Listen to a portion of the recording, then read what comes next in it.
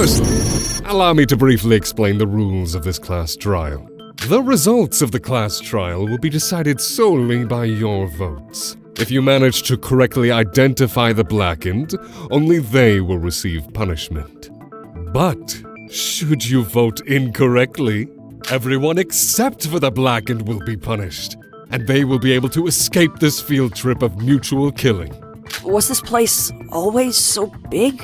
It's probably because there's a lot less of us now. Right.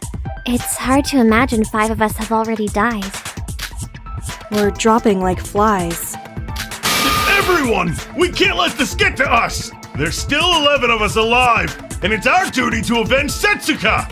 If we don't get a hold of ourselves, we'd be letting their deaths be in vain! We'll carry their memories with us and solve this trial for them! He's right. Right now, we need to focus on finding the culprit. Yeah, about that. I honestly have no idea where to even begin. With how hectic this whole murder is, do we even have a chance of pinpointing the killer? It's alright. We have Kanade. Kanade did most of the heavy lifting last time, so we can just sit back and relax. And what if Kanade's the culprit? I guess it would be the end for us. What the? Ain't you meant to be the optimistic one, Iroha? Well, Kokuro's already dead, and Kanade practically saved us all during the last trial. So if she's our enemy this time, we'd be out of smart people. Iroha, the trial's only just started. We don't know how this is going to turn out, so don't jump to conclusions, alright? Even if most of us lack the brains that Kokoro and Kanade possess, these trials allow us to communicate with one another. As a group, I'm sure we'll be fine. I couldn't have said it better myself. They say well begun is half done. And I'd say we've had more than a fruitful start. Which means... Would you believe it? We're already halfway through. My, this trial has flown by. Doesn't that just boost your spirits tenfold? Alright, I've decided I'll do my very best in this trial as well. Shutting up is the best you can do for us, so zip it! Alright, that's enough bickering. Shinji's right. Let's get our heads down and find the culprit. And that's what Setsuka would have said if she was here, right? And our other social butterfly, Hibiki, is in, that state. Don't worry about Sis. She's still just a bit shocked. She'll be okay in a while. Just give her some space. Alright, let's start this thing. But as always, finding the best place to start is the hardest task. Mr. and Mrs. Culprit, please raise your hand. Oh, I'm out of ideas. I suppose we should start by going over the basic outline of the case.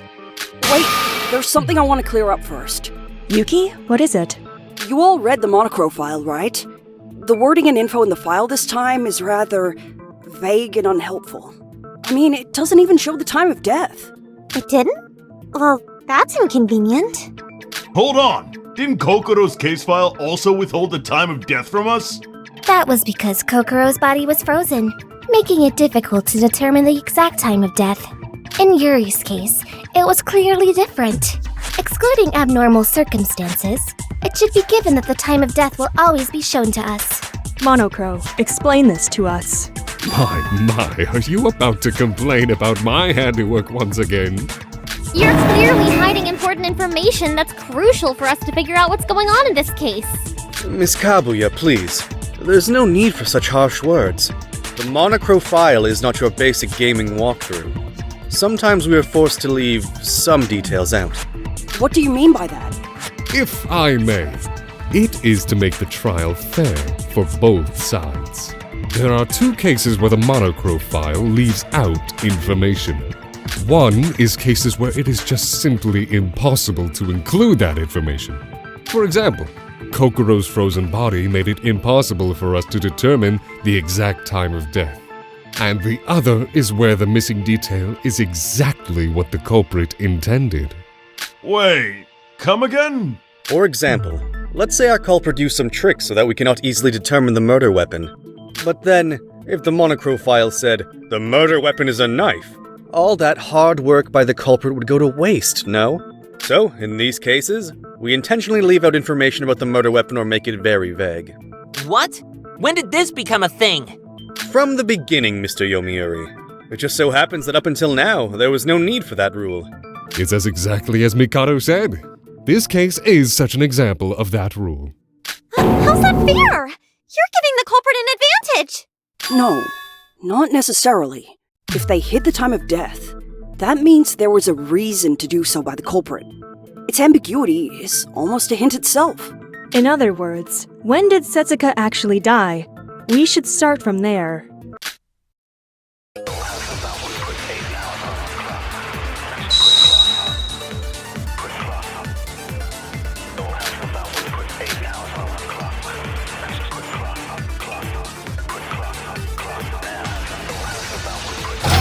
When did Setsuka die? The last time we saw Setsuka in person. During the breakfast meeting. And we found the body around 8 in the evening, right? So between the morning and the evening. Isn't that too long of a gap? We can't help that. No one saw Setsuka after breakfast. The morning breakfast and when we found her body. We'll just have to jump around within that window and pray we... No, that's wrong!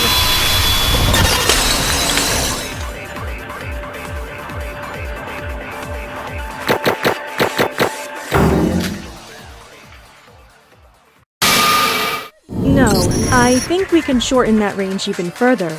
We can? How? There was something that came to me while I was investigating. Setsuka's body was found in the ghost house, right?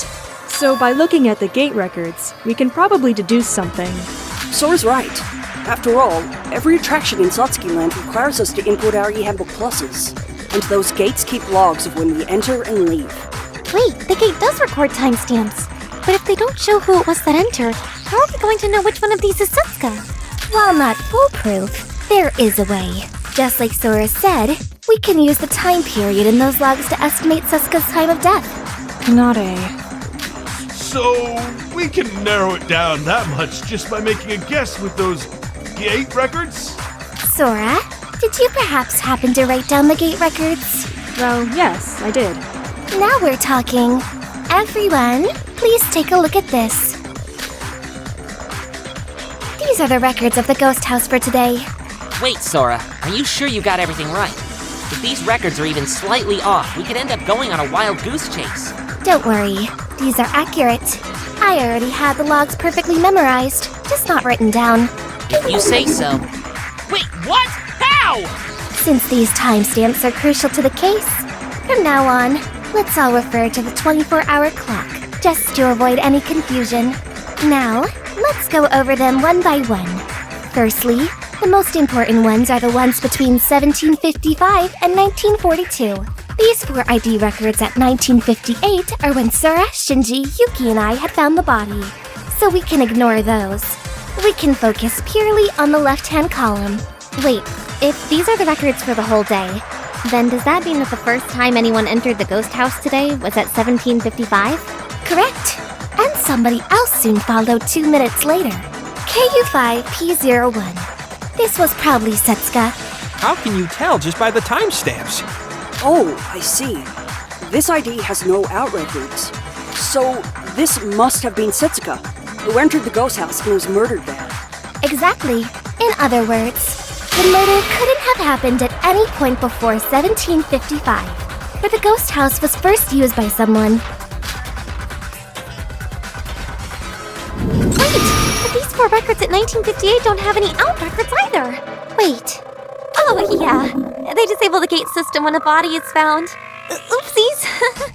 I almost dropped the F-bomb on you. Good on you for avoiding that in time. So let's see. We can assume that the person who entered at 1755 is the culprit.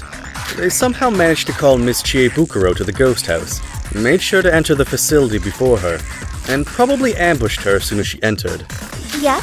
So the time of Setsuka's death would be between 1755 and 2000, when the body was found.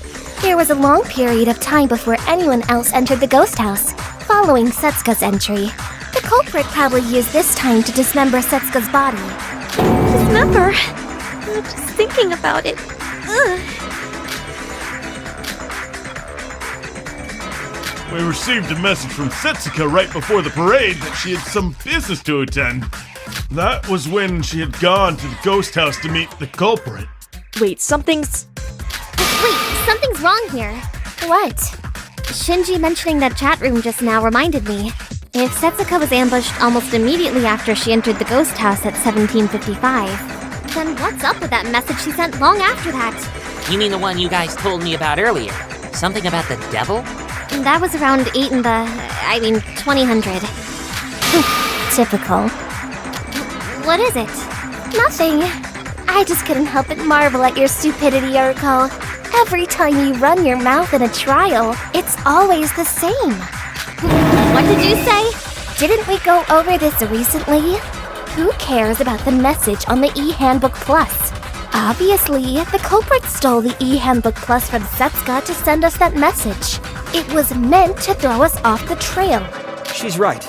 As long as you have access to its owner's fingerprints, you can use their e-handbook plus whenever you want. Just like how Emma did with Kokoro's. Wait, there's something else that's bothering me. If the culprit entered at 1755 and Setsuka at 1757, who's this person that entered at 1924 and left at 1936? That's probably me. Kanade and Aroha should remember that, right? We'd split up to search for Setsuka in Department A. Oh, that's right. You did say you were going to check the ghost house. Shouldn't you have seen the culprit then? What do you mean? Think about it. The culprit, WN2LB7, entered at 1755 and left at 1942. If what Kanade says is true, the culprit would have remained inside the ghost house until then, taking care of the body. And if you entered at 1924, that was 18 minutes before the culprit fled the scene. So how come you didn't see them? I was wondering about that myself, Nikkei. If Kanade's reasoning is true, then yes, I should have seen the culprit, and yet I somehow didn't. The ghost house was experiencing a blackout at that time, correct? Perhaps you missed them in the darkness. No, I highly doubt that. I searched every corner of the place, and I don't think you can miss someone cutting up a whole human body, no matter how dark it may be. Sora, are you sure you searched everywhere? Of course. I know it was dark, but... No, not then. After the body was found. When you were investigating, the lights were definitely on, so if you searched thoroughly, you would have seen that place, right?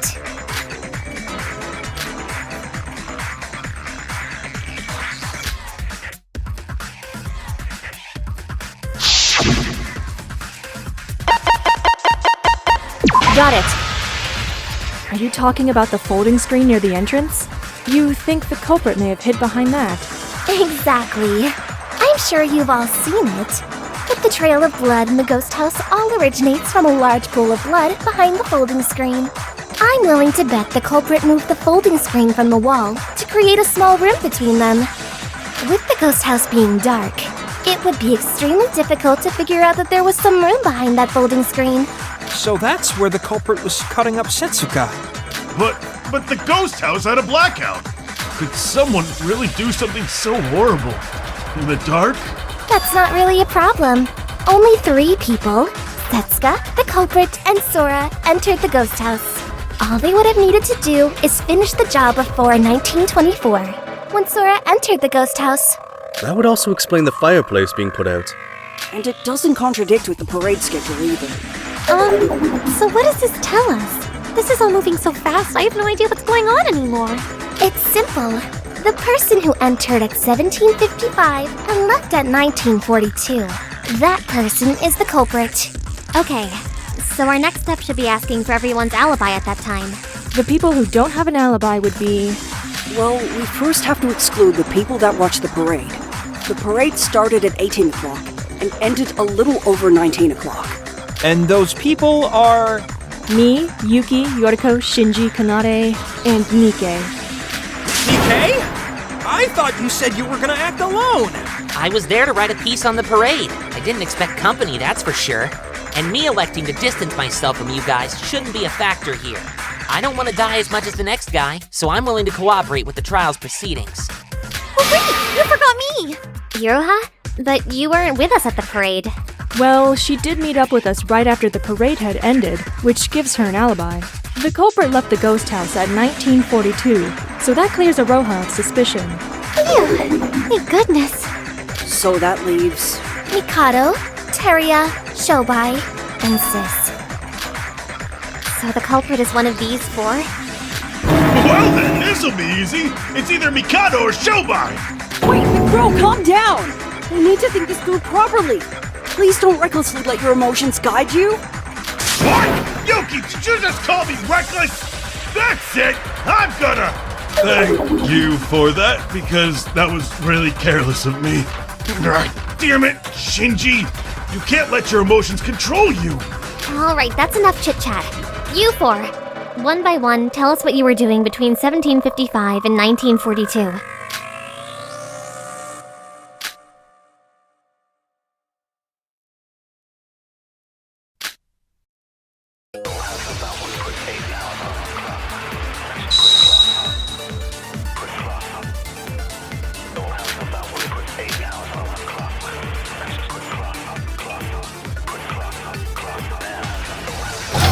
So what were you four doing?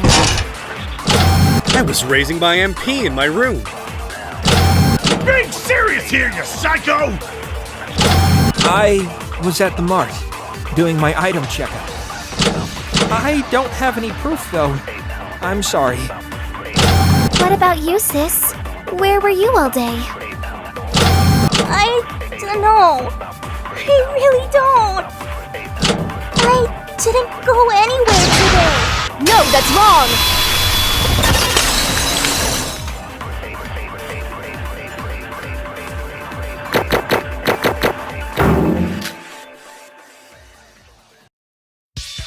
Hibiki, wait. You're telling me that you didn't go anywhere today? Then how do you explain the existence of a witness seeing you enter the ghost house? What? Iroha said she saw you there. Right, Iroha? Oh, yeah. I saw her a little bit before 1800 hours, and as I was going to the mirror house, Setsuka just messaged me, so... Wait, 1755? That matches with the timestamp on the gate! That was when I saw her, I'm sure of it! What? Hibiki entered the ghost house at 1755? Are you sure about that, Iroha? I'm positive. It was definitely Hibiki. She wandered about until finally entering that place. What are you talking about? I never entered there! I never went there! She's crying. What do we do now? Perhaps Miss Niji Yue mistook someone else for Miss Hibiki? She is an idiot after all. Don't believe me! Iroha's account has some validity, though. I think she said something similar before we'd even found Setsuka's body. She was supposed to meet with Setsuka at the mirror house at 1800. Considering the time and place, Iroha's account kinda adds up. Then, does this mean... Hibiki is the culprit? Why am I the culprit?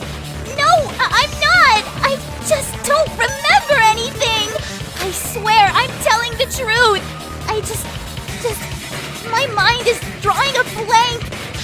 Why don't I remember? Suka... I'm scared! Help me!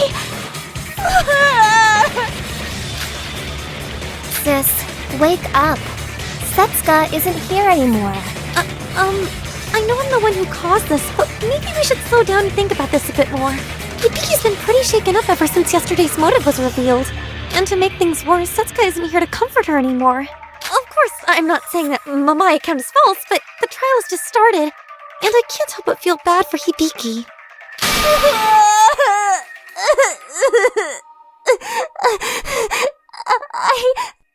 You've got a point, but... But the gate records speak for themselves. Setsuka died in the ghost house, and according to these logs, the person who entered at 1755 is the culprit, and Hibiki is that person. Hibiki, we want to believe you, but you need to cooperate with us. What were you doing at 1755? No, I don't know! I don't know! I can't remember! I just can't! Ugh, good grief. I knew Miss Hibiki was a crybaby. This is ridiculous. Well, I think we're pretty much done here. As Yuki said, the gate records are decisive evidence. Knowing that it logs our e-handbook pluses probably slipped her mind in the moment. Or maybe she's just an idiot. But don't you think she's acting a bit weird if she's the culprit?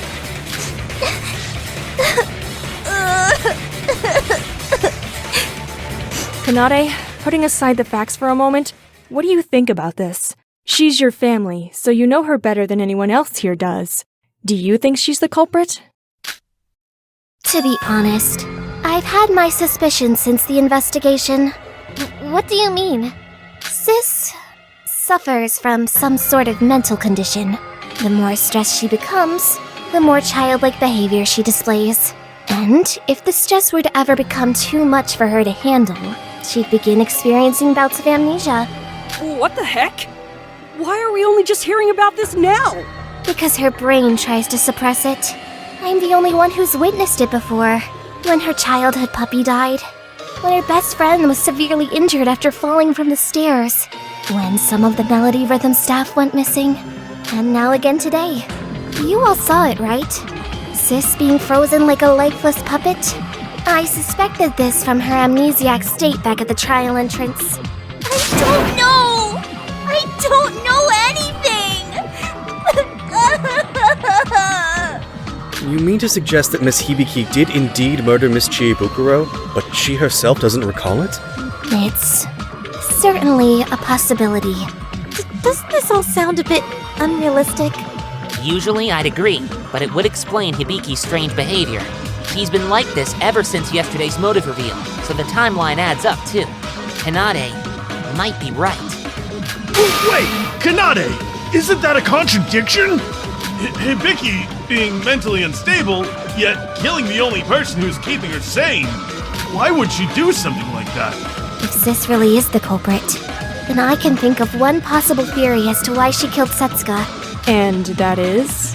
Each of Setsuka's body parts was laid on each pillar at the altar, right? Did anyone take a look at the signpost in front of the altar? Offer your loved one's body to the devil, and the devil shall fulfill your wish. Something like that, right? You mean... Yup. Setsuka was someone precious to Sis.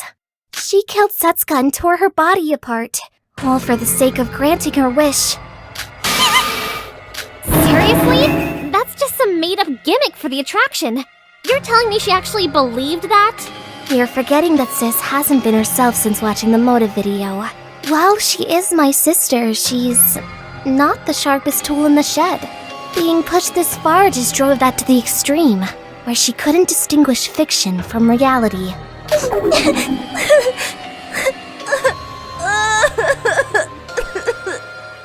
What kind of wish could be so important she'd choose to kill her best friend?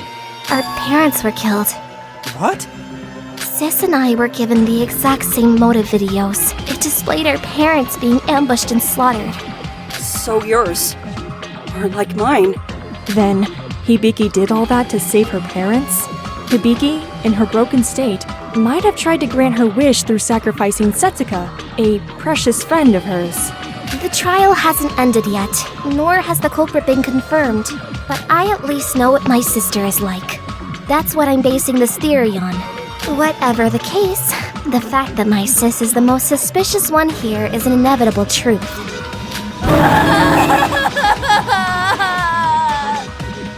I wanna go home!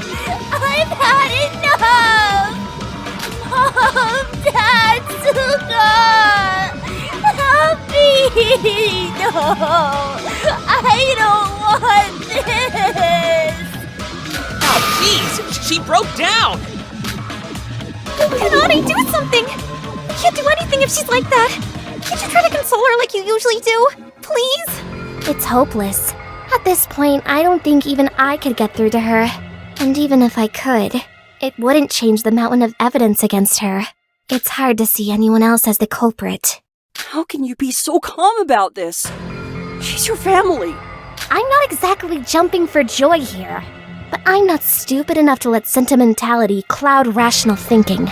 She killed someone behind my back so that she could escape alone. There's nothing else to say. Poor sis. So helpless and alone. So small. So broken. And so adorable. Hibiki, don't just stand there crying. Say something. Did Did you really kill Setsuka? Try to remember. I don't know. I can't do this anymore. I want to go home. Yoriko, let me try talking with her. Sora.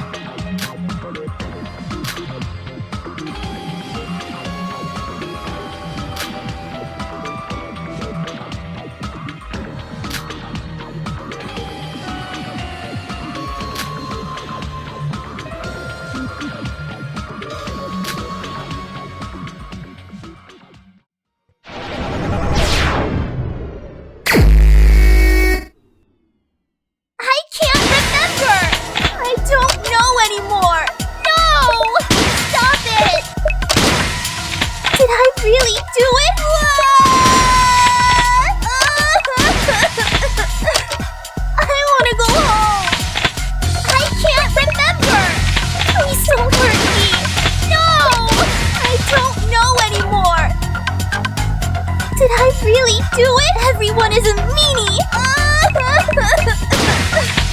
I want to go home! Did I really do it? Please don't hurt me! No! Stop it! Leave me alone!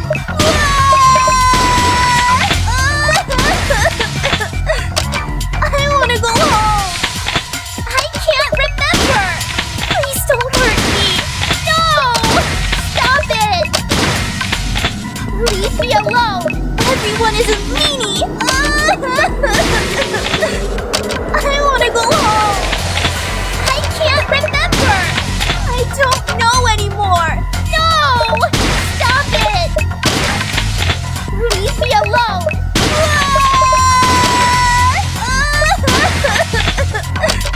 I want to go home! I can't remember!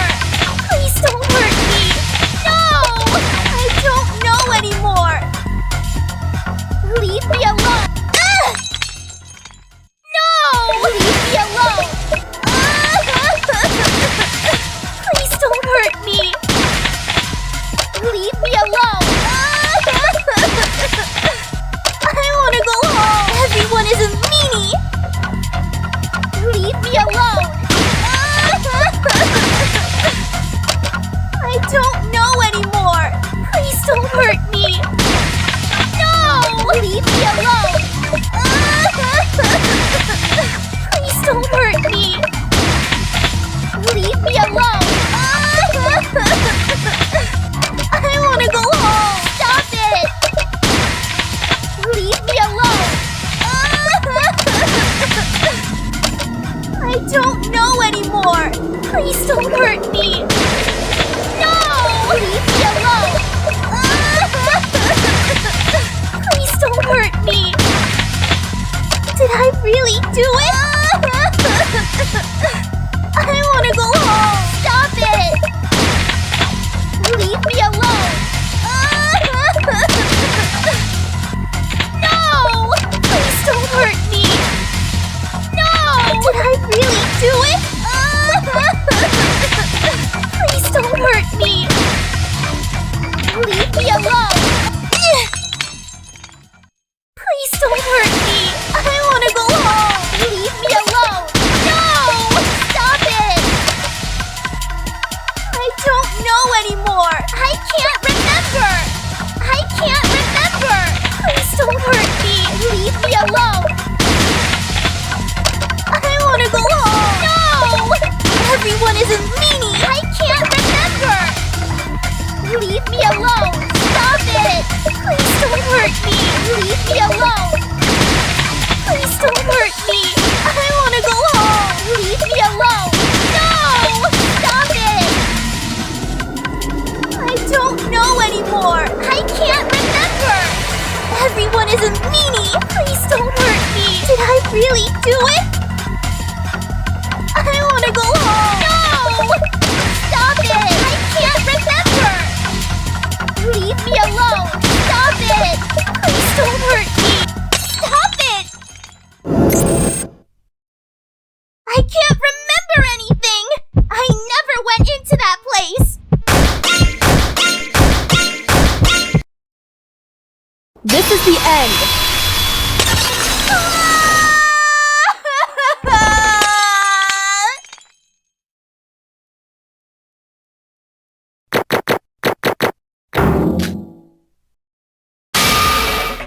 You're wrong, Hibiki. There's decisive evidence that you went to the ghost house. After Monochrome made the announcement for the class trial, I found your hairpin on the floor and returned it to you. You remember that at least, right? What are you talking about, Sora?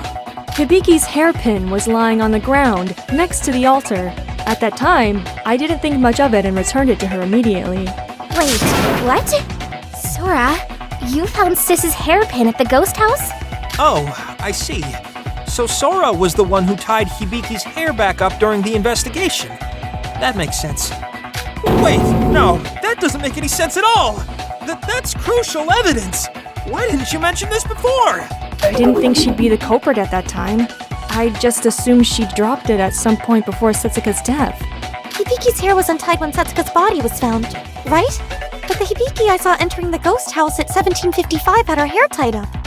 So that would mean her hairpin fell out during that period when she was inside the ghost house. How could you not have noticed her hair falling loose? And isn't this all a bit easy? If Hibiki killed Setsuka, why would she just casually leave incriminating evidence at the crime scene? Her own belongings, of all things. Easy? Are you implying that someone might have tried to frame Hibiki? I agree that this result is a bit sloppy. There are too many unanswered questions. But, forced or not, there is an undeniable truth here even I can't ignore. This hairpin was dropped at some point in the ghost house. Sometime after Iroha saw her enter it today. Even if Sis can't remember, the evidence shows that she definitely entered that place. But according to the gate records, if we exclude the victim and Sora's investigation, only one person entered the ghost house. And that person is the culprit. Thanks to Iroha's account, we know for certain that Sis entered the ghost house, and the hairpin evidence confirms this. That is quite undeniable indeed. I don't know what's going on. I really don't remember anything. I'm so scared. Someone, anyone, please help. Kanade, you believe me, right? You'll help me, won't you? You're the only one I have left, Kanade. Please believe me. Help! Help! Wake up, Hibiki! No one's coming to save you this time. There's no mom or dad, no Suka or whatever. Not even I can help you anymore. Stop depending on me to fix everything for you. I can't just make all this evidence against you disappear, can I? Quit being a crybaby and either fight back or just admit it. Kanade. I don't want to do this either, sis. You're my sister, and I want to believe you. I want to fight for you. But with the hairpin and everything, there's nothing I can do for you. Setsuka's killer was you, Hibiki Otonokoji. Me? I killed Suka? Why? Did I? Really?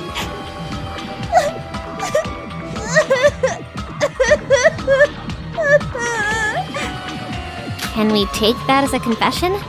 If what Miss Kanade says is true, Miss Hibiki will have no memory of the event, explaining her current irrational behavior. If more evidence were to exist, it may be possible to recount the specifics of Miss Chibukuro's death, which could also perhaps unlock Miss Hibiki's memories. But alas... Wait, if that's true, then Hibiki herself doesn't even know what she did. Is it really safe to vote for someone with so many unanswered questions? A class trial should be run with the given evidence at its base. If the evidence points to a suspect, yet the suspect is able to provide a sound defense, then we would look elsewhere. But Sis didn't refute anything, because she can't remember. We don't exactly have any evidence to clear her name either. I might have killed her. Ever since this morning, it's all a blur. I don't remember anything. Yet, maybe with the motive and all, I might have killed Suka, like Kanade said. What have I done?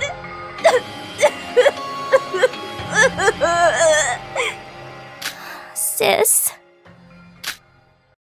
So, I guess this is the end, right? I don't know. I still feel like this ended too quickly. To do such a horrible thing to Setsuka, only to get caught easily by just the gate records? Well, Kanade is smart after all. If it weren't for her, we'd have all lost the last trial. If she reached this conclusion, I think we can trust it. Well, that was easier than I expected. I don't want to say underwhelming, but... Why'd you do it, sis? Why would you kill someone? Was it really to save Mom and Dad? I don't know! Kanade, what should I do? I'm scared. I can't remember anything. Am I going to die?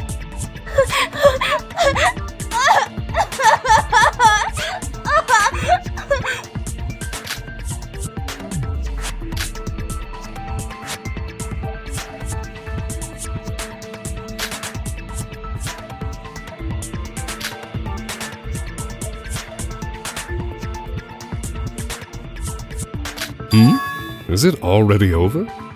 Wait, we should think this through once more. I saw Hibiki, so I'm convinced. I'm fine voting for her. I honestly just want to get out of this place. This is too much. I don't know about that. I do agree that Miss Hibiki is almost certainly the culprit. Yet I am also of the belief that this has ended too abruptly for my liking. And this is me talking. Oh my. Am I detecting hints of uncertainties? I shall ask you all once more. Have you chosen Hibiki Otonokoji as the culprit? Last chance. Well, even if we are uncertain, where do we go from here? Hibiki herself even admitted it. I don't know what to do anymore. Let's just end this. Very well. While I'll admit I expected more from this trial, I suppose it cannot be helped. Ladies and gentlemen, use the panel in front of you to vote for who you believe to be the culprit. Will you make the right choice, or the dreadfully wrong one? What is it going to be? You're all fucking stupid. Congratulations. I finally give up on you all. How the hell did you guys even survive 2 of these? I guess if you want something done right, do it yourself. Everyone shut up and listen to me. I'm taking over this trial and that's that. I think I'd have to waste my time pointing out something so painfully obvious. Unbelievable.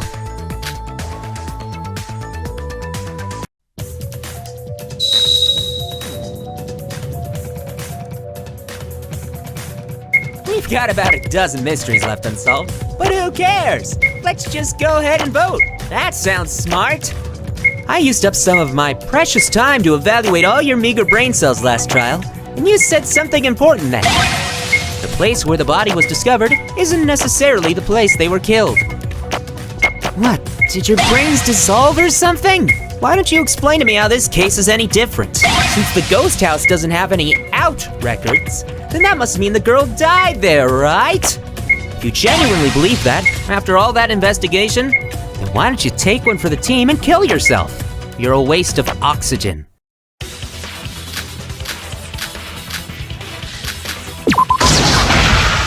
I agree with that.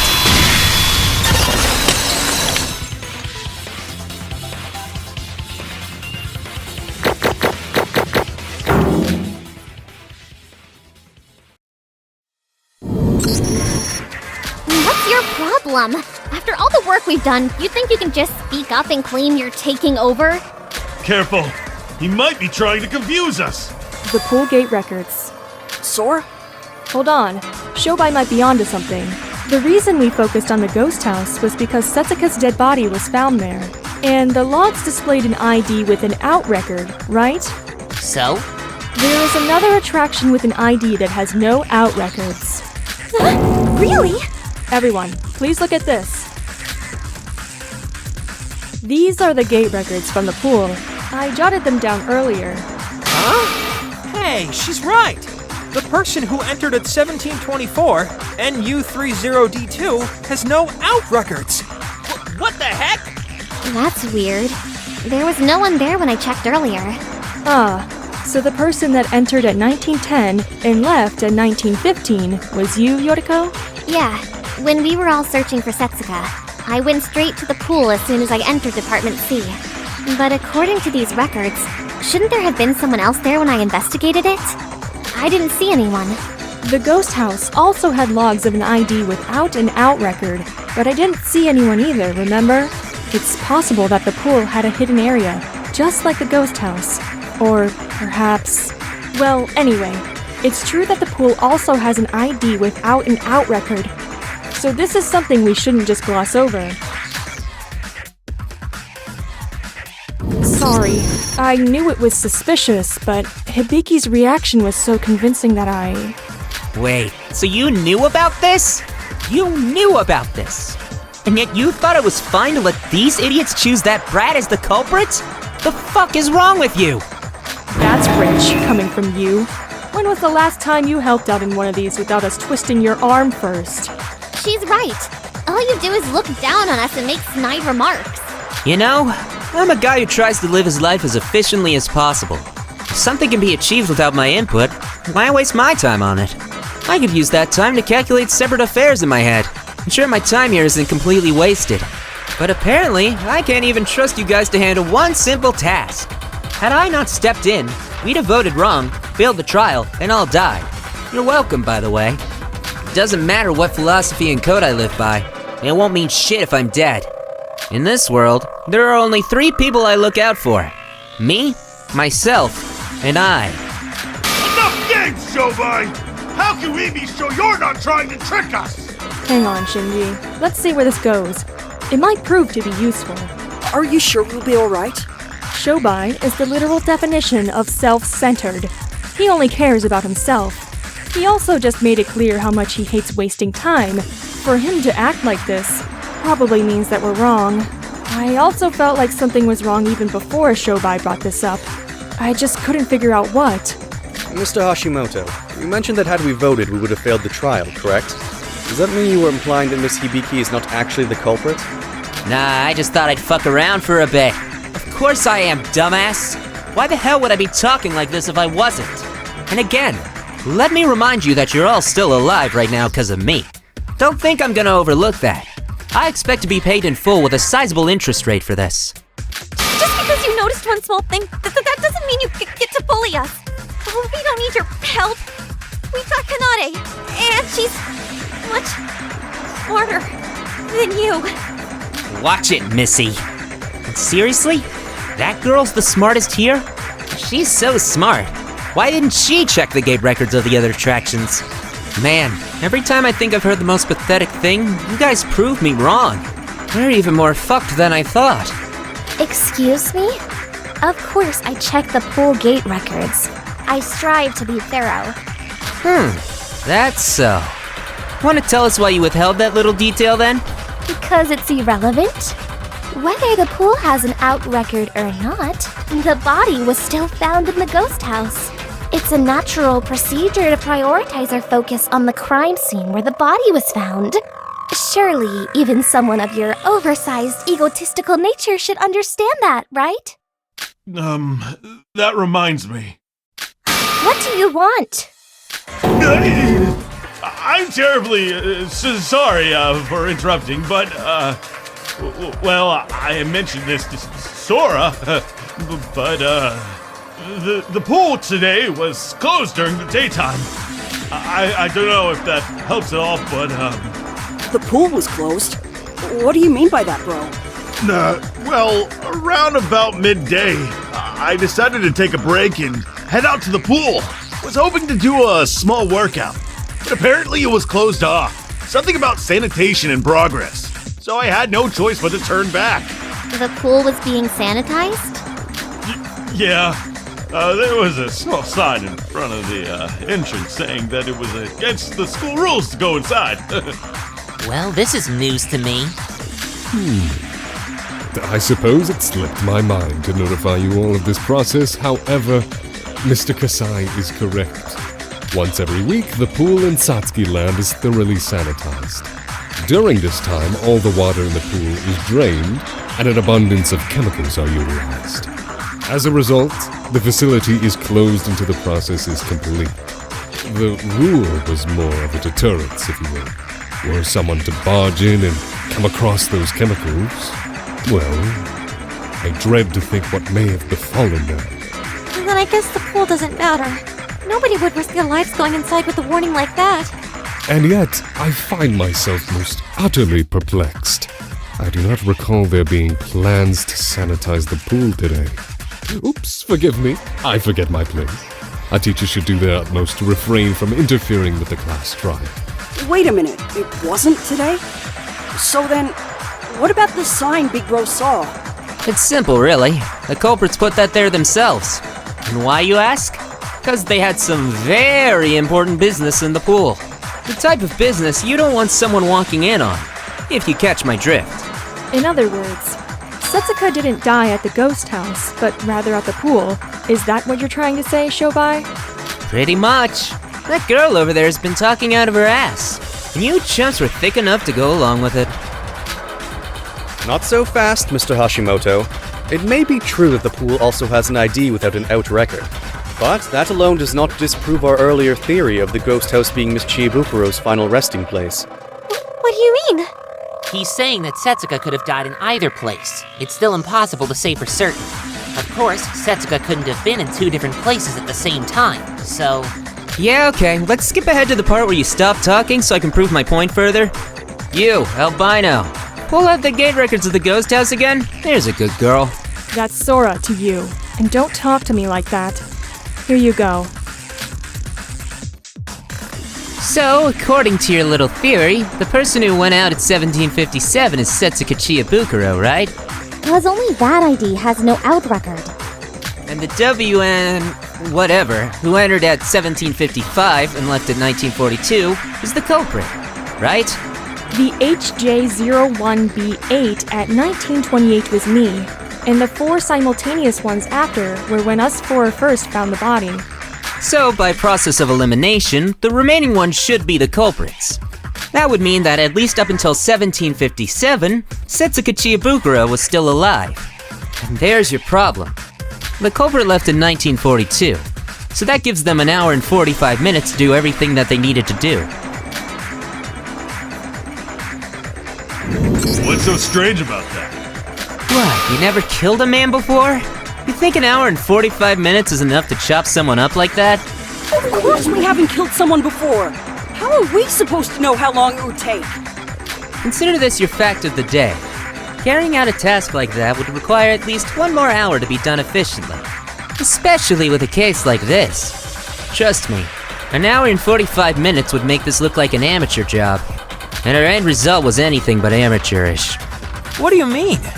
While you mouth breathers were standing around gaping, I took a closer look at the body. The edges were trimmed off with extreme precision, and they'd stitched up where the flesh had been torn. Pretty smart thinking to stop the insides from flowing out. Gotta say, I'm impressed. Whoever did this knew what they were doing. A real professional. I'm thinking a doctor, maybe. You say that as if any of us are as sick as you are. You're a criminal, right? You clearly know a lot about this. Don't think we've forgotten when you casually stabbed Sora on the first day here. Give me enough time and yeah, I could probably pull something like this off. But that's all the more reason I can guarantee this. There's no way someone can manage this kind of task in less than 2 hours, even for a pro. I'll stake my life on that claim. My, you do have quite the way with words, Mr. Hashimoto. Had this come from anyone else, I would have dismissed it as mere fiction. And yet, coming from such a prominent criminal, it certainly sounds far more believable. In addition, I believe the details that follow the dismemberment should also be reviewed. The culprit needed to have carefully put each body part on the pillars, as well as create room behind the folding screens. Furthermore, they would need some means of blocking out all the light in the event of one wandering upon the scene. Sora told us it was dark when she entered. Killing the lights would have been the final step, no question. You can't dismember a body in the dark. This means there would have been an almost 2-hour period where turning out the lights was not an option. Anyone could have walked in and seen the crime, and yet this whole murder has been nothing but meticulous. Are you all still so certain that doing all of this shit in a mere hour and 45 minutes makes perfect sense? When you put it like that, I guess not. Oh, yeah. And those anomalous blood traces? I didn't see jack regarding the pieces of flesh lying around the ghost house. They could have found a way to take care of the flesh parts, Shobai. Not everyone's as lazy as you are. Oh, I'm sorry. Are you struggling to hear the sound of a voice that isn't yours? Taking care of the insides was a necessity. No matter how careful they were, there should have been some traces of the cut-off flesh ends lying around somewhere. And again, the ghost house didn't have any of those. But if you consider this being done in the pool, different story. You could easily get rid of the flesh and blood just by throwing them down the drain. Okay, but if the killer didn't cut up the body in the ghost house, then what was up with all that blood? Right, there was so much of it. I was sure that must have been the place where Setsuka's body was cut up.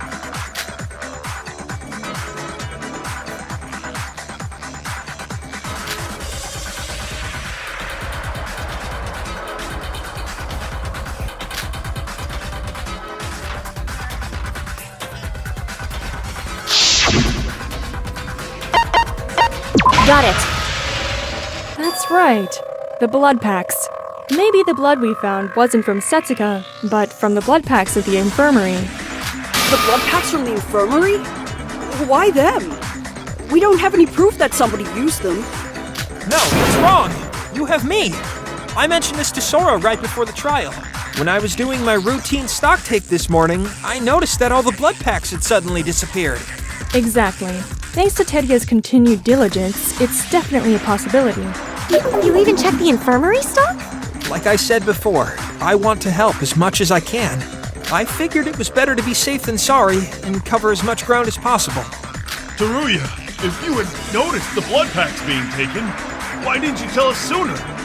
Do you really not trust us that much? Huh? Wait, did something happen between you guys? We can talk about this later. Right now we've got a murder to solve and a trial to complete. Well, what do you think, Shobai? Does this sound plausible enough for you? Plausible? Nah, it's a certainty. This shouldn't even be a discussion point. None of this is exactly news to me. Well, except for learning that we have a freak here who's so dull, his entire personality is, I keep a record of random crap. There were a bunch of empty blood packs thrown away near the ghost house. All the blood in the ghost house is fake. A small performance by the culprit. But why go through the hassle of... To divert our attention to the ghost house, of course. And it almost worked. We focused purely on the ghost house until Shobai stood in. The place where we find a body and the place where the victim was killed don't always have to be the same place. Like he said, we should have learned that from the last trial. I guess the horrifying way in which we found the body this time was enough of a shock for us all to gloss over that. If they had put that much effort into the ghost house, that means it really was their intent to trick us into believing Setsuka died there. Then it's settled. The actual crime happened at the pool, not at the ghost house. Yep. The disturbing amount of blood in Corpse's layout was made as dramatic as it was to really sell that. You'd take one look and it'd be impossible to unsee. It's basically screaming at you that it's the crime scene. I get using a few, but to use all of those blood packs? What if there was an emergency and someone needed a blood transfusion or something? Not to worry, Mr. Kasai. I will see to it that the infirmary stock is fully replenished once this trial has concluded. Where are you getting all this blood from? Something still doesn't quite add up, though. Given the amount in each packet, there should have been far more at the scene than there actually was. The packets held even more than that? Let's put a pin in that for now. Maybe they miscalculated the amount of blood they needed and tossed the rest out. The important part is that the crime happened at the pool, not the ghost house. Are y'all finally ready to accept that? Well, the only attractions that had IDs with no out records are the ghost house and the pool. And we just discussed that the ghost house couldn't have been the place where Setsuka was killed. So, by process of elimination... Maybe if you guys had more than 2 brain cells, we wouldn't have wasted an hour reaching the obvious. When did Subai become the MVP of this trial? Despite being selfish, lazy, rude, and brash, the Thing is smarter than we give him credit for. He might even give Kanade a run for her money.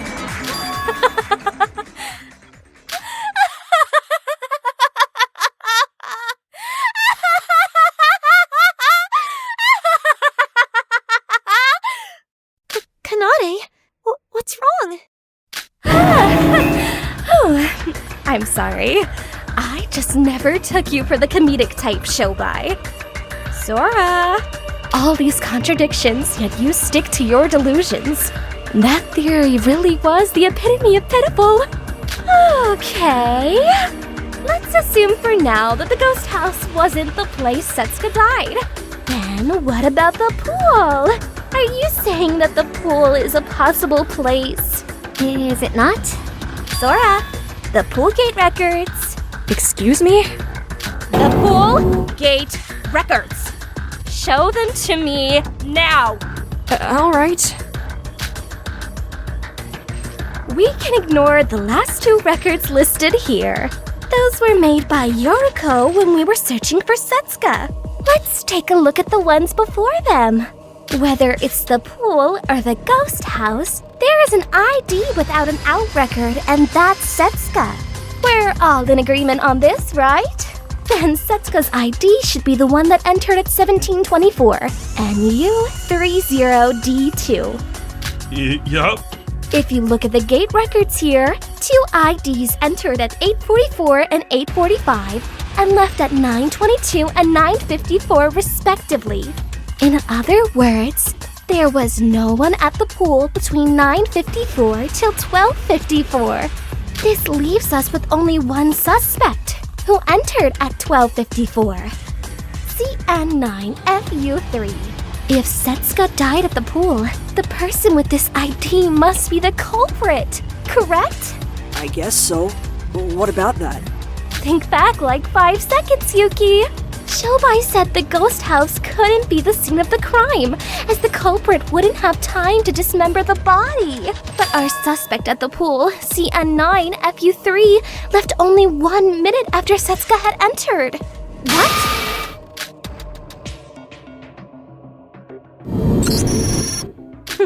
What was it you said again, Shobai? You think an hour and 45 minutes is enough to chop up someone like that? About 2 hours? Maybe. 1 minute? Please. Even if Setsuka died immediately upon entering, you're faced with an impossible task. But that means it couldn't have been either the ghost house or the pool. Wait, just because Setsuka might have died at the pool, that doesn't mean they had to rearrange her body there. Couldn't they just have killed her at the pool, then left with the body and done the rest at the ghost house? A fair point, Miss Sora. After all, the gates would not have been an issue for a corpse. Alright, so you're saying that the culprit somehow took care of the scene at the pool and left at 17:54 carrying Setsuka's dead body to the ghost house? Well, since she didn't die at the ghost house, that means it had to have been the pool. So surely it's the only way the culprit could have... Wrong again, Sora. I'm sorry to inform you that this is also an impossibility. How come? The pool is at Department C, while the ghost house is at Department A. Complete opposite ends of the park. Do you honestly think anyone could walk that distance without being noticed and while carrying a dead body? By your theory, the culprit needs to leave immediately after killing Setsuka, so no time for cutting up the body. They'd be carrying Setsuka's dead body for all to see. Come on, Sora. You know I'm right. Even if you somehow pulled it off and made it to the ghost house, it would have been too late to start the dismemberment then. I'm sorry, but this theory just doesn't work. So we're back at square one? Why isn't anything adding up? Where did Setsuka die? And how did she end up like that? No matter how you look at it, this is starting to seem theoretically impossible. That's true. I don't want to admit it, but Shobai found a gaping flaw in my reasoning. We need to retrace our steps. It's possible that we're missing something staring us right in the face. No need for that. The crime is still possible even if we assume that Setsuka Chiebukuro died in the pool. Really? Shobai, we just explained why that can't be. Can you stop leading us in circles? The pool theory had a clear contradiction. Bullshit. It's entirely doable if you consider there being an accomplice. An accomplice? Shobai, you might not know this since you're always sleeping, but it's highly unlikely that we'll ever have accomplices. No matter how much they may help with setting the crime up, only the killer gets to escape the island. There are no benefits to being an accomplice. Fucking stop interrupting and let me finish, okay? The twin who won't stop crying who you thought was the killer? Yeah, she definitely didn't do it, that's for sure. But she did enter the ghost house and leave her hairpin there, so we can't say she's unrelated to this case either. So you're saying that my sis is an accomplice? Wait, what's that supposed to mean? You said it yourself, didn't you? You don't remember anything about today, and your sister said your mind shuts down when you're in a pinch. An accomplice who helped carry out the crime, yet retains no memory of doing so. It's almost too perfect, don't you think? What are you trying to say? By my theory, the real culprit used the crybaby sister in their own crimes. Find some way to put her in that state, and then use her for your own means. Like a puppet, if you will. Once the deed is done, all you've got to do is wait for somebody to snap her out of that state, and boom! You've got yourself an accomplice with no memory and no means of betraying you. Oh? Just one moment, Mr. Hashimoto. Does that not raise a glaring issue? If what you're saying is true, would that not mean that the culprit already knew of Miss Hibiki's condition? Her ability to lose her memory in the event of receiving a mental shock? No shit. That's why the person who knew about that has to be the real culprit.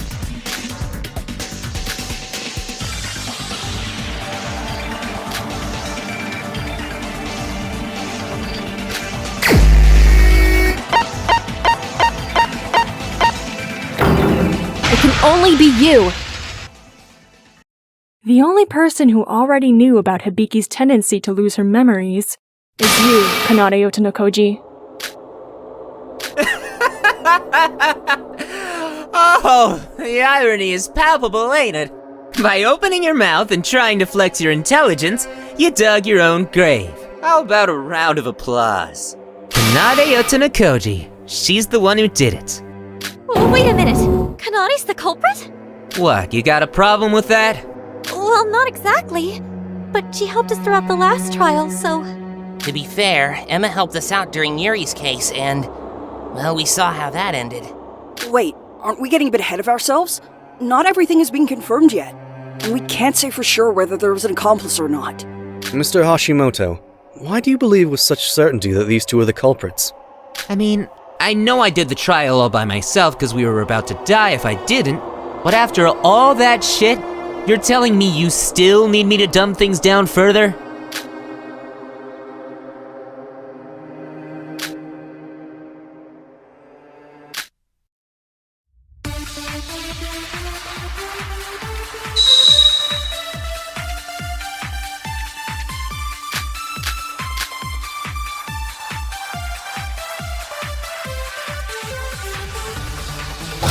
The list is pretty lengthy if you stop and think about it. First, the state of the body. The state of the body? You mean the dismemberment? What do you think was the cause of death? Huh? She was dismembered, right? We don't know if that was the official cause of death yet, bro. The file must have excluded it for a reason. That's right. It said that something sharp was the murder weapon. So perhaps she was stabbed by a knife and then dismembered? Shouldn't there be some traces of her body being stabbed if that were the case? Were there none? Every body part was checked. If there weren't any... No, that's wrong!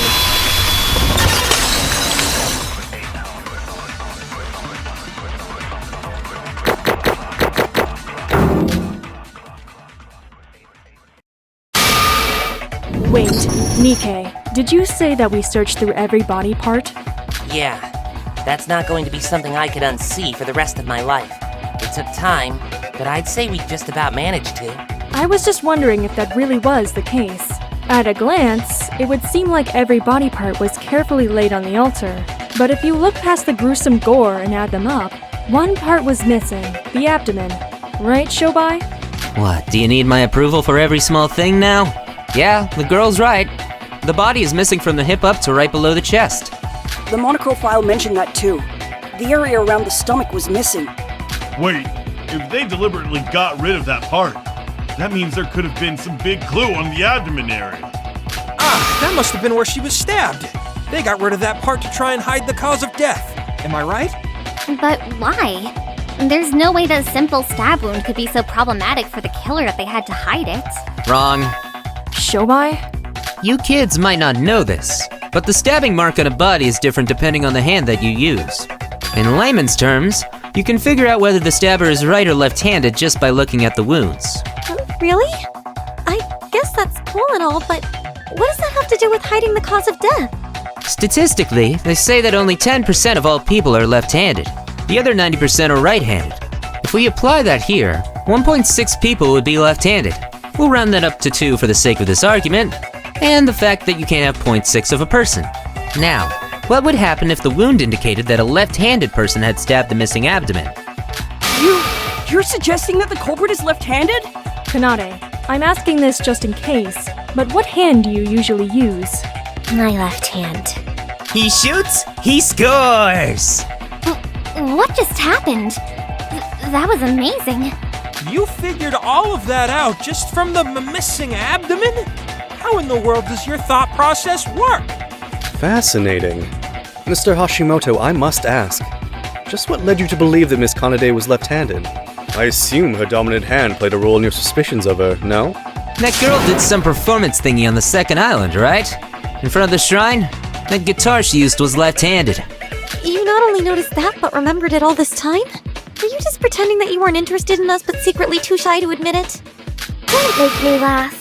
Perhaps you're under the impression that you've solved the case with your incredible intellect. But if we're talking about lefties, there are plenty of people here who are left-handed besides me. Like Iroha. Wait, what? Me? And how did you know that I was left-handed? No, wait, why am I worrying about that now? You always grip your brush with your left hand, right? How could anyone miss anything that simple? And Shobai? You still haven't solved the contradiction of the gate records. The culprit needed to somehow move the body from the pool to the ghost house of Department A. Even if we believe there was an accomplice, that feat is still impossible. I'm so sorry, Missy, but that ain't quite the case. What? Did you really think that I'd suspect you purely on something as flimsy as stab wounds? That's just a theory. It's not like the abdomen was actually found and I had conclusive proof of the stab wounds. I just tried to come up with a reason as to why the culprit would go through the hassle of getting rid of that part. Then how do you solve the contradiction of the gate records? Let's take a step back for a second. What do you think was the reason this contradiction occurred at both the ghost house and the pool in the first place? Well, a person must use their e-handbook plus in order to go through the gate. And they need to be alive, too. But since Setsuka was dead, only her in records were recorded. So, when we ruled out the places without any suspicious out records, only the pool and the ghost house were left. Okay, now think about that once more. Only a virtual ID gets saved on the gate records, right? You all just assumed that this ID was Setsuka because it had no out records. Yeah, get to the point already! Impatient much? To put it simply, all the gate records of the attractions can be manipulated. What? Wait a second! The gates always require you to use your e-handbook plus to enter or leave! How in the world would you manipulate that? We have to use an e-handbook plus, big man, and that's just it. Monochrome never once said that you have to use your own e-handbook plus. It was yet another rule that was left ambiguous and able to be exploited. Then that means... Yep, you can use someone else's e-handbook plus to go through the gates. No way! Surely you can't be serious! 100%. And if you ever call me Shirley again, I'll make sure you live to regret it. Besides, someone else in here can actually attest to it allowing other e-handbook pluses to work. Oh, I remember now. Back when we first arrived on the third island.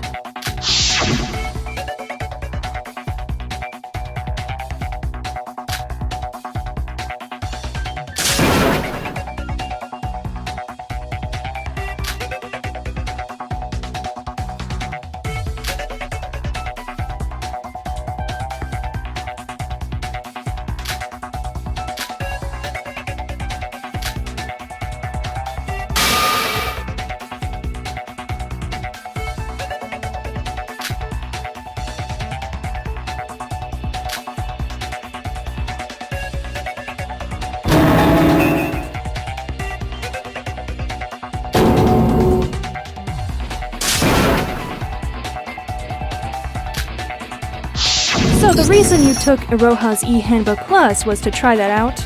Yep. I assume you all realize the implications of what Mr. Hashimoto's suggestion means to us. Our entire basis of the gate records have been wrong from the start. But even if what Shobai said is true, Doesn't that make it all the more challenging for us to identify who was who? Nah, not if we repeat what you guys did last trial. Start with the conclusion and work your way backwards. If we assume that the gate records were rigged, then the case begins to unfold. My theory is this. Setsuka Chiabukuro died at the pool, and the time of death was probably around morning. Morning? Give me the records again. I'll go over them one by one for you. If you look at the pool gate records, Setsuka Chiebukuro's ID is probably IS3JZ2. They went in at 8:45. DJ6SX7, or should I say Kanade Otonakoji over there, entered 1 minute ahead of her. But that same ID left at 9:22. If she was the killer, she'd have only 40 minutes to spare. And this is where the accomplice comes into play. I've already indicted little Miss Chrysalot as our partner in crime here, remember? 9:22 is exactly when she entered the pool, and she did that using the E-Handbook Plus of her little sis. So what's going on now? I don't quite understand. Me neither. I'm sorry for being so slow. Oh, I see. How devious. You believe Miss Kanade had told Miss Hibiki to wait outside, and then delivered the E-Handbook Plus to her from within. The gates only check if a human being passes through them, so objects are not technically classified. The little shit was shown the body by the slightly littler shit. And just as we were told, she receives a mental shock and goes into a fugue state. Without a doubt, the best crime tool I've ever seen. An accomplice that loses her memory. Talk about perfect. After that, the littler shit left the pool at 9:54 and set up the pool sanitation signs so no one would enter. My head's spinning. I thought that the out record at 9:54 was IS3JZ2. Wasn't that Setsuka? According to this theory, she would have already died by that point. Now that it's been confirmed that you don't necessarily have to use your own E-Handbook Plus to gain entry, that ID would have been Hibiki using Setsuka's E-Handbook Plus. What about after that? The littler shit came back at 12:54, carrying the tools needed to dismember the body. To help throw everyone off the trail, she'd use her own E-Handbook Plus this time.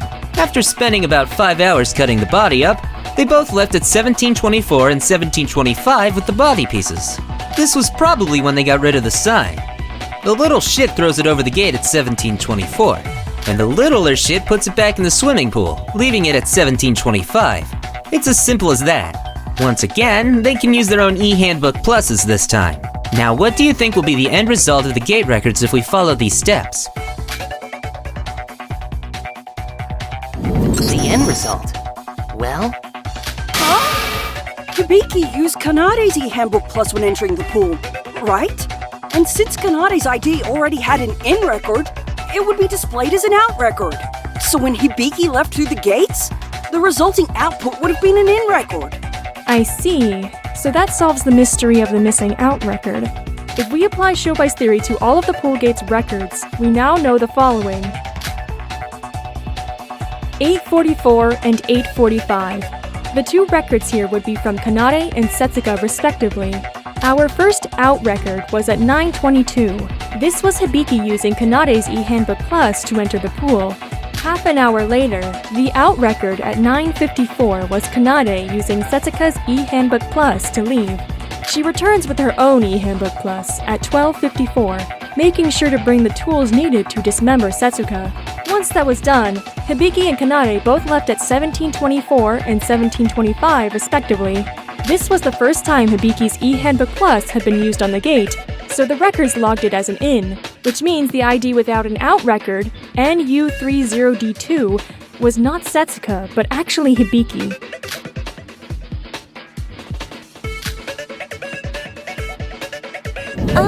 It's getting even more complicated. Can someone give me a simpler explanation? Sora just gave a simple explanation. You couldn't even understand that? What is wrong with you? Don't open that door, Miss Kabuya. You forget that she is an idiot after all. What? That's not very nice. Wait a minute. I get why you're assuming that the culprit dismembered the body from 12:54 and 17:24. They would need ample time after all. But there's a 3-hour window from 9:54 to 12:54 where your culprit was away from the pool. Why would it take 3 hours for the culprit, Me, according to your theory, to find the dismemberment tools. Who cares? As long as the signpost was out in front of the pool, you could have taken as long as you needed. Iroha, you said that you saw Hibiki enter the ghost house a little before 18 o'clock, right? So that must have been at 17:55, where they arrived from the swimming pool. And we can easily deduce that this is when the twins moved the body to the ghost house. Well done, team. A good group effort. And yet, nobody can explain how we did it. Does carrying a body around in broad daylight sound smart to you? Me? Well, I personally would have no qualms with such. However... Remember, we still haven't addressed how one would move from Department C to A without getting caught. The only thing Shobai has deduced are how the gate records can be explained, and how the murder could have happened in the pool. But even he doesn't know how the body was moved, right? I hate to kill the mood, but she definitely has a point. If the body had already been dismembered, then you'd have the head, torso, both arms, hands, legs, and feet. 10 pieces all together. It wouldn't be easy to move them all around inconspicuously. The first record of someone entering the ghost house was 1755. Since we have Iroha as a witness, we can be certain it was Hibiki who entered at that time. But if we're going with Shobai's theory, the culprit left the pool at 1755. That's only 30 minutes to move the body to the ghost house. Well, now that we know there was an accomplice, isn't it possible they split the work between them? So both of them carry around 5 body pieces in the open. Do you really think that's possible? No, of course not. That was stupid. I'm sorry. I got it! Maybe they had some sort of bag they put the body inside, like the ones in movies and manga. A body bag! A bag for bodies! And what if you ran into someone? How are you going to explain that away? Hi guys, I just found this bag of body parts. Don't mind me. Miss Kanade really has highlighted a crucial conundrum. Forget the time constraints. The element of stealth when transporting the body should become our new focal point. Hang on, I think I just figured it out. What is it, Nikkei? The monorail! We have the monorail that goes around each department in Satsuki Land. If they use that, it would only take 5 minutes to travel between departments. Plus, you wouldn't be seen either. Oh, that's right!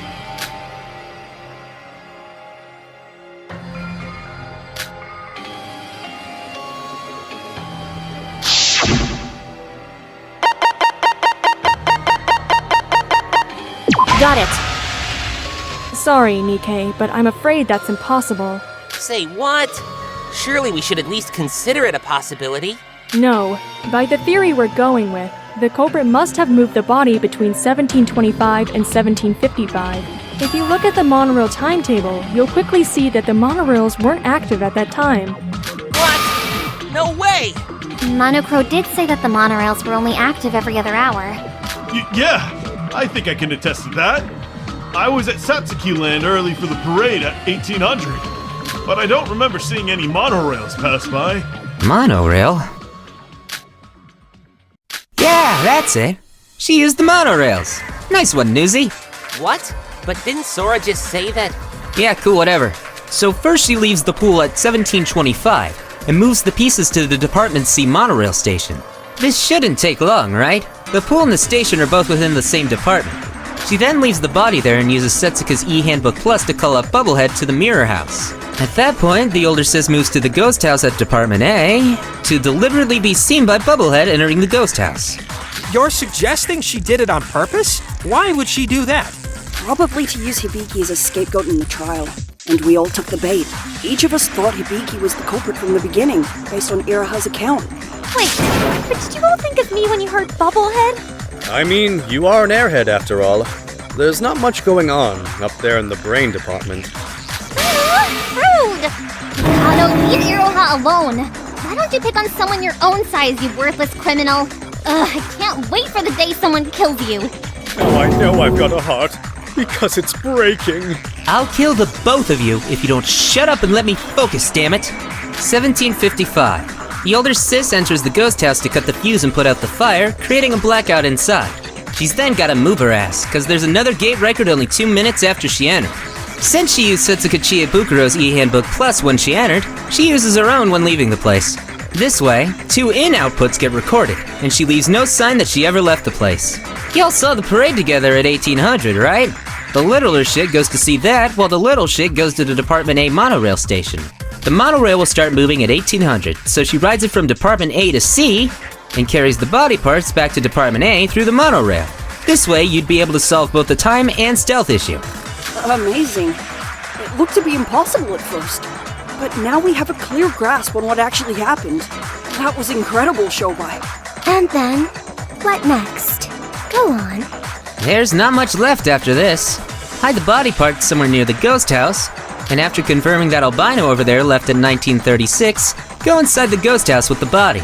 Here, you can use Setsuka Chiebukuro's e-handbook plus again at the gate. Having used Miss Chiebukuro's e-handbook plus when first entering the ghost house, this record would be an out. Exactly. Everything left is simple.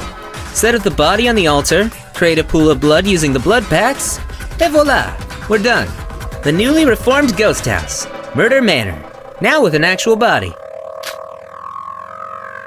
Going back to the records for the ghost house, we can sum it up like so.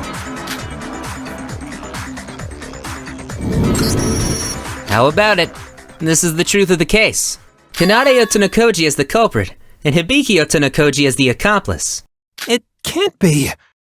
Honestly, I'm often hesitant when it comes to trusting Shobai, based on his usual behavior. But his argument is logically sound, and his reasoning is perfect. Kanade, are you really the culprit? Did you really murder Suka? And I helped you without any knowledge of that? What should I do? Why don't I remember anything? What's going on anymore? I don't know what to do. Sis, don't cry. I think it's safe to say we can strike everything the scruffy wannabe detective said from the record. Got any rebuttals, small fry? I'm all ears. Rebuttal? Look at you, all full of confidence and arrogance. You really do think you've cracked this case, don't you? Let's get straight to the point, shall we? You're completely wrong.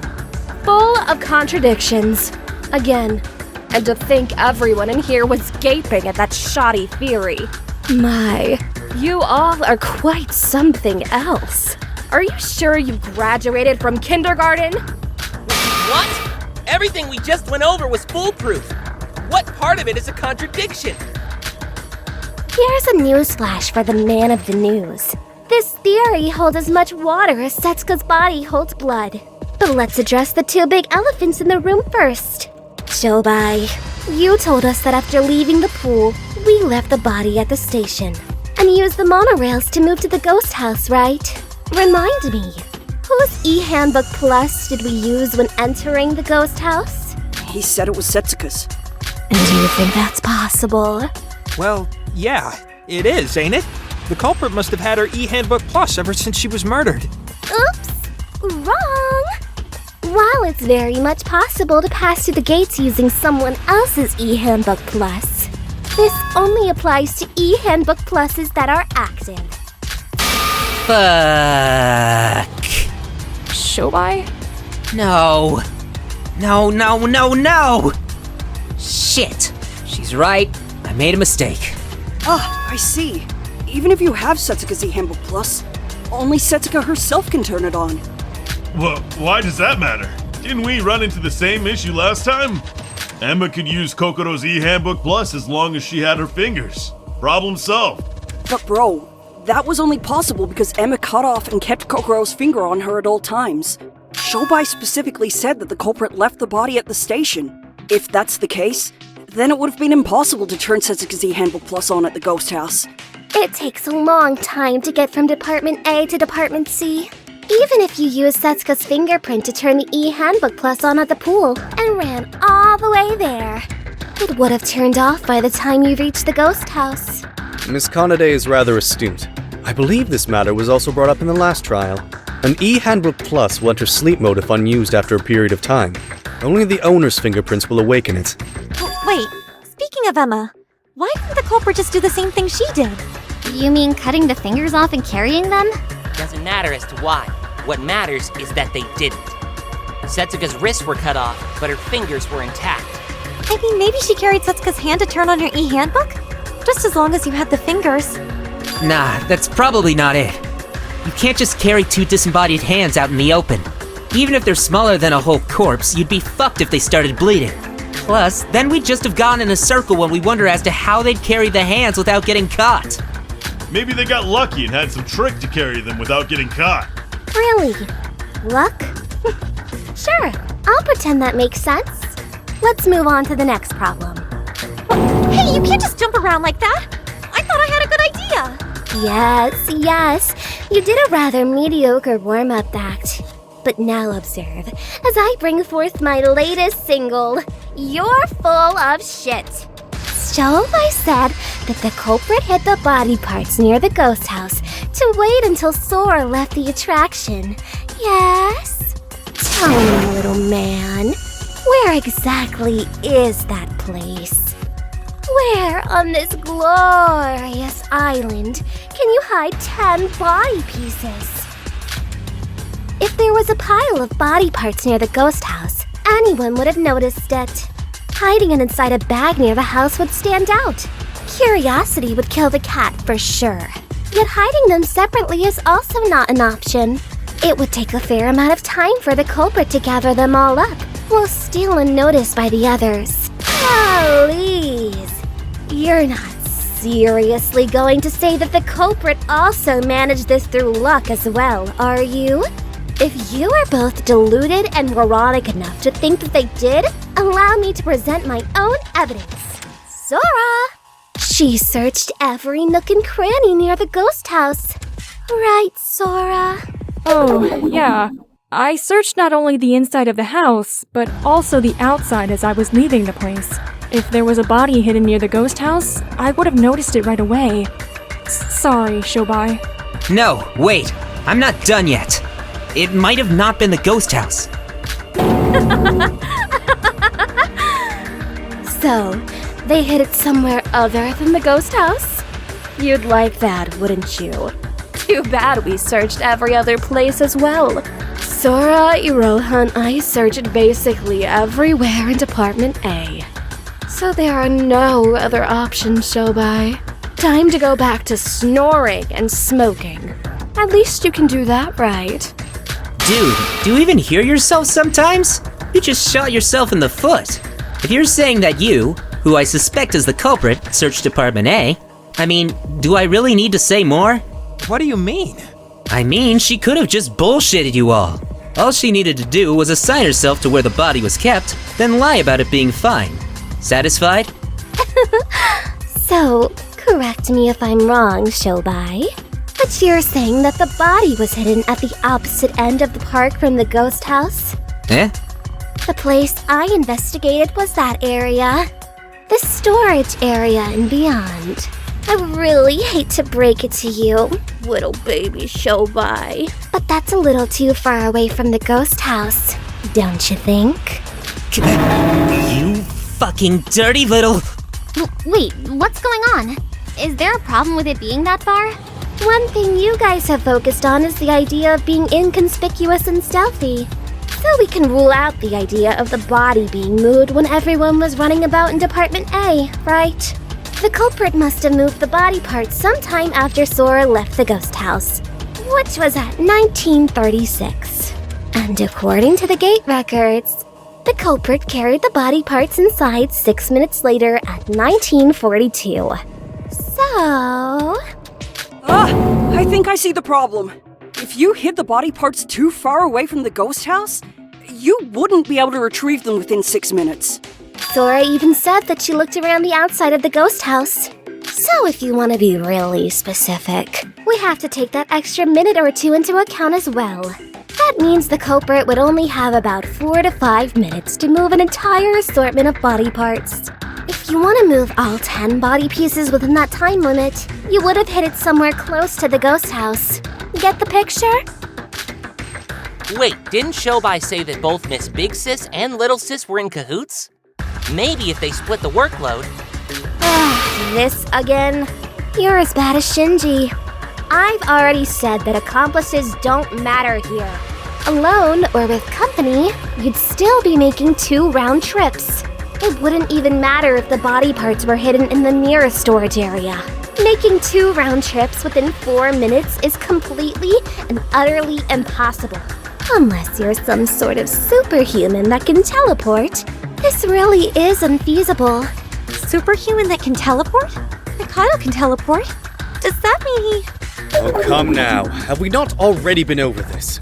I am not permitted to use my magic in relation to murders. Please do not tell me you've forgotten this crucial fact, Miss Nijiue. I know using your brain is quite challenging, but try not to keep disappointing us. Another impossible task. So many things in this trial don't make sense. What's going on here? Shobai, is there another way? Dear, oh dear. Your idiocy has left our class in quite the state, Miss Nijiue. You've left them with no choice but to ignore you because of your stupidity. No, they love me! They're ignoring you because you're so annoying! And you smell! Oh my god, both of you, please just be quiet!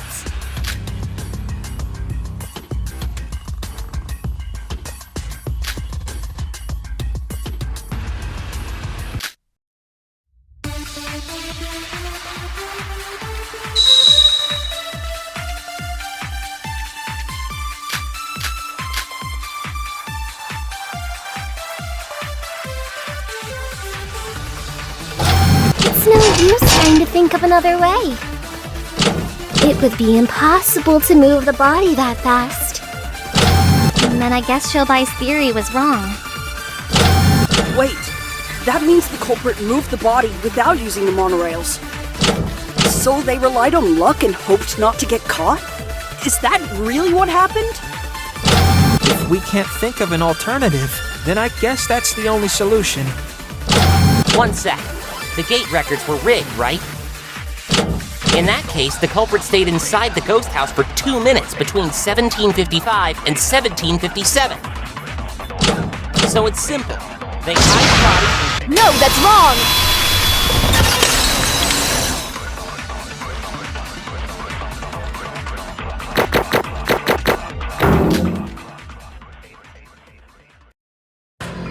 I hate to shoot you down again, Nikkei, but I'm afraid that too would be impossible. Impossible? I mean, I get that you'd be cutting it close, but if you really hurried, then... Nope, Sora's right. 2 minutes is hardly enough time to hide 10 whole body pieces. But I'll play devil's advocate and say it might be possible. The bigger issue there is the ghost house fuse box. They opened it to cut the wires, remember? That means they had to visit the innermost part of the ghost house.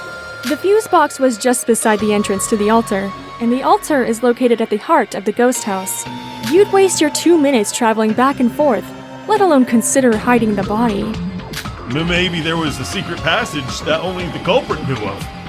They could have hidden the body there and gained access to the fuse box as well. Shinji, you seem like a nice man, but please quit trying to help when you're clearly out of your league. There's no way that kind of passage would exist. And this brings me to my next point. If the culprit really did carry the body to the ghost house, the person who saw them should have noticed it. Okay, Iroha, you're up. Did my sister enter the ghost house holding something in her hands? What are you talking about? I'm so confused! Are you okay, Iroha? Oh, I'm sorry. I didn't expect for everyone to start looking at me like that. It caught me a bit off guard. What are we talking about? Iroha, it seems like you're not very fond of the fact that you have your head attached to your neck. Would it kill you to please pay attention? Or do I need to smack a bitch? You told us that you saw my sister entering the ghost house around 1755. True or false? Think fast. Oh, right, yeah. She was empty-handed. If she was holding a piece of the body, I would have noticed. Please don't hurt me. See? So there's your definitive proof that the body wasn't transported directly to the ghost house. I cannot be the culprit. And as mentioned before, there are too many contradictions to suspect my sister as the culprit. I have something I wish to inquire about, Miss Kanade. You successfully have shown us that you cannot be the culprit. I do not wish to contest that. But does that not mean that you yourself admit that your first theory was wrong? If it is not Miss Hibiki, as you first theorized, who do you think is the actual culprit? That's, well, honestly, I need to think this through again. Look over the case once more. I was so focused on proving my innocence that I haven't had the time to think up of another theory yet. Shobai, how about you? This is the first time you've actually joined in during a class trial. Any more bright ideas? Yeah, give me a minute. I need to think. Everyone shut up for a sec. I've missed something. Something big. Something staring me right in the face. But what? Is this the end? No, it can't be, right? You two are just deep in thought. Come on, guys. I believe in you. Think harder. Think really hard. You can do it. All of our lives are in your hands. But no pressure. While I really don't want to admit it, this case is honestly so complex that even I can't get a good grasp on it. Nothing's impossible, but... Oh, no. We're doomed. I knew we needed Kokoro. She was the smartest one by far. If Kokoro was here, she would have solved the case immediately. But she's dead. Now we're all going to die. My life is flashing before my eyes. Help! Roha, for all that is good in this world, please just shut up! We're all doing our best, but... I'm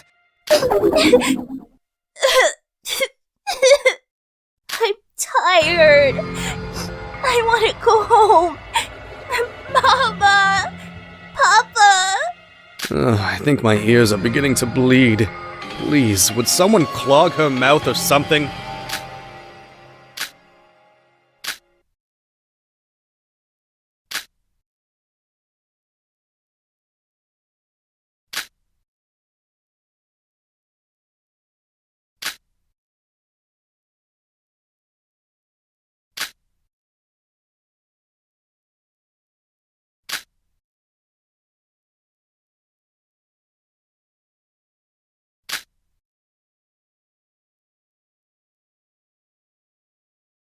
Got it.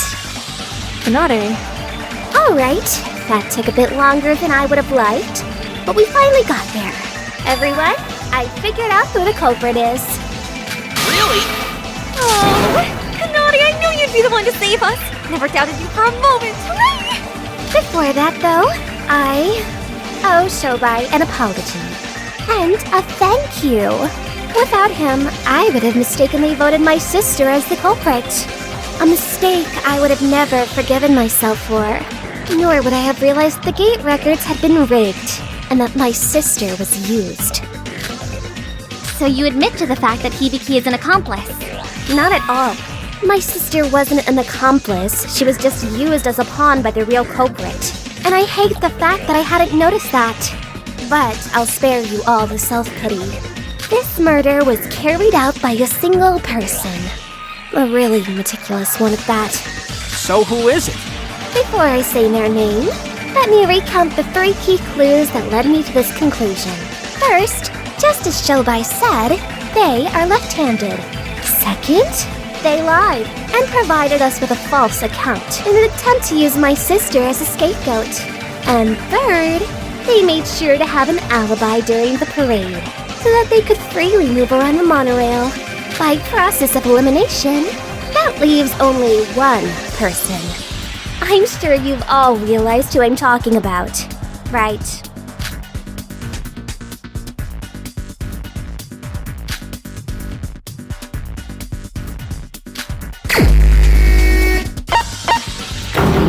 It can only be you!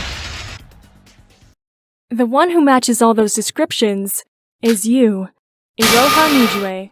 3 cheers for Kanade. She saved us all. Hip, hip, hooray! Hip, hip, hooray! Hip,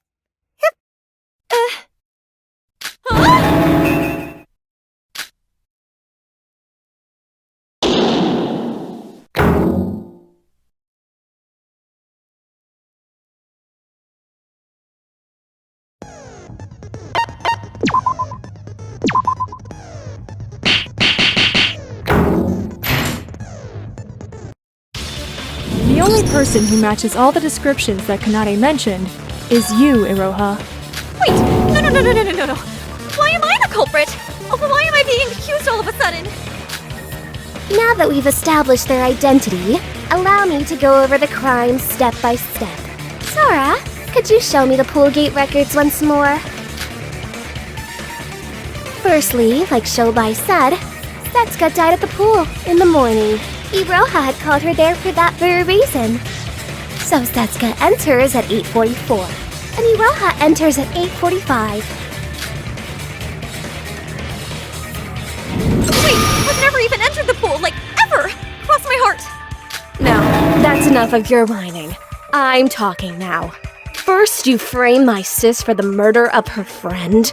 Then you have the nerve to set me up for the fall. That crybaby act won't save you this time. You're going to pay. But I never... So, then what?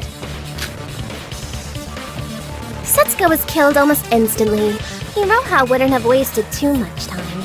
She then leaves the pool at 9:22 to set up the sanitation sign and to gather the tools needed to cut up the body. So that wasn't Hibiki entering, but Iroha leaving? Yeah, using Setsuka's e-handbook plus. That way, Setsuka's ID, DJ6SX7, would show up as an out output. She then returned to the pool at 9:54. This time, she has to use her own e-handbook plus. Oh, so nobody entered the pool after 9:54? It appears Miss Kanade is using a similar line of logic to that of Mr. Hashimoto, but taking a slightly alternate approach. By 12:54, she would have finished dismembering the body. After eliminating any traces of the crime having taken place, she leaves the pool using Setsuka's e-handbook plus. By doing this, Iroha would have been able to leave the pool, yet an in output would be recorded in the gate logs. Wait, let me get this straight.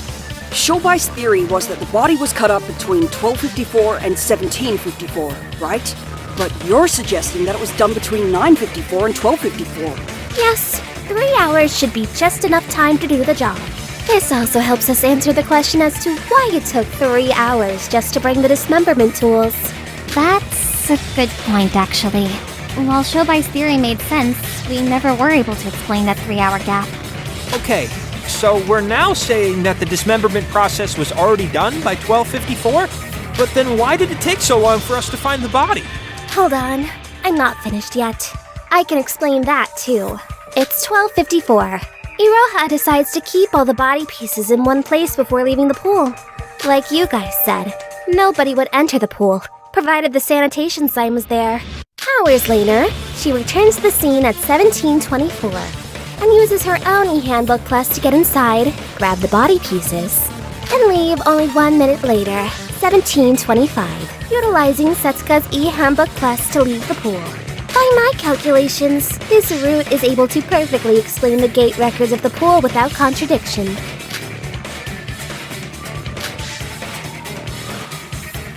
I see.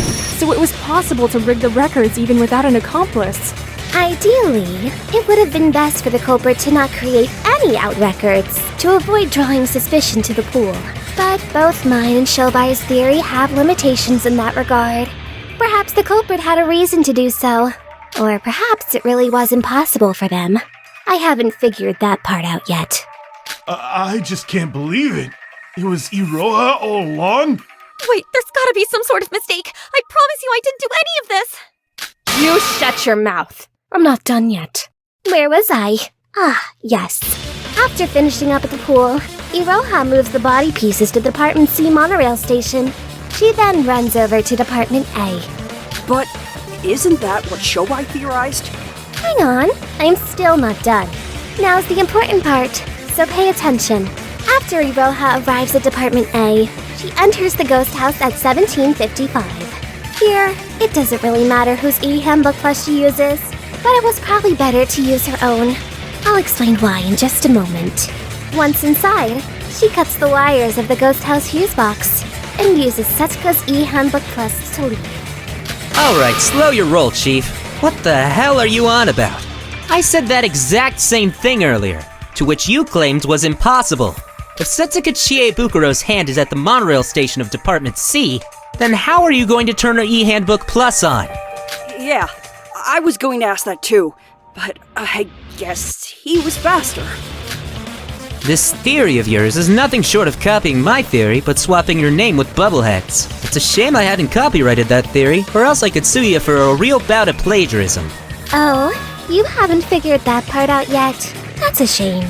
Well, guess I'll have to point out the obvious. In order to turn on Setsuka's e-handbook plus, you would just have to carry the hands, right? But Kanade, didn't you yourself say that was impossible? I did, yeah. But that was when we were talking about Sis. For Iroha, another story.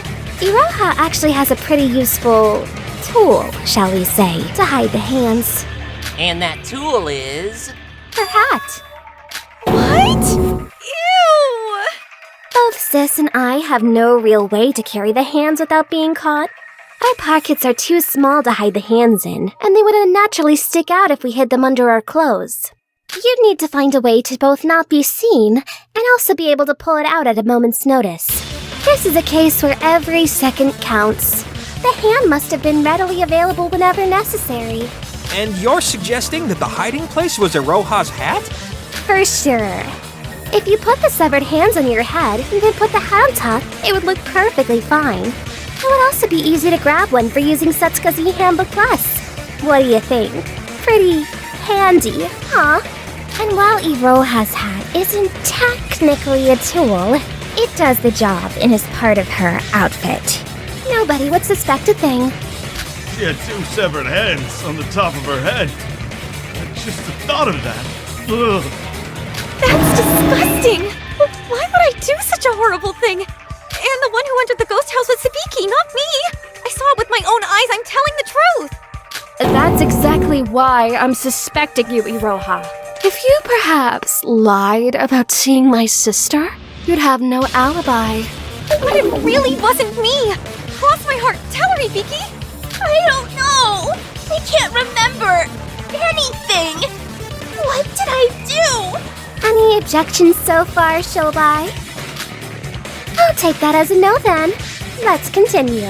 Iroha causes a black hat at the ghost house, then moves to the Department A monorail station. When the monorail resumes its operation at 1800, she rides it back to Department C to move the body. And yes, I know that this part is the same as Shobai's theory, but now comes the important part. The culprit must have hid the body parts near the ghost house. We all agree to this, but couldn't pinpoint where. After some consideration, however, the place that I suspect this was done is the small park in front of the ghost house. Perhaps in one of the bushes there? Wait, but didn't we also go over this? You guys searched Department A, so if somebody had hidden that kind of stuff... Yup, yet another reason why I'm suspecting Iroha. After all, it was Iroha who investigated the park area. When accusing me earlier, Shobai said the culprit could hide the body in the place they were supposed to investigate. This didn't work for me, because I investigated the place furthest from the ghost house. No time to carry the body there. Yet the park that Iroha investigated was right across from the ghost house. Distance-wise, she'd have no problem. Holy cow, so it was like Shobai said! She just pretended to investigate, then lied about there being nothing! Liar, plans for hire! I mean, pants on fire! Your pants are on fire! And you're a liar! And just exactly what part am I lying about? You were the one who told me to investigate the park area. How was I supposed to know beforehand that you would assign me to that place? I see. That was my bad. Had I assigned someone else, this case would have been over in a flash. But in my defense, I had no idea you were the sick monster that mutilated Setsuka back then. However, even if I had assigned you to some other place, wouldn't you have volunteered to investigate the park? Yes, I'm sure you would. What? That's not true! It doesn't matter, really. Sora investigated near the ghost house, so the only option left for you was probably the park.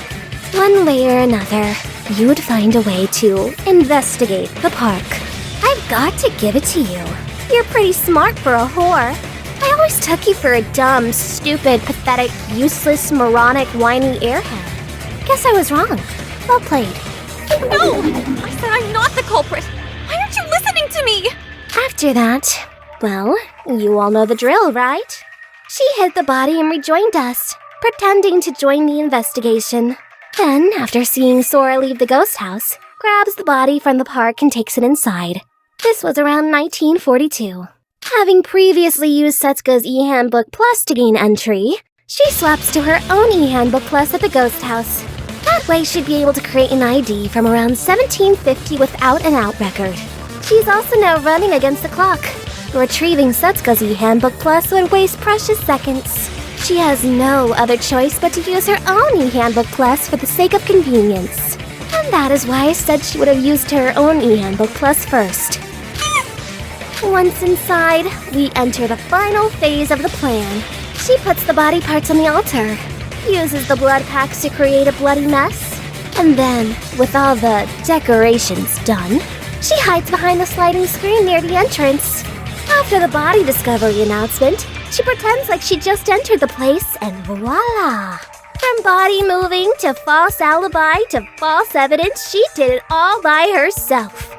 This is the truth of the case. Iroha, you really... No. I told you, I'm not the bad guy. I'd never do something as horrible as this. Well, yeah, I can't prove that I saw Hibiki entering the ghost house, but the hairpins! Sora found Hibiki's hairpins in the ghost house, right? How do you explain that? Sleight of hand. You obviously just stole them to further your agenda, painting my sis as the murderer. It's no secret that sis hasn't been herself since last night's motive reveal. Even a child could have pulled that off. Literally or metaphorically. When would I have had the chance to steal that? You were the one who told us that Hibiki refused to come out of her room this morning. Yeah, this morning. Given her state, I chose to give her some space for the day. I have no idea of where she was or what she did afterwards.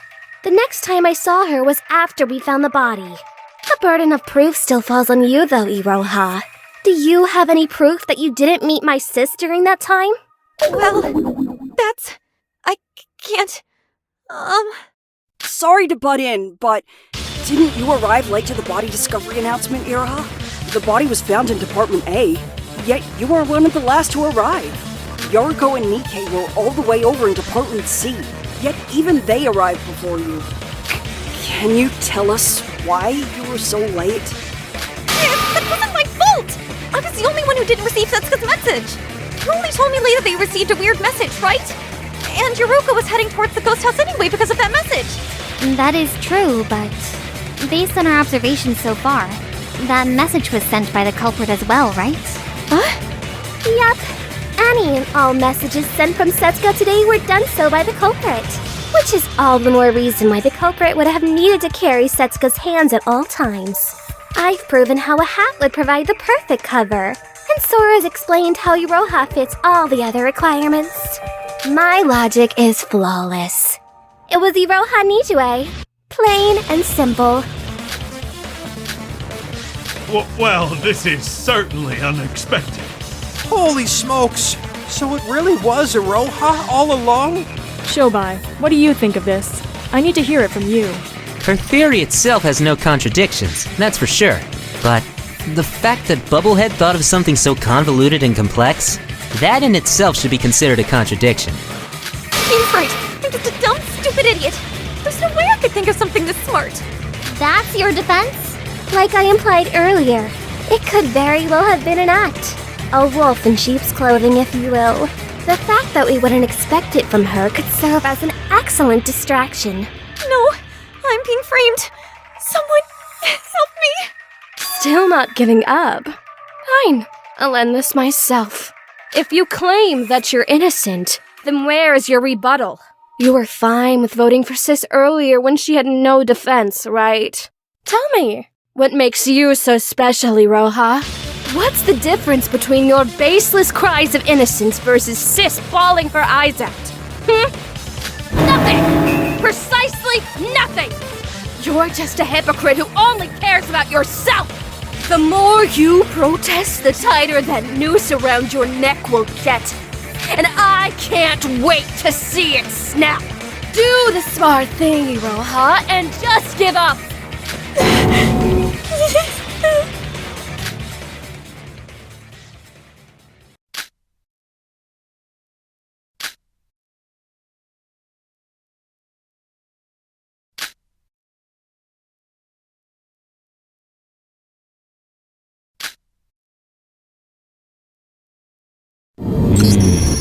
It appears silence has befallen you all once more. Can I take that to signify you have reached a conclusion? As this is our third class trial, I'm sure you need no reminder. However, please make certain of your decision before voting, as you cannot rescind your vote once submitted. Now then, ladies and gentlemen, use the panel in front of you to vote for who you believe to be the culprit. Will you make the right choice or the dreadfully wrong one? What is it going to be? Objection! I am a simple bird. My only wish is to do my one job without interruption. And yet... What is it, Mikado? Firstly, that was rather fun to yell. I should make a note of that. Secondly, hold it! I have new evidence I wish to submit. For a while now, I have been unable to shake this feeling in the back of my mind, as if I had forgotten something. Only now do I realize just what that was and how crucial it is. Get to the point! According to Miss Kanade's theory, Miss Nijiue should have dismembered the body between 9:54 and 12:54, correct? But take that! I present to you my own eyewitness testimony. I personally can confirm that I saw Miss Nijiue goofing around and painting near the harbor at approximately 11 a.m. What? Oh yeah, I was drawing pictures of the harbor around midday. Wait, you were doing doodles while we worked our butts off investigating? Well, I was feeling a little blue and I thought some fun painting would raise my spirits, so... That doesn't matter right now. The important part is that if Iroha was at the harbor at around 11 in the morning, then that means Kanade's theory is completely wrong. Mikado, I'm so sorry for anything bad I ever said to you. You saved my life. How can I ever repay you? Going away and never talking to me again would be a good place to start. I only stepped in because we'd all die if people did wrong. I most certainly didn't do it for you. Anywho, now comes the fun part. Realizing that we've wasted all our time going in circles.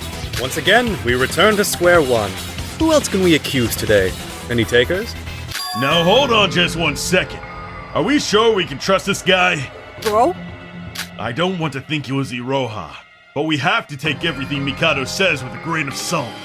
Mikado enjoys messing with us, right? What if he's doing just that and trying to throw us off the scent?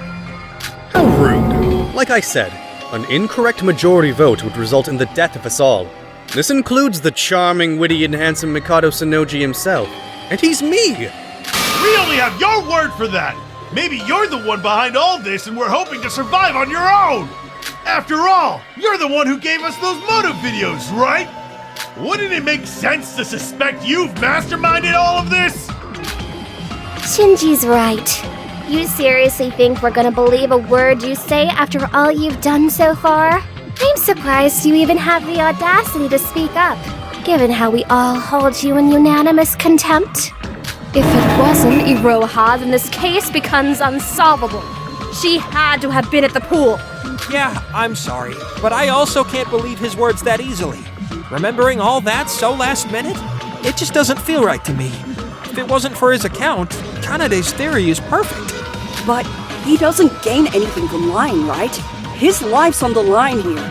Mikado's many things, but suicidal? I'm not so sure. If it was anyone else, even someone as shady as Shobai, I would have at least tried to believe it. But Mikado? Dear Lou, and here I was hoping you'd all finally accept me as your classmate. Am I truly that untrustworthy to you all? Of course! You're the mastermind, for crying out loud. You're the reason why we're here. You're the reason we're doing this class trial in the first place. Just this once. Please believe in Mikado. Or if you hate him that much, then please believe me. I really am innocent. I swear on my sketchbook. I'd rather lose my writing hand than trust a freak like him. Bullying is not okay. Shame on you all. See? He's not even taking this seriously!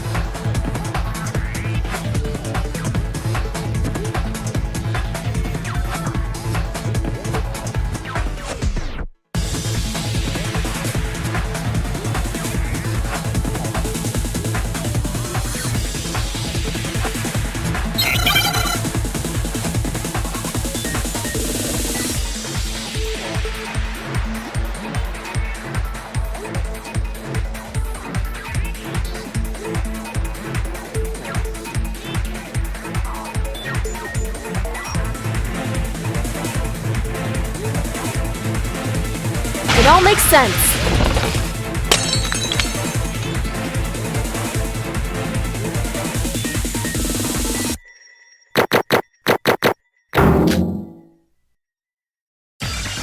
Everyone, wait a second. Sora? What's wrong?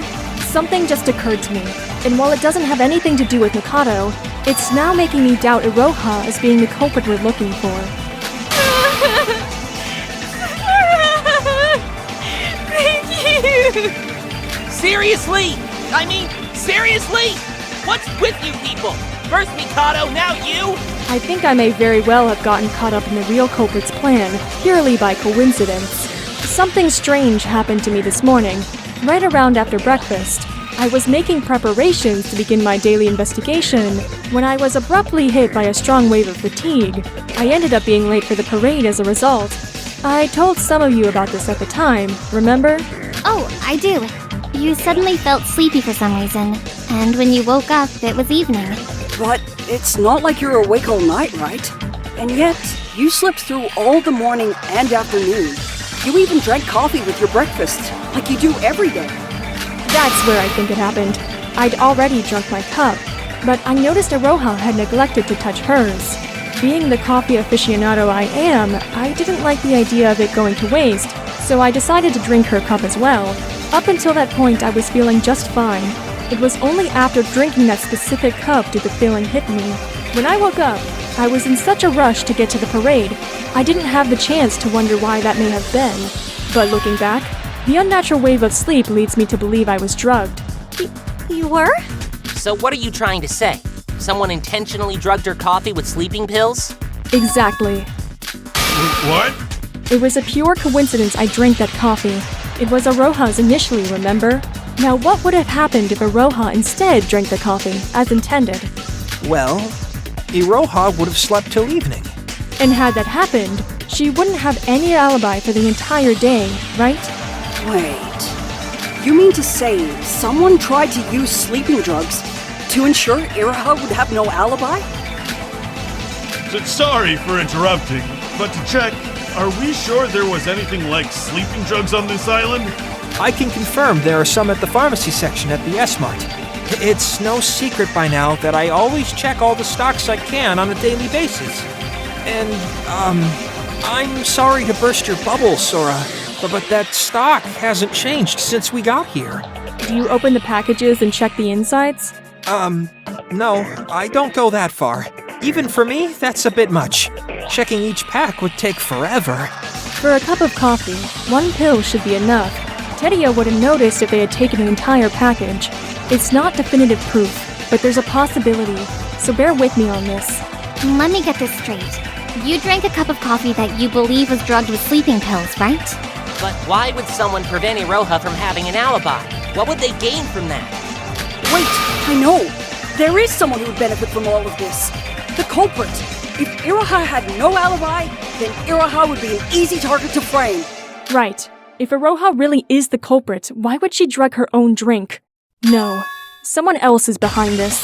And that same someone was trying to make Iroha drink that coffee. Wait, but Iroha didn't drink the coffee. Sora did. Wouldn't that mean the culprit hadn't expected Iroha to be out and about during the day? Yeah, I think so too.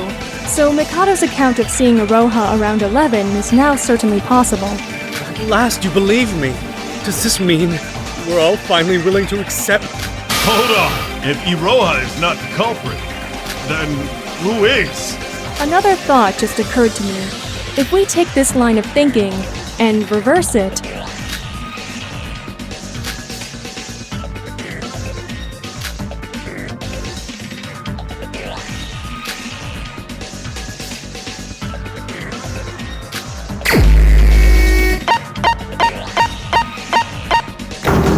it can only be you! the culprit drugged Iroha's coffee to make sure she had no alibi. By doing so, she would be the perfect scapegoat. And only one person has tried accusing Iroha so far. Talking about you, Kanade Otonokoji. You're the mastermind behind this case. But wait, hold on! We're back to her? Didn't she just explain to us how she couldn't be the culprit? Yeah. Well, I appreciate you helping me, Sora. Kanade being the culprit doesn't make sense. No, I think Sora may be onto something. Thinking back to breakfast this morning, Kanade was acting a little weird. She usually always chases after Hibiki whenever her sis leaves, but didn't she hesitate a bit?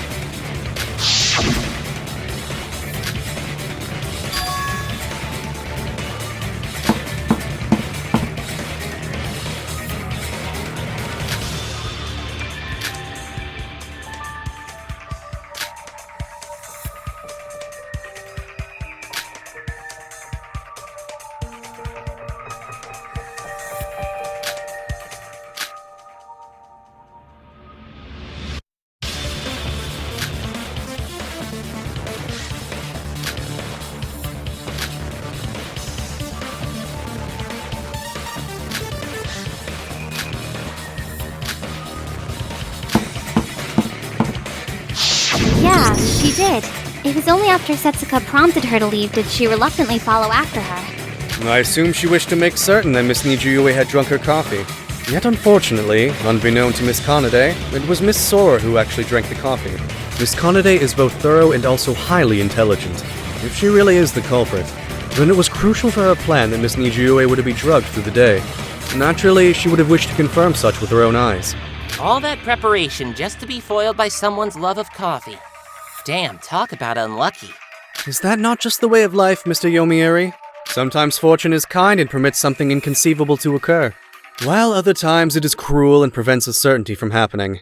The same can be said for people. Bullshit! What? First Shobai, now you.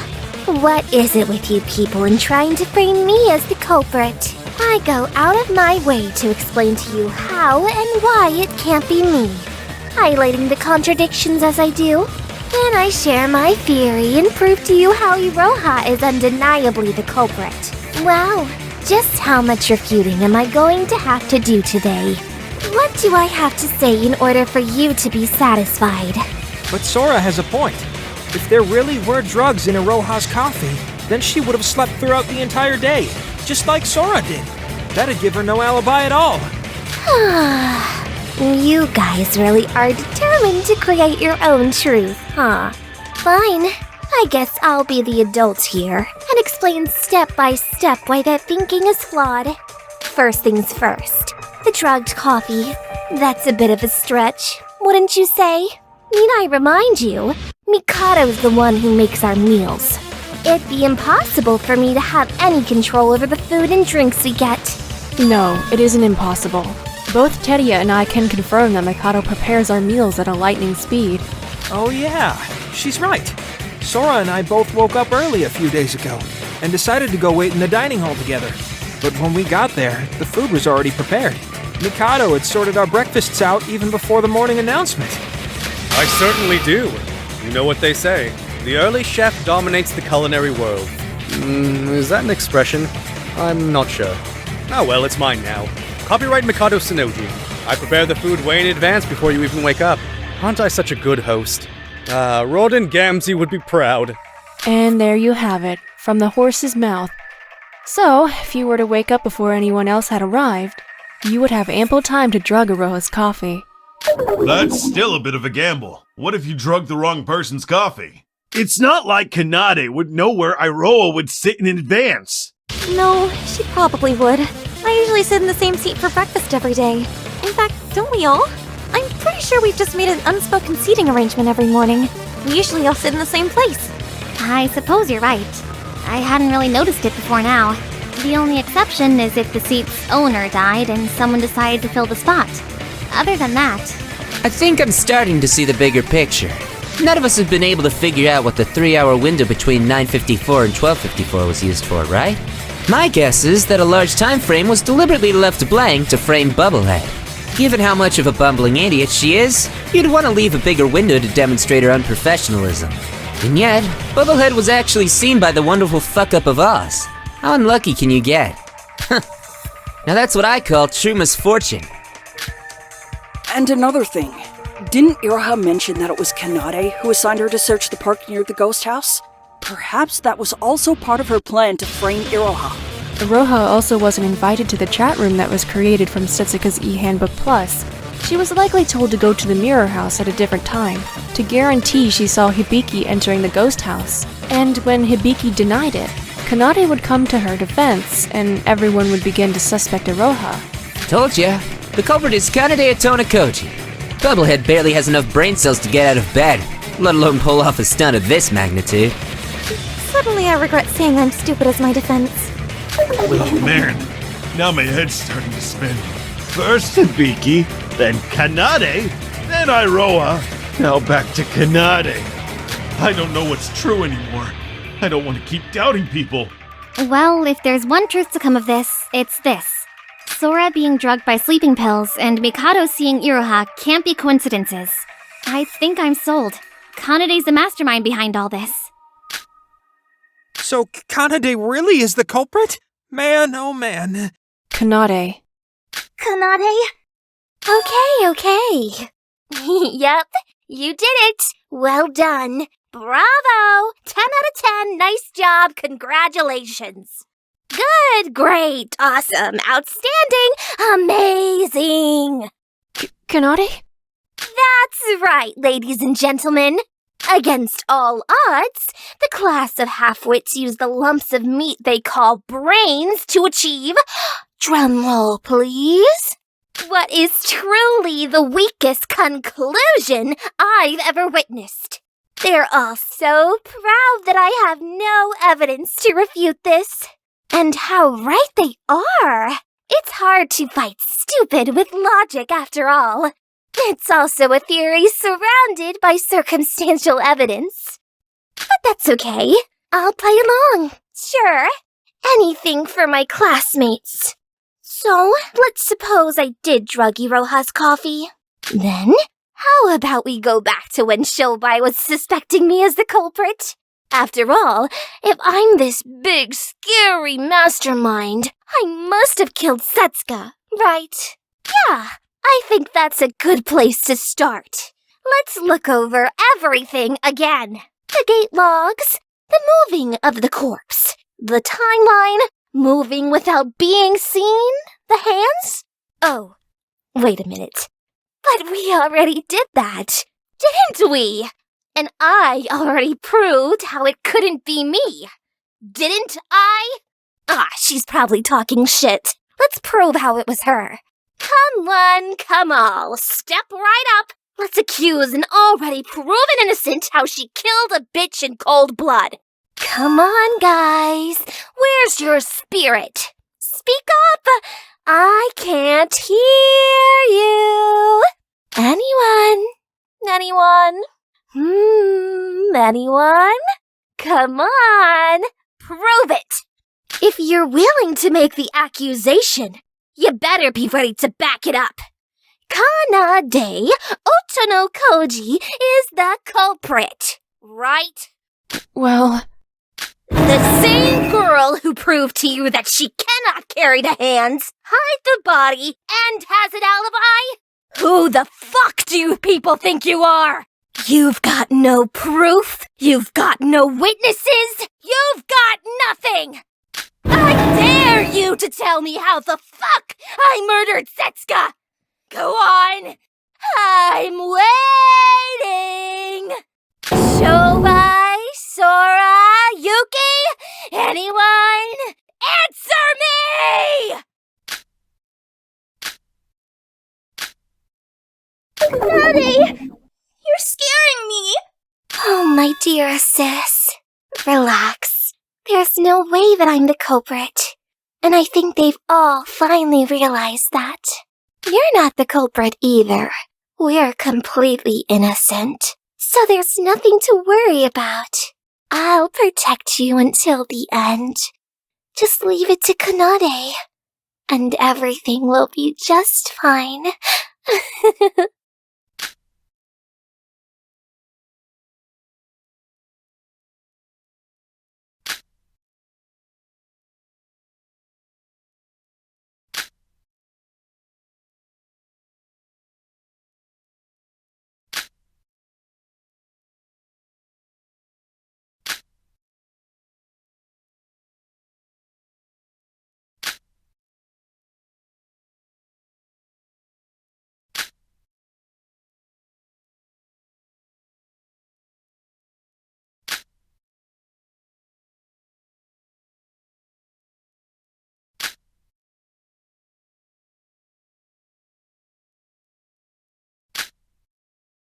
My.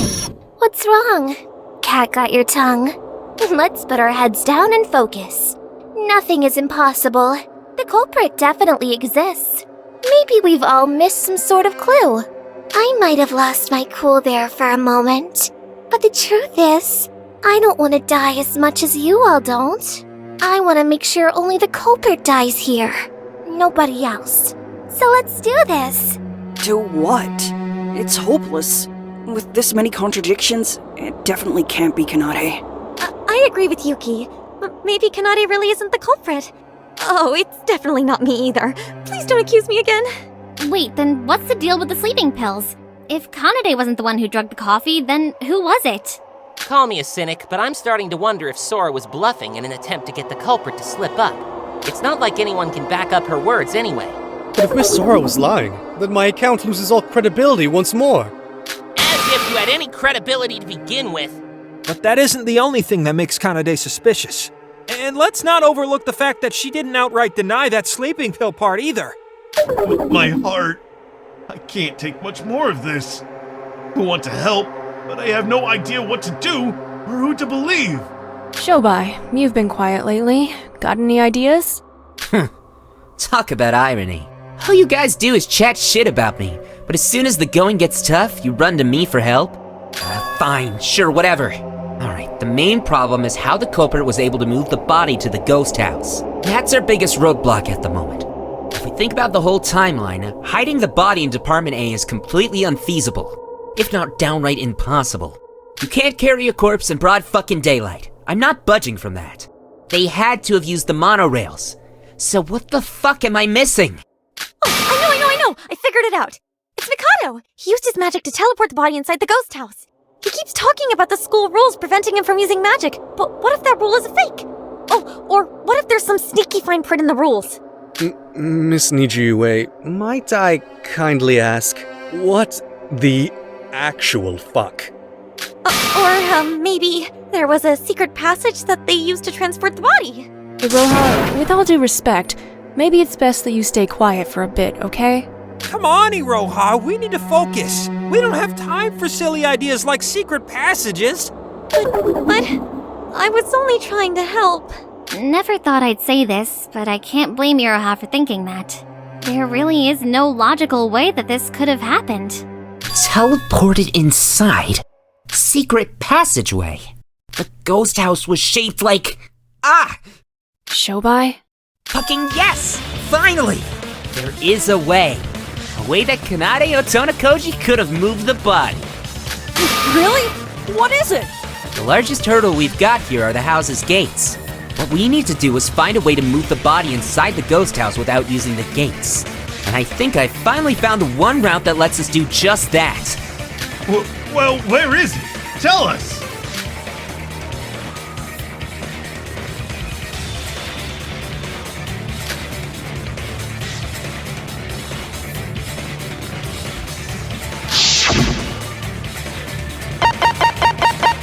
Got it. Chimney.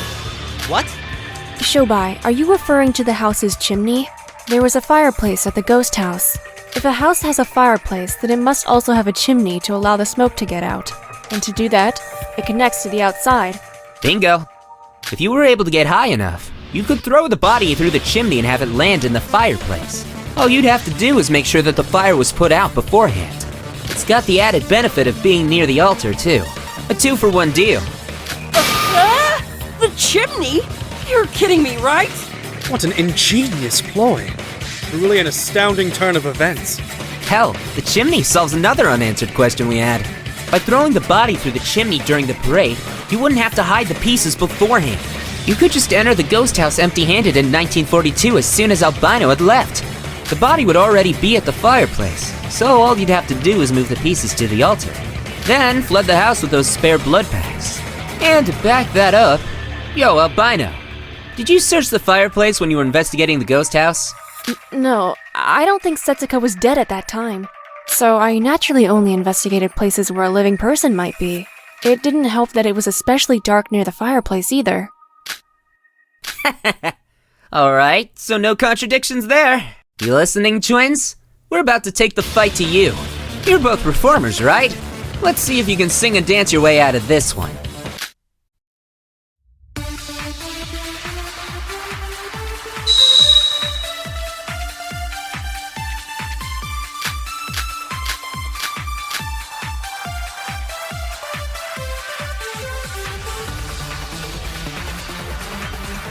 The culprit got the body inside by throwing it through the chimney.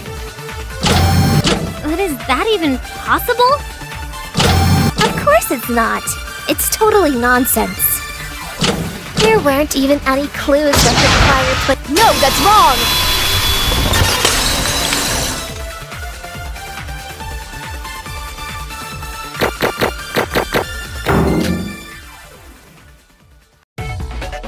Wait a second. About that fireplace. I found a suspicious black plastic bag nearby. I'm not quite sure why it was there, but I'm positive it wasn't always there.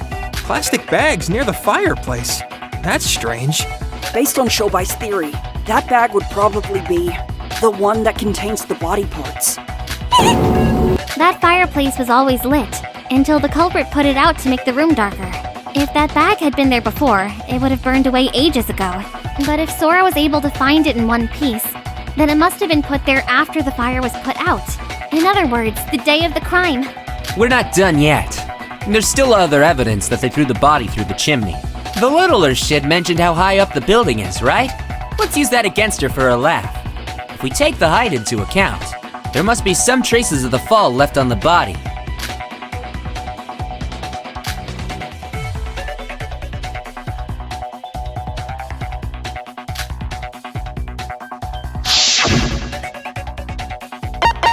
Got it! The fractured bones of the body. There you go. Fractures? While the most notable part about Setsuka's body was being cut into pieces, their bones were all somewhat fractured. You can check the Monocro file if you want further proof. If a body fell from that height, a few broken bones and bruises would only be natural. Oh yeah, we hadn't discussed those marks yet, had we? Since the murder weapon was something sharp, we can rule out that being responsible for the fractures. I can't think of any other way the body would get damaged like that, so that pretty much confirms that the chimney was used to get the body inside. Do you even hear yourselves sometimes? The chimney? Give me a break. We've both now pointed out how tall that ghost house is. The inclination of that facility is pretty damn steep.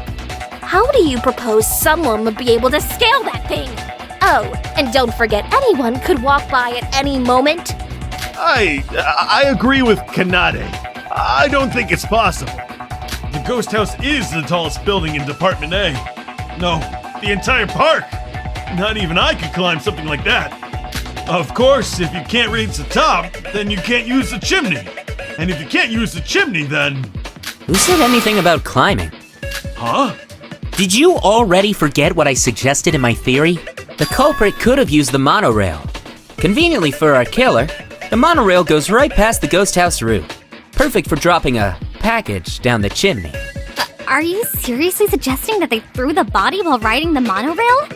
No, I'm telling you that they threw the body while riding the monorails. That's literally the only way it could be done.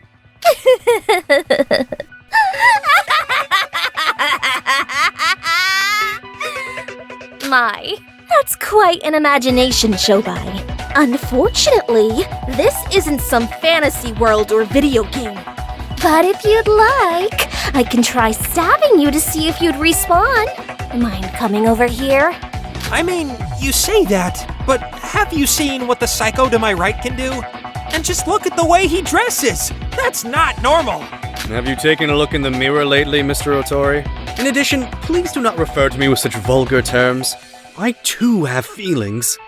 I hate to butt in, but I'm also not buying the monorail theory. Sure, the thing's slow, but it's still a moving vehicle. They'd only get one shot. They couldn't miss their chance to throw. A few inches to the left or right, and it'd be game over. The entire plan up in smoke. You sure they'd risk that?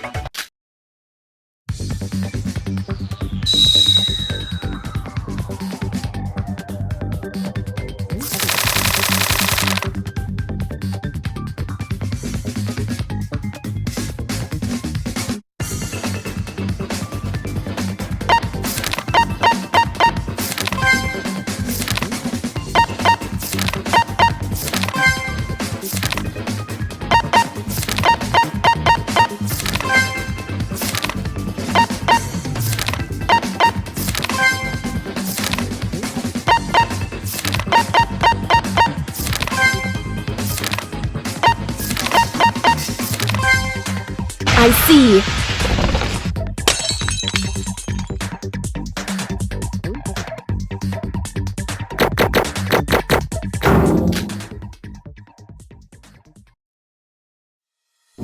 Wow, I think I found some sort of proof.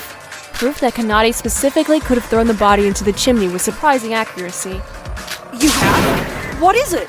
Hibiki. Hibiki! Huh?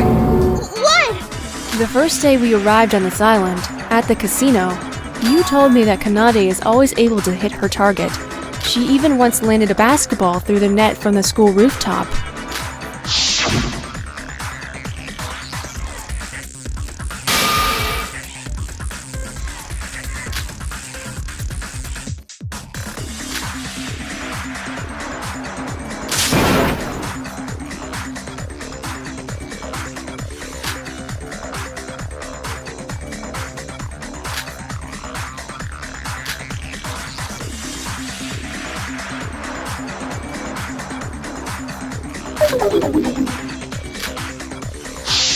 That's insane! You'd have to be some sort of superhuman to pull that off. I don't know about that, however. This means Kanade would have easily been able to throw a body down a chimney despite being on a moving monorail. Wow, I never knew Kanade had such an ability. Is that really true, Hibiki? Well, yeah. Kanade has always... Shut the fuck up, Hibiki! I'm sorry! Oh, this is just too good. You can't make this shit up. One twin selling out the other. You don't even need a confession with a reaction like that. I think we can safely say that this is exactly what she did. Come to think of it, even in the moment, Kanade looked a little flustered with Hibiki telling me of her sister's accuracy. I simply thought it was embarrassment and modesty, but something tells me she must have been devising this plan even back then. We arrived on this island days ago. She had been planning to kill someone that far in advance? To think, within one day of becoming familiar of Satsuki Land's layout and structure, Miss Kanade had begun crafting such a highly elaborate scheme. I think I may have finally met my match. I tip my hat to you, good madam. If that thing about her superhuman accuracy is true, then that means her being the culprit is even more likely. Nobody else could have done something as tricky as hitting a small target from a moving vehicle. No, it's not likely, it's certain. I'm putting my foot down. Kanade's definitely our culprit. Kanade! Yet again, you continue to disappoint me, sis. Okay, well, I'll let that one slide. I have above average accuracy, but don't think you've won just yet. The monorail was notable for being active every other hour. Going by the gate's records, the only time that drop could have happened was from 1800 to 1900. I've got one word for you all. Parade! Oh, that's right. Kanade was watching the parade with us at 18 o'clock. So she couldn't have been on the monorail dropping Setsuka's body through the chimney. Ironically, we ourselves are her alibi. But Teria just said that only Kanade could have thrown something with that accuracy. Did we make a mistake somewhere? It's Yobai's theory, so he probably made the mistake. I don't know. Kanade didn't seem too keen to shut down that chimney theory. All she did was point out she was somewhere else. I'd hardly call that a reaction from an innocent person. I'm not as weak as my sis. I don't bawl my eyes out at the smallest sign of trouble. I'm not the culprit, so why should I be scared? I simply shot down that theory with facts and logic. I have a solid alibi after all. Why waste time skirting around that? Yet again, we've reached an impasse.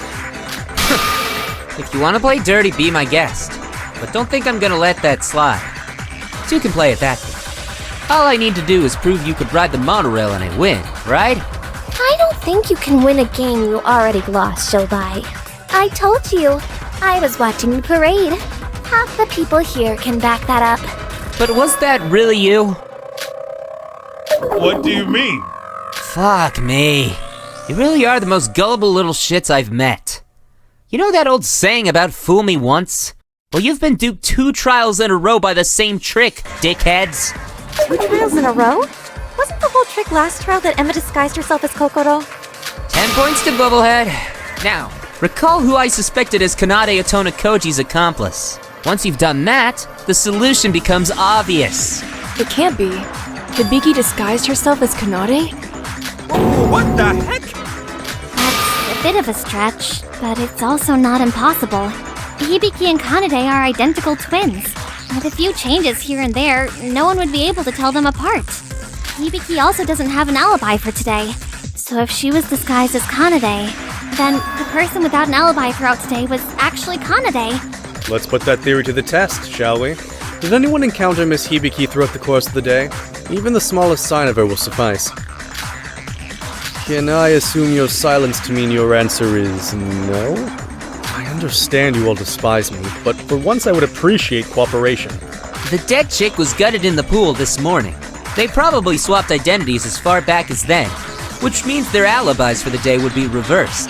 The first time we saw Kanade after breakfast was during the parade, but the Kanade we met there was actually Hibiki, meaning there was a perfect opportunity for the real Kanade to ride the monorails and move the body. I've gotta hand it to you, Kanade Otona Koji. You're something else. I'll openly admit your intelligence and abilities outmatch that of mine. Game recognizes game. It's rare I ever say this, but I'm genuinely impressed. I've seen a lot of shit in my time, but this takes the cake. Beats me why someone like you is in a basic-ass band. But I'm afraid this is where your story ends. You put up a good fight, and you should be proud of yourself. Yet nobody's untouchable.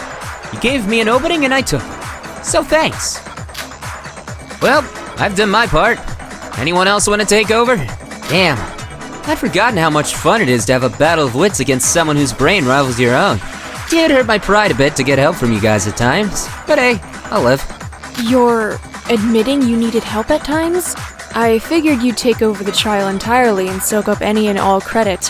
Hey, I'm an asshole, not an idiot. There's a difference. Nobody's perfect. If I let my ego dictate the outcome of this trial, it's possible I can miss something and get us all dead. In times like these, it's statistically much more advantageous to make a group effort, to cover as many bases as possible. People's brains think differently. You'd be surprised. To think that you would be so open and willing to assist us in time of need. Perhaps I misjudged you, Mr. Hashimoto. At least now I know you can speak in full sentences. Oh, don't get me wrong, I still don't like you people. It also doesn't change the fact that you were all fucked before I chimed in. Just when he shows signs of redemption, he goes and says something like that.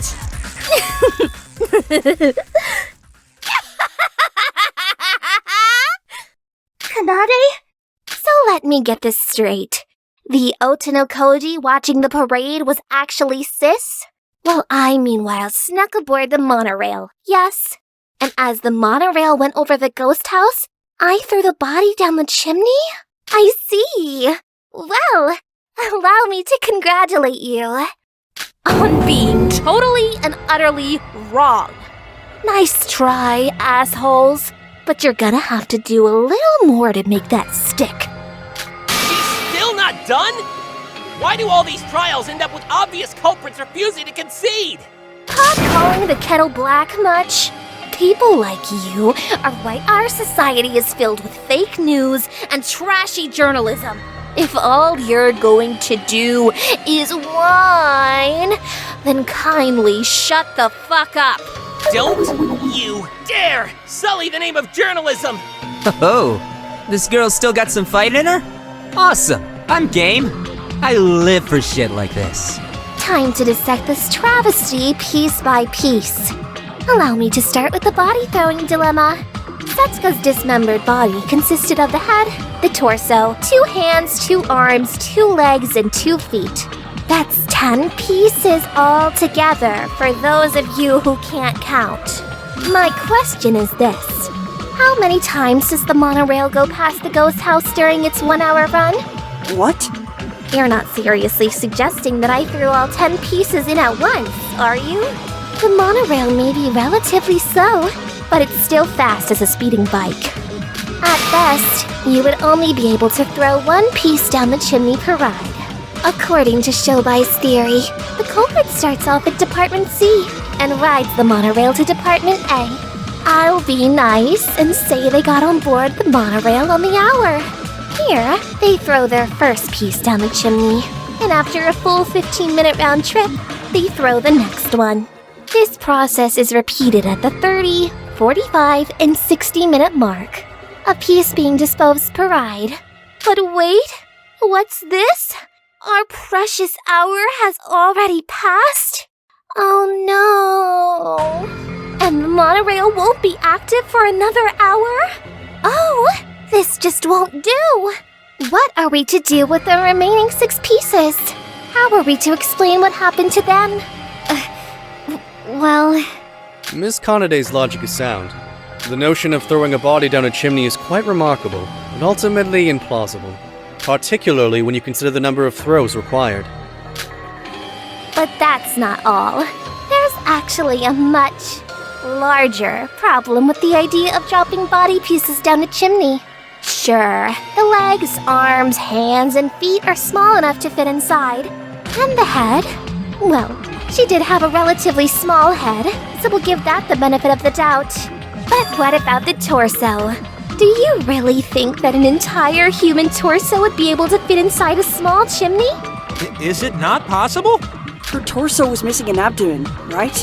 Surely it would fit without that piece. Sorry, Yuki, but that just isn't going to fly.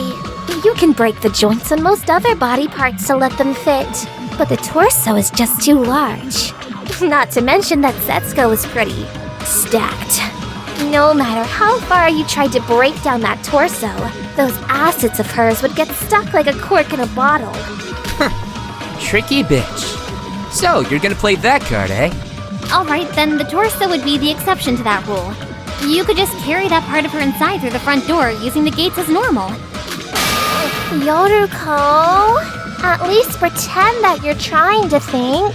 Have you already forgotten the entire reason we're talking about this damn chimney theory? Passing through the gates is practically impossible, remember? If you want to prove this theory, you need to be able to move each and every body part through the chimney. Yet the torso won't permit that. Capiche?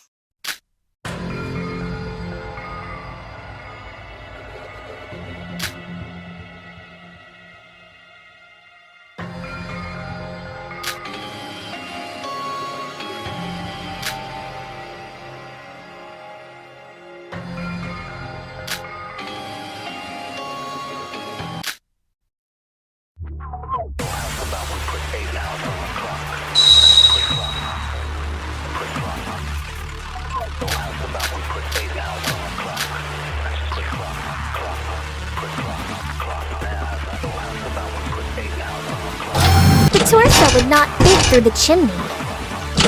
In other words, you would need to find a different way to get it inside. Unfortunately for you, such a way doesn't exist. You could have just taken the torso separately. While you throw the limbs down the chimney, Hibiki walks into the ghost house carrying the torso. That'd be impossible. I was watching the parade with you guys, remember? Even if you want to accuse Sis of being dressed up as me, it doesn't change that one of us still has an alibi. You can't even be sure of that accusation either. Do you know for certain which one of us was there? Well, maybe you could have taken the torso and hid it somewhere in Department A. Also impossible. Are you trying to piss me off, or are you just that stupid? Excluding the torso, there are still 5 other body parts. That'd be far too risky. So is that it? Are we screwed? I already told you guys that there is no way to move the torso. No, that's wrong!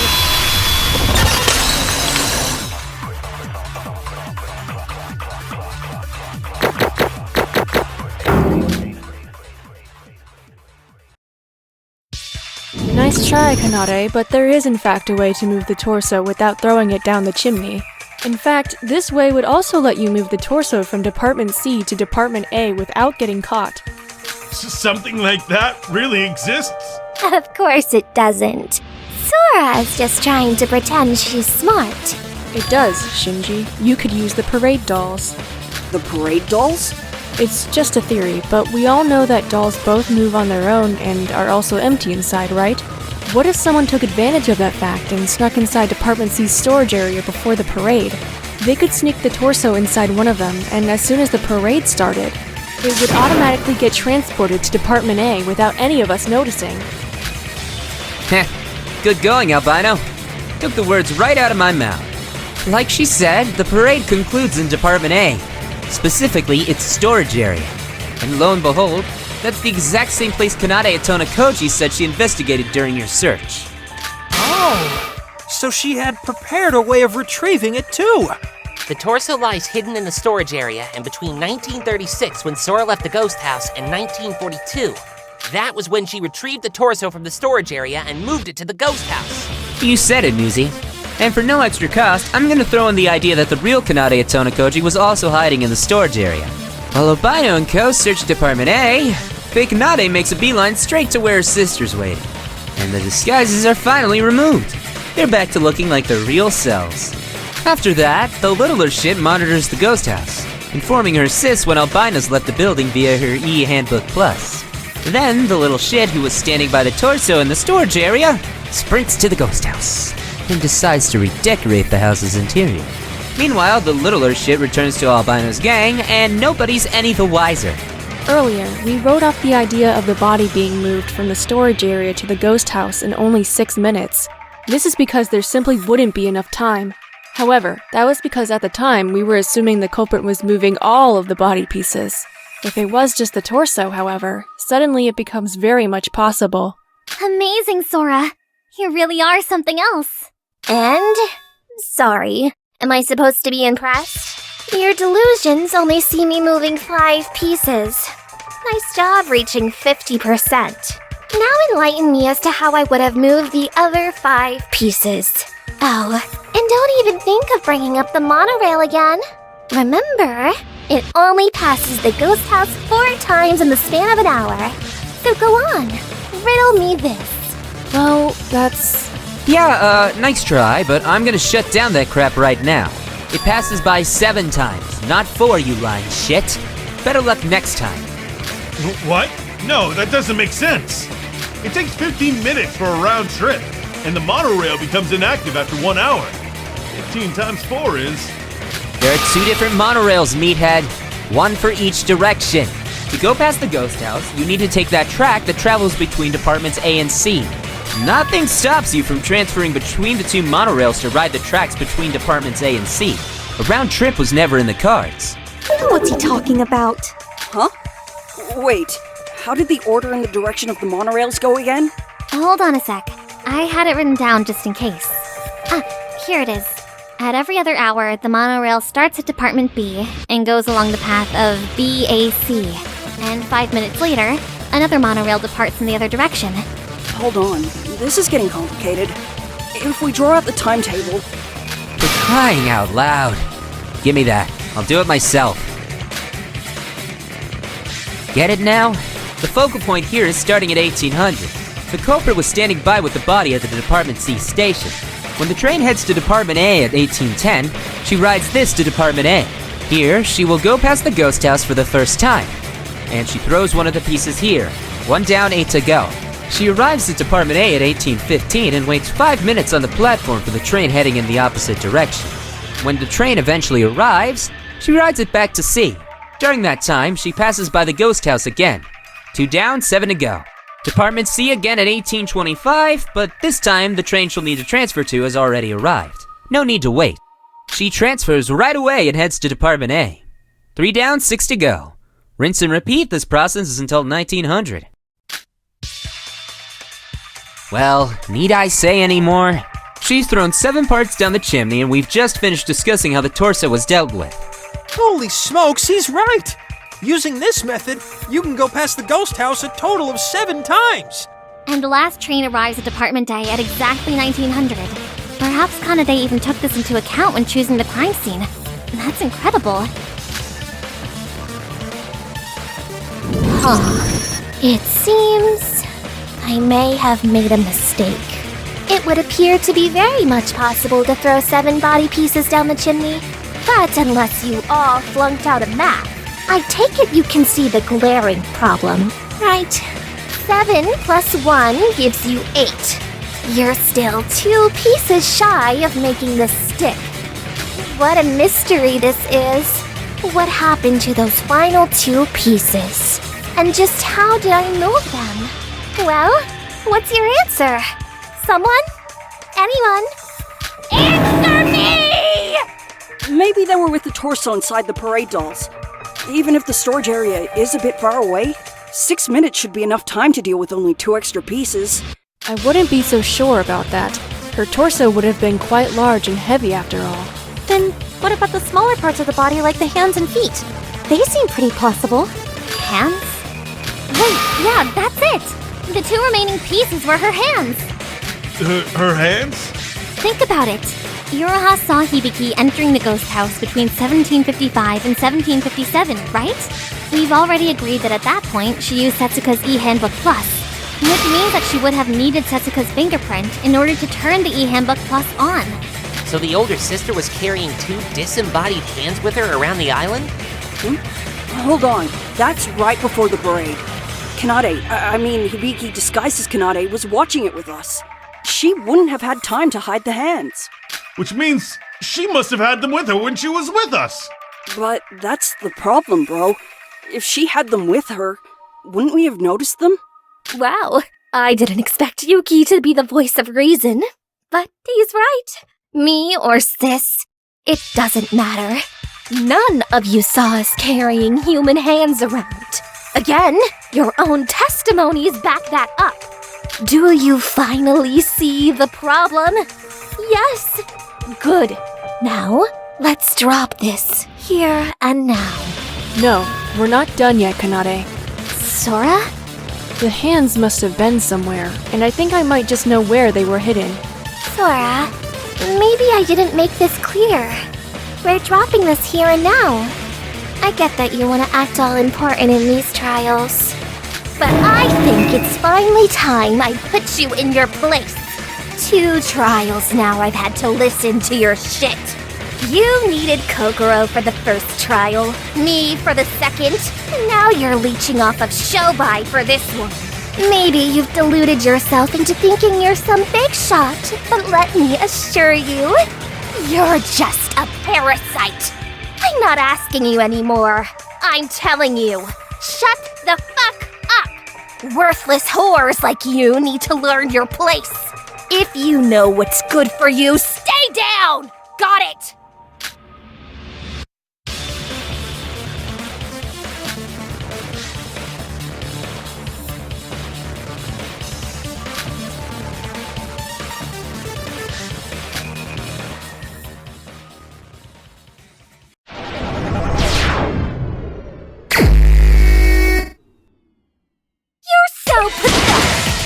Shut up! Just shut up! You can't prove anything! Use your brain for once! You know nothing! Cut the crap! Bullshit! Did I fuck this up? Use your brain for once! You're so pathetic! Shut up! Just shut up! So what?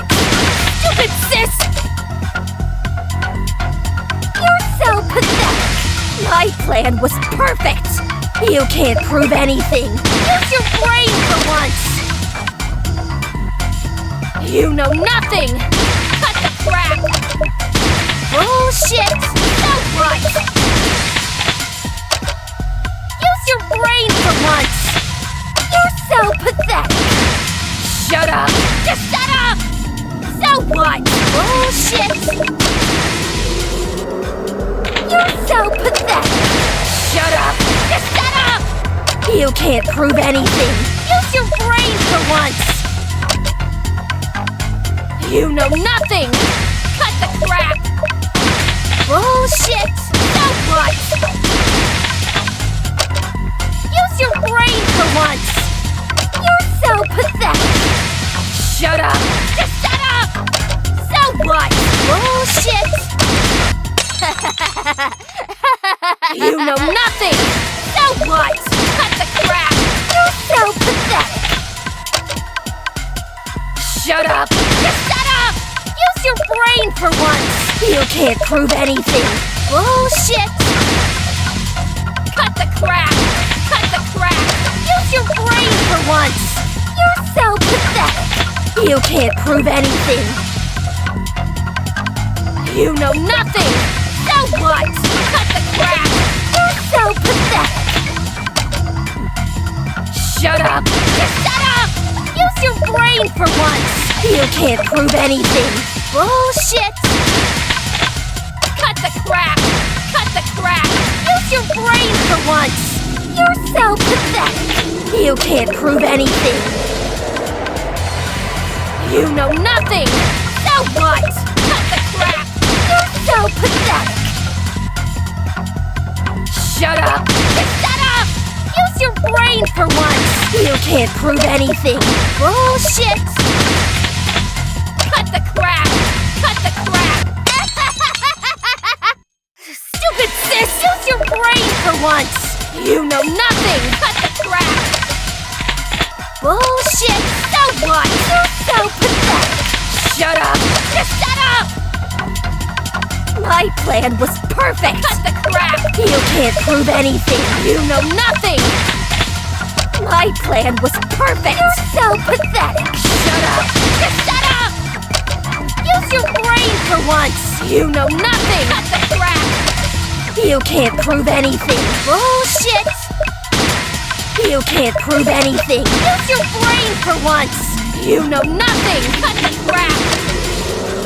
Bullshit! So what? You're so pathetic! Shut up! Just shut up! Use your brain for once! Cut the crap! You can't prove anything! You know nothing! So what? You're so... Where were the hands hidden? My sis had no way of hiding the hands! This is the end! Yeah.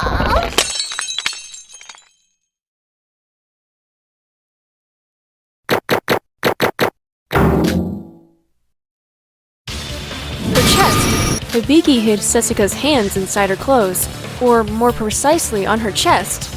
Her chest? Even if Hibiki and Kanade are twins, they're not completely identical. Their body shapes are different. The Kanade we saw at the parade looked so much like Kanade we all believed it without a second thought. The resemblance was uncanny. In that case, then something must have been done to alter her body shape.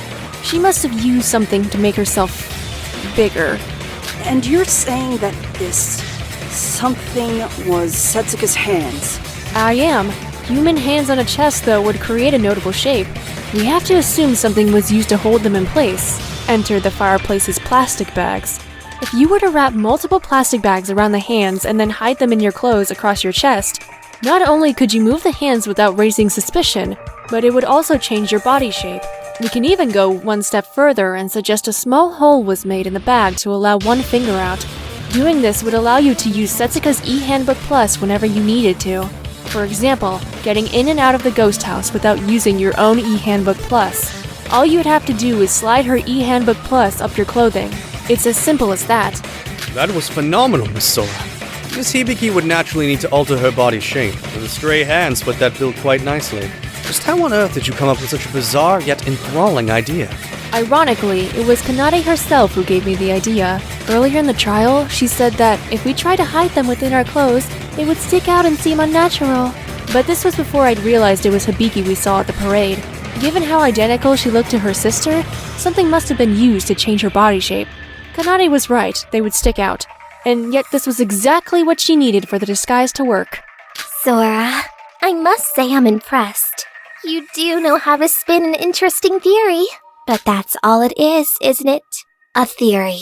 It's not like you have any evidence that my sis had those disgustingly vile hands on her breasts. Besides, if you just simply wrap human hands in plastic bags, they jiggle around and look nothing like breasts. Not like you'd know anything about that, though. Gee, too bad, Sora.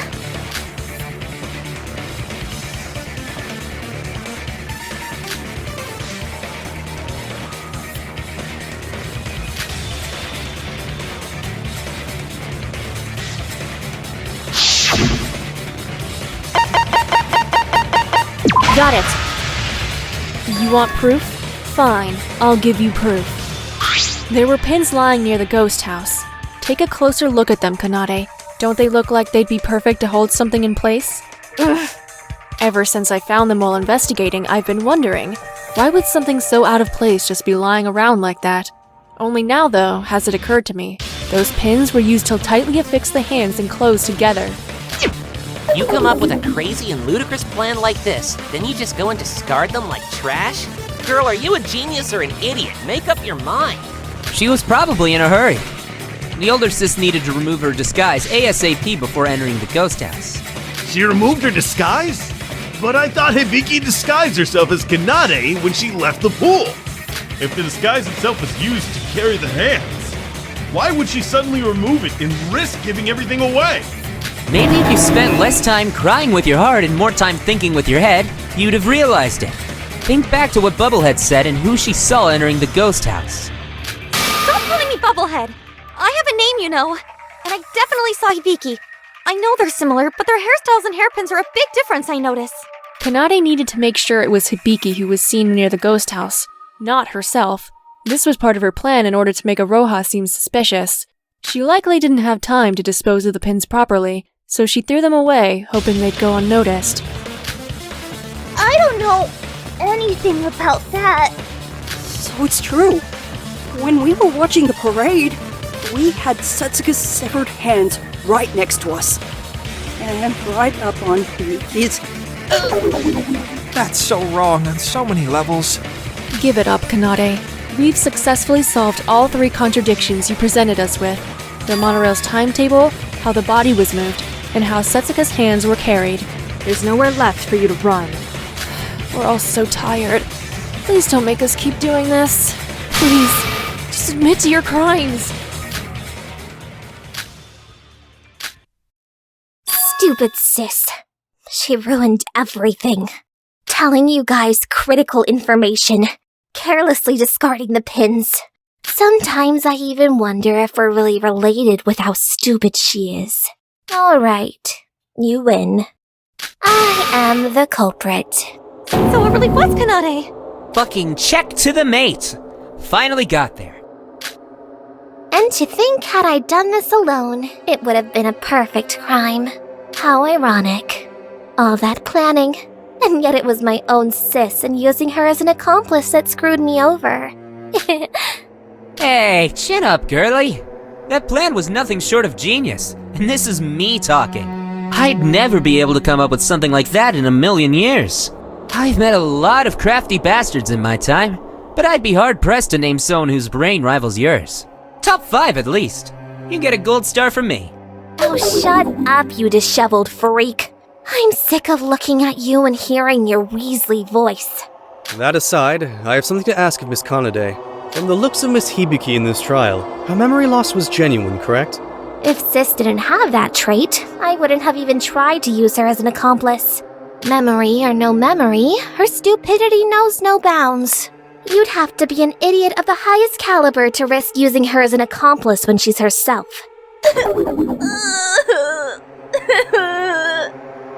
But then... never mind. You've already admitted to your crimes, after all. It's inconceivable. Years of perfection. Nobody suspects a thing. And yet I'm caught by a wannabe hobo and an amnesiac albino. The pain is indescribable. What's that supposed to mean? Trust you to stick your nose where it doesn't belong, Yuriko. Whatever. I'll be dead in a minute. Nothing matters anymore. Let's just end this shit show already and move to voting.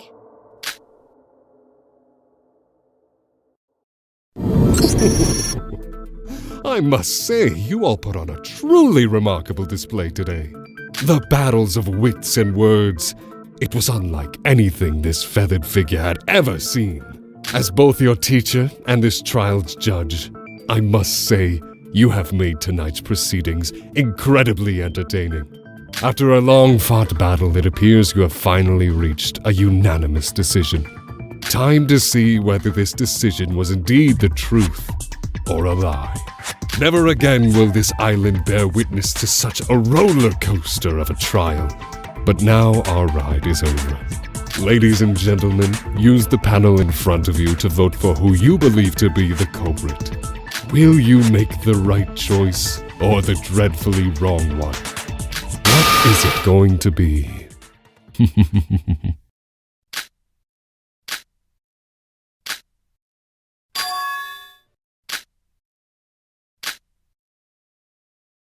Wait! Everyone, please wait a minute. We can't vote just yet. Whoa! Jeez, you nearly gave me a heart attack, Sora. Oh, it's me. I have one job in this class trial room. It's minor, but I wish to do it. Why must you procrastinate so? What's the matter, Sora? I was literally just about to push the button. Well...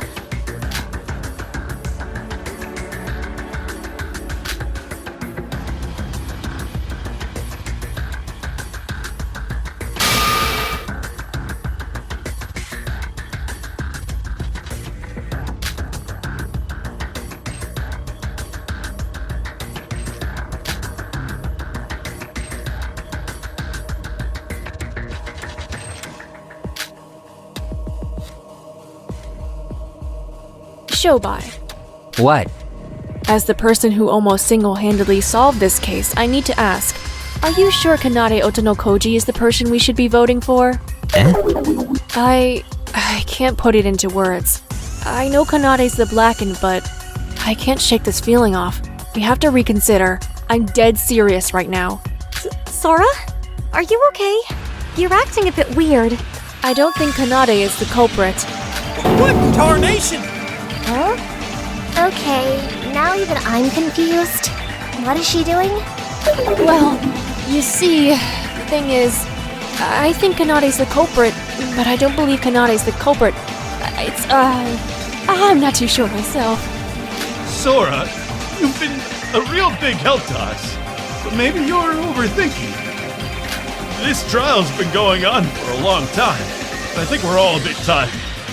Right. I mean, the case is basically over. What's left to discuss? Well, if it's not too much to ask, I'd like to review the case one more time, look over all the facts and details. I'm 99% sure Kanade's the culprit, but there's this 1% of me that feels we've all overlooked something crucial. But there's nothing to talk about, Sora. Kanade's confessed, and there are no contradictions. What more do you want? I just want to let Setsuka rest in peace. Believe me, I want nothing more than to end this trial too. But it'd be an even bigger crime to let the truth escape us. For Setsuka, please, just trust me. I'm sorry, Sora, but I just can't. No, do what the girl says. Senpai, not you too. Up until now, there was no doubt in my mind that Kanade Otonokoji was our culprit. But I'll be damned if I'm leaving any loose ends unaddressed. This trial's not over yet. I mean, on the one hand, I get to live a bit longer, which isn't a bad thing. But on the other hand, I've already confessed. I'd rather we not twist the knife further. Sosi? Is Kanade innocent? Maybe, maybe not. All I know is that you can't let us end the trial like this. Then I'm gonna trust Sosi. Nothing anyone said today has made any sense to me. Why don't I remember what happened today? Did Kanade really kill Suka? And did I help kill Suka? No, I don't want to believe any of that. I could never. Sis would never. Even if I can't help much, I'm gonna trust my sis until the end. I'll prove you're innocent, sis. Just watch me. So, we're back to thinking Kanade's innocent? Just what the heck is with this trial? Sora, I'm not quite sure what you're doing, but you know I'll always support you. So if you think this trial needs to keep going, then that's exactly what we'll do. Me too. I believe in Sora. This case has been so confusing, but we may gain something from discussing this just a bit more. Besides, our lives are on the line. We need to make absolutely sure before we vote. You guys for real? Is this some sort of plan to sabotage the trial? That girl deserves to burn for what she did to Setsuka. It's all just reverse psychology, I'm telling you.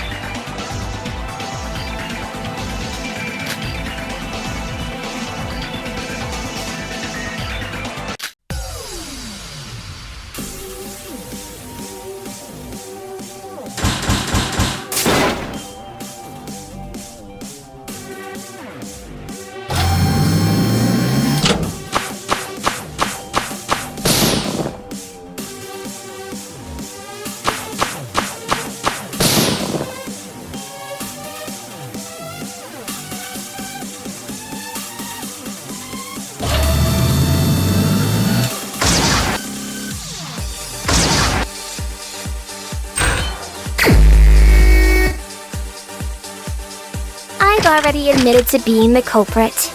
You're all just overthinking things. Hibiki! My sis is not the culprit! We must have made a mistake somewhere! We've solved every trick. Can't we just let this end? Yoriko! There still may be another hidden trick. I believe in Sora. There's nothing left to discuss! What's wrong with you guys? Yuki, if there's nothing left to discuss, then this shouldn't take too long, right? It's not like we have any other theories. This is a waste of time. Tedia! Sora isn't trying to suggest new theories. She just wants to discuss the case a little more. Are you suggesting the involvement of a third party? Was this all for naught? Shobai! Nobody said anything about a third party. Shut up, Houdini! Are you saying there are other suspects that even I, the culprit, was unaware of? This one's mine! There are no other suspects. However, we cannot end the trial like this. Trust me.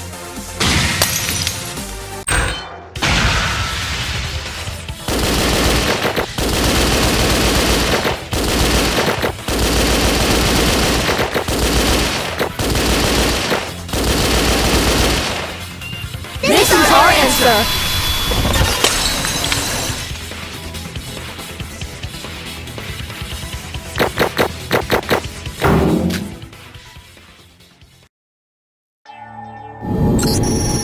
Cool, so the trial's still going. Now what? We should listen to what Sora has to say. She's not the type to do something so dramatic without a reason. About that, Yoriko, I actually don't think I have a reason. But I'm certain we need to talk about this case more. Well, at least I think we should. But Miss Sora, our culprit, Miss Kanade, has been exposed, and has since confessed. What more is there to discuss? Perhaps I could enlighten you all as to my cooking secrets? Oh, or perhaps you wish to know how I got into magic. You want to know why I agreed with Albino? I also felt that something was off. It just didn't click until she asked me if I was sure about it being safe to vote. We know full well how Setsuka Chiabukuro got killed and the tricks used to move the body. I'm also certain that the culprit is Kanade Atona Koji. She masterminded this whole thing. But is that really all there is to it? I can't help but feel that there's one final piece to this puzzle we still haven't found. That kind of feeling. Exactly, Shobai. That's the same thing I felt just now. No offense, but do you guys mind letting us in on whatever private discussion you're having? Sora said she didn't know why she felt like that. How about you, Shobai? There are two loose ends that I made note of while we were deciding whether or not we should keep the trial going. First, what happened to the missing abdomen of Setsuka Chiabukuro? Second, why didn't Hibiki Otona Koji help her sister with this whole affair? A missing piece of evidence and Hibiki's motive. The jury's still out on something as subjective as a motive, so let's discuss the abdomen first. I already explained why they'd have to dispose of the abdomen during my earlier theory, remember? Right. You said the wound would look different depending on what hand the killer used to stab her with. Since Kanade's in the minority with being left-handed, the stab wounds would make her look more suspicious, so she threw it away to try and cover that up. Did we somehow all miss something as obvious as someone's abdomen? Nah, they probably threw the abdomen down the drain along with some of the intestines. Honestly, it shouldn't have been too much trouble to drain the flesh bit by bit, but that's not... Ew, that's gross! As I was saying, that's not what we should be focusing on. The real question is, was that really the only reason? Yo, Wicked Sis of the West. Since you've oh so kindly confessed to your crime, I want to ask you, did you really get rid of it just for that? Of course. That was the reason you yourself reached, remember? As far as I'm aware, the only lefties here are Iroha and I. If I didn't take care of it, I would have been one of the prime suspects straight away. Instead, I tried to use this to my advantage and frame Iroha, but that plan fell through. You say that so casually. I'm right here, you know. Is that your final answer? Excuse me? Now, I ain't the type to brag, but I'd like to think I've got an eye for talent. Despite being just a guitarist, you've proven to us how damn smart you are. I refuse to believe you'd handle something as crucial as the victim's abdomen so sloppily. It does seem a bit sloppy, but right or wrong, that's what she did. She herself admitted it. If this was done in the spur of the moment, then yeah, maybe I'd buy that. But from drugging Bubblehead to rigging the gate records, she definitely planned this way ahead of time. A double-layered trap of not only framing her own sister as the culprit, but having a contingency plan of framing Bubblehead. And even after both plans fell through, she calmly pointed out contradictions to our theories of her being the culprit. Shit, she had at least half of you fooled into believing her innocence. You're telling me that despite all those preparations, she'd use her dominant hand and let us catch her just like that? Isn't it possible she just didn't know that stab wounds look different depending on what hands you use? Are you even trying to be helpful anymore? This girl handled the dismemberment of a human body like a pro. There's no way in hell someone like her wouldn't know about stab wounds being different based on the hand used. But she's the ultimate guitarist, not the ultimate serial killer. What reason would she have to know things like that? If she really did murder Setsuka, she's probably a void. We can't forget that, besides Mikado, 2 other people here are part of a criminal syndicate. Maybe she learned it there? We can wonder about that later. Right now, Shobai has a point. Since she got rid of the abdomen, we could be sure she knew about the slight difference in stab wounds. She could have just stabbed Setsuka with her right hand then. Why go through the hassle of getting rid of the evidence? You really are persistent, aren't you? Fine, I'll explain. I was so busy thinking ahead and juggling the various steps to my plan, I had a lapse in judgment. The knife I stabbed Setsuka with was the folding knife that Monocro left in each of our rooms. I couldn't stop wondering whether Iro had drunk her coffee or not, and then it happened. For half a moment, I lost my focus and stabbed her without thinking about which hand I was holding the knife in. It was only for a few seconds, but those seconds cost me a lot of time. I did my best to cover my tracks, but it seems that ironically, those attempts came back to bite me. The lack of evidence became one of your argument's foundations, Shobai. So well done, you. There. Satisfied? You? The girl who planned this whole mindfuck? Stabbed her without thinking? Okay, now I know you're hiding something. You definitely wouldn't have just given up and considered it a lost cause. There are 1,000,001 other things you could have done. Fuck, I've only needed a few seconds to think some alternatives up. You could have used your right hand to create more stab wounds so the killing blow wouldn't be obvious. Or maybe you could alternate hands. That would really throw us through a loop. Okay. Delightful news for someone who cares. As it happens, none of those ideas came to mind in the moment. It was a rare instance of panic, and I really hate myself for it. Now can you please get off your high horse and just end this trial? I get it. You're all very proud of yourselves. Right now, though, I just want the sweet release of death. Anything's better than this. This line of thinking is going nowhere. Shobai, what about your second unanswered question? The reason Hibiki cooperated? Fine. This one's kinda harder to get a proper answer on, but it remains a key part of this case. So, let me ask all of you. Why do you think Hibiki Otonakoji cooperated with her sister in the first place? Huh? I don't know. It sure is strange. Didn't Kanade mention something about the altar? Hibiki believed that sacrificing Setsuka's body would grant her wishes. That's right, the motive video. Kanade said that her video featured her parents, right? She helped kill Setsuka to save her parents, even if it meant she bloodied her own hands. Wait, was that really what happened? Yuki? Maybe she really did believe that by putting Setsuka's body on the altar, it could save her parents. But that wasn't all that she did, was it? She did things like disguising herself as her sister, and helped rig the gate records to confuse us. Isn't that weird? All she needed to do was put the body on the altar. Nothing more. So why go ahead and help Kanade with such a complicated plan? You've got a point. Hibiki wasn't quite herself this morning, sure. But it wasn't like she had lost her mind or anything. We were all shocked to see Setsuka's body, and it's no secret that Hibiki was the closest to her. But going into such a state like that, it's just not normal. Something's wrong. Let's ask her about it directly then. Hibiki, why were you willing to help your sister with this plan? Don't ask me, Sosi! I don't have any memory of what happened today. I don't know. I don't know what's what. Requesting assistance from Miss Hibiki would be like asking for health tips from Mr. Makanouchi's mangled corpse. I believe her current state will do you no favors, Miss Sora. Kanade's plan relied entirely on Hibiki's cooperation. None of this could have been done without her. But that's not all. No matter which way you flip it, one sister always loses out. If the plan succeeds, Hibiki dies. If the plan fails, Kanade dies. Yuki's right, but that means this entire case doesn't make sense. Why would the twins risk losing their sister? The culprit can only be one person. Monochrome told us that accomplices gain nothing. So what does Hibiki get from this?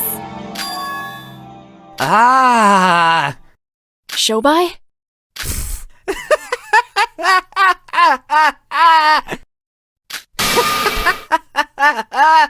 Holy shit! That's unreal! And yet it makes total sense! Holy mackerel! This one's gone bonkers as well! Finally! I've got this shit locked down! It's a bullshit theory, don't get me wrong, but if it somehow proves to be true, then it answers every single one of our questions. Well, don't keep us in the dark. What is it? Hibiki Otonakoji, you're also the culprit. But Kanade's the culprit, right? She's already confessed to everything. No, you're missing the point. It's small, but it changes everything. I didn't say Hibiki Otonakoji was the culprit. I said that she was also the culprit. They're not just accomplices, they're both the true culprit. What? Have you lost your mind? That's impossible! There can only ever be one culprit per trial! It's against the rules for there to be two of them! Prove it. Quote that rule right now and I'll take it all back. What? Yeah, I didn't think so. Now my turn. Everyone, pull out your eHandbook pluses right now and take a look at Rule 6. Rule 6. Here it is. In the case of multiple murders in quick succession, the first murderer will be considered the blackened. The important part here is where it says multiple murders. This would normally apply when there are two different blackens who each killed two different victims. Nowhere does it mention anything about two different blackens targeting one victim. Wait, then, what happens if something like that were to happen? Excluding cases like Rule 6, normally the one who last injures the victim while still alive becomes the blackened. What do you mean by that? Let's say Miss Nijiue fatally stabs Mr. Otori with a knife. If I were to then stab the dying Mr. Otori before his last breath, I would become the blackened that killed Mr. Otori. Essentially, whoever deals the last blow will have the last laugh, so to speak. I see. If there are two separate victims and culprits, whoever struck first would take priority. But there were two killers and one target. Then the one who made the finishing blow is the culprit. Excuse me! Oh, why did you use me as an example? That's not very nice. Alright, so maybe they both attacked Setsuka. There should still only be one culprit, right? Come on, Newsy, pick up the pace. The focal point here is that whoever lands the killing blow becomes the blackened. So, what happens if two people kill the victim at the same time? For something so precise, you'd knock her out first. Then, once she's still, you'd deliver two blows for the price of one. Double the stabbing, double the blackened. You're out of your mind! Even if they stabbed her together, they're still different people with different reflexes. If one of them stabbed her just a bit later than the other, then only that person would be the culprit. Oh, really? Then let's take this up with the judge. Yo, Birdbrain, what's the verdict on that? A bird? I will have you know, Mr. Hashimoto, that I am in fact a crow, and you shall address me as such. Now decide. Rule 6, you say? That rule was put in place in the event that two separate murders occur in the span of one day. I'm all for complicated murders, but to go through the trouble of solving two cases in one trial, a line must be drawn at some point. Rule 6 is a defense against such scenarios. Nevertheless, our current predicament is quite unorthodox. Even I find myself at a loss. If two individuals were to injure one person at the same time, What do you mean you're at a loss? You're the judge. This isn't even an actual court of law. You should be able to decide these things yourself. So, is it possible or not? Theoretically, yes. But in reality, it's next to impossible. If a murder were to take place, regardless of location, we have our high-tech sensors throughout Utsushima. These extraordinary sensors would be able to detect who landed the decisive blow down to 0.001 seconds. No matter how close the two would attempt to make their strike, our sensors would assign whoever struck last as the blackened. Yeah, that sounds about right. I guess it really is impossible. What if they get it down to the same 0.0001 seconds? Well, we measure it down to 0.00001 seconds. And if they do it within the same 0.000001 seconds? Shobai, what are you doing? You seem quite eager to propose a time difference that would be recorded as next to zero, Mr. Hashimoto. Very well. If a miracle such as your scenario were to occur, then I suppose my wings would be tied. Both individuals would become the blackened. I rest my case. Okay, time out. Pump the brakes. That's only theoretically possible, remember? Even if they thought they did strike at the same time, there's naturally bound to be some time difference between them. Nikkei is right. Well, I agree that I'm perfect in every way. My sis, on the other hand, totally impossible. Ho-ho! And the lies just keep on coming. Come again? For any two normal people? Impossible. You two, on the other hand, totally possible. If my theory is correct, then that was exactly why you couldn't leave the abdomen behind. Of course, I'm not just saying this without any basis. The proof that you two could do it at the exact same time was provided by Newsy over there. Me? What did I do? Do you guys remember the interview that Newsy did on the twins back on the second island? Why would we remember such a meaningless thing like that? Hey, my interviews are only of the highest quality. They are not meaningless. But yeah, I always remember every detail of my interviews. It's what makes me such a good journalist. I even have it written down for reference. Why do you remember that, though? You really gonna waste our time with stupid questions like that? Just shut up and do as I say. Read out the part about their secret behind their synergy word for word. Let's see here.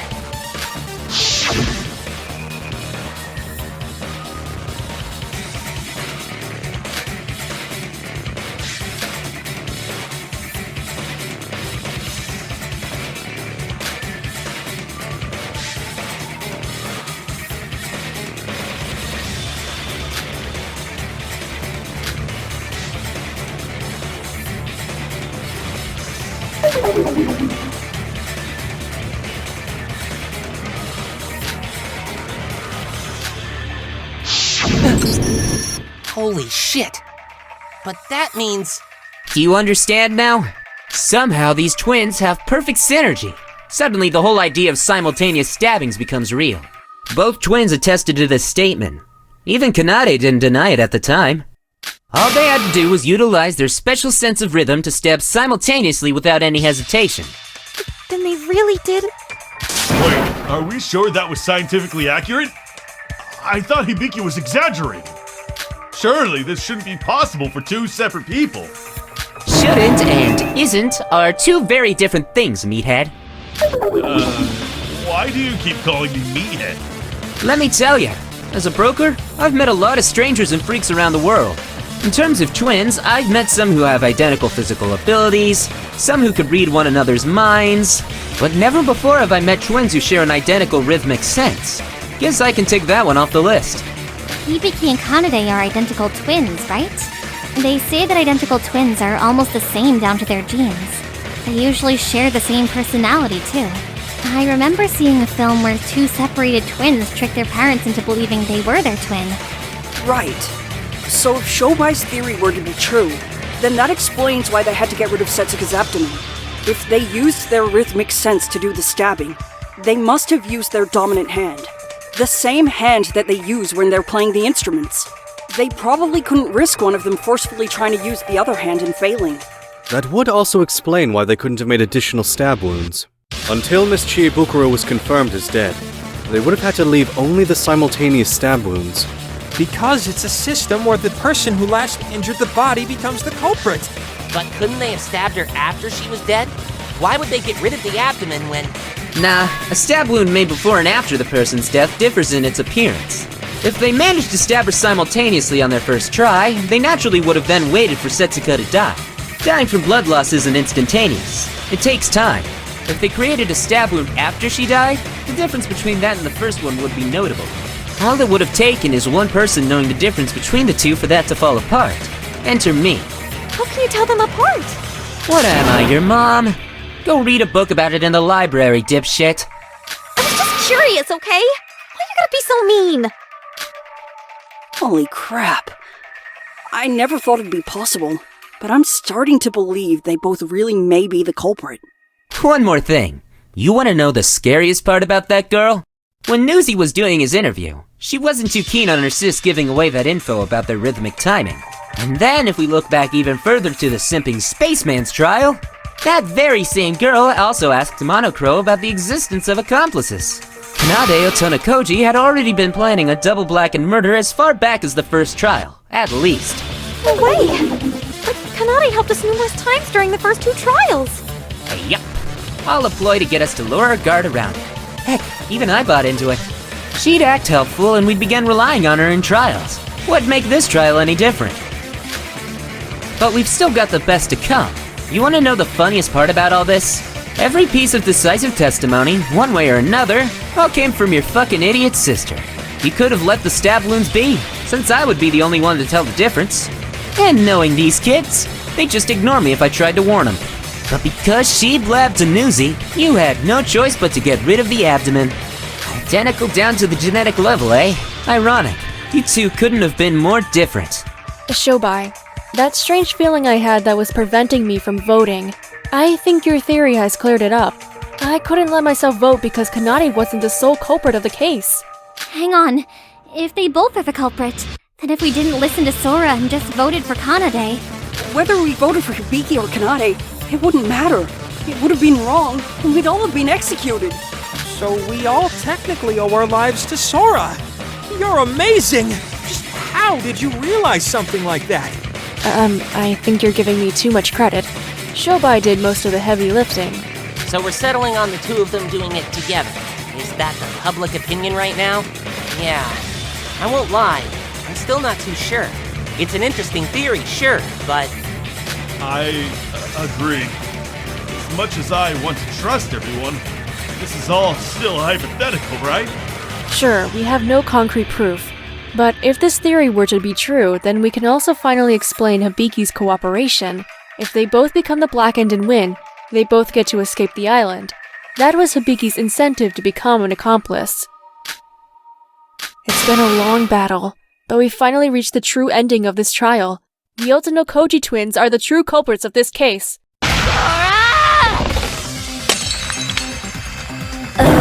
Sora! Do you even hear the bullshit that comes out of your own mouth? I, and I alone, am the culprit. You think you're something real special after hearing Shobai's shitty theory, don't you? I have tried to play nice. I admitted my crime and asked to die peacefully.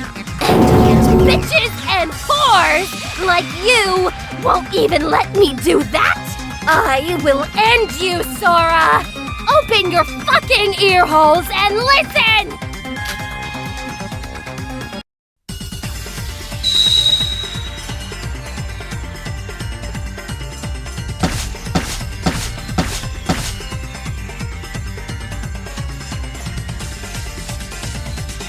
I was willing to accept my death, but the shit you two spew has pushed me to my limit. Twins having special abilities, interviews as evidence, and you're gonna decide the results based on a theory that follow without any solid evidence. This shit isn't conviction, it's just a figure of speech. A passing comment. Irrelevant details. Unrelated to the case. You hear me? But there are no logical contradictions with this theory. Not to mention, if you're the culprit and the double Blackened theory is wrong, we lose and you win the trial. Why are you getting so desperate about what you claim is an incorrect theory? Desperate? Look in the mirror, slut! God, I want to punch that stupid look off your face! I am a perfectionist, even if I am to die. I won't let your dumb theories ruin everything I did. Us both being the culprits. Whining on about a theory without any evidence. I'll pierce through those words.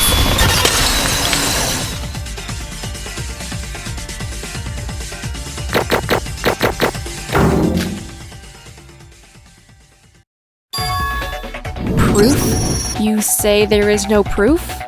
Obviously, it was impossible from the start. A flawed theory. Let's ask the theory's creator. Do you have any proof, Shobai? Didn't think so. And you claim to know something that even Shobai isn't aware of? Of course not, Sora. You don't even know who you are, let alone something decisive. In the end, this was all just a baseless theory. No, I have proof. Huh? After hearing what Shobai said, I looked through every single piece of evidence I'd found during our investigation. There's one final piece of evidence that hasn't fit into the theory, nor has anyone been able to explain its presence. The bottle of antibiotics near the pool. Antibiotics? I don't remember seeing anything like that by the pool. Me neither. What was something like that doing there? I'm not sure yet, but Tedia said something earlier that's just crossed my mind. Tedia, when you mentioned the blood packs disappearing, didn't you mention another change in the infirmary? The infirmary? The infirmary? Oh yeah! Do you mean the medical kit that disappeared for a while before reappearing later? Medical kit? So the antibiotics came from that kit? Well, I check the inventory of each room 3 times a day. Morning, lunchtime, and evening. And the medical kit that was definitely there last night had disappeared when I checked the room this morning. I was gonna tell you guys, but medical kits aren't harmful. I just assumed somebody needed it for an emergency. But when I came back to do my lunchtime stock take, I saw it sitting there back in its place, as if nothing had happened. So that means somebody used the medical kit this morning, right? No offense, Sora, but where are you going with this? What does a missing medical kit and stray bottle of antibiotics have to do with anything? As Tedia said, a medical kit can't be used to kill someone. At a first glance, it seems highly unlikely a murderer would grab it to try and patch their victim back up. But what if that was the case? What if it was grabbed as an insurance to guarantee a double blackened situation? Insurance? You said that they used their primary hands to stab Setsuka simultaneously without any margin of error, right? Both Shobai and Kanade herself have attested to her being an extreme perfectionist. So let me ask you this. What if they somehow managed to fail the timing? No way. You mean they were gonna use it to heal Setsuka back up if it failed? Exactly. Kanade has taken the medical kit with her for that exact reason. That's ridiculous! How would you know if you had succeeded or not in the first place? Dude, Monocro exists for a reason, you know? So they stabbed Setsuka together and called Monocro to check if it would be a double blackened murder or not? Is Monocro even allowed to tell them that? I see no reason for Monocro not to. Telling the Blackened that they are the Blackened shouldn't be a problem, right? I'm more curious about that bottle. I'm incredibly thorough with my searches, but I didn't see anything like that. Where the hell did you find it? I just kinda saw it rolling around near the pool. Bullshit! I never even opened the damn thing! There's no way that I dropped the... fuck, no. What was that just now? I never even opened the damn thing? So you admit you did take it then? The same medical kit that our killer took to secure their double blackened plan? I guess I was wrong. Handing us decisive testimony that digs your own grave? Maybe you're not so different from your idiot sister after all, Kanade Atona Koji. No, this isn't happening. You really just shit yourself over one small bottle, huh? Was the bottle being on the ground really that big a deal? Hang on, back it up. Did she just confess to it all being true? Unbelievable. Even if I had dropped it, I would have heard it hit the ground considering its size. Or at the very least, I would have noticed the minor weight decrease from the medical kit. I didn't even leave it to Hibiki. I did this part myself just in case bullshit like this happened. You've got to be fucking with me. Me making a mistake like this? That's unprecedented. And Sora being the one to find it? It appears for the first time in this trial, we are able to bear witness to you getting truly flustered, Miss Conade. However, it seems Miss Conade truly is convinced she never opened the medical kit. If that were the case, it must have somehow opened by accident. My, what a heavenly show of fortune. Well, Kanade, ready to concede? Both you and Hibiki murdered Setsuka. No way! This can't be happening! This doesn't make any sense! I never make mistakes! I can't lose! Stubborn to the very end. Very well. In that case, I will go over this double blackened case from the start.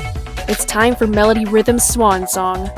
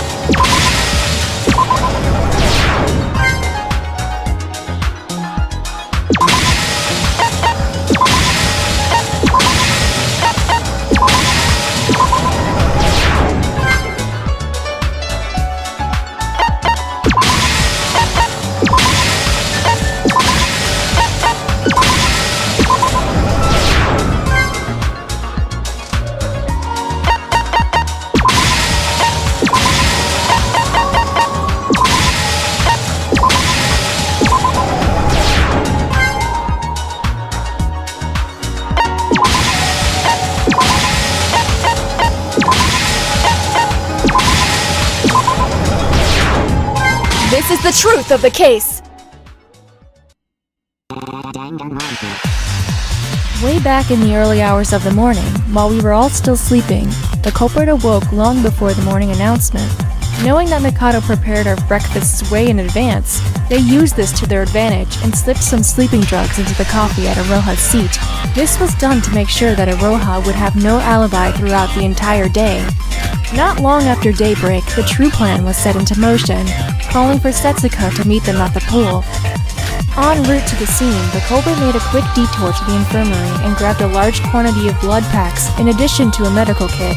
Since it was already gone by the time Teria made his routine morning stock take, we can assume they wasted no time at all in grabbing those items. Once they arrived at the pool, they immediately pounced upon Setsuka, giving her no time to react. It was crucial they not kill her during this attack, however, merely render her unconscious.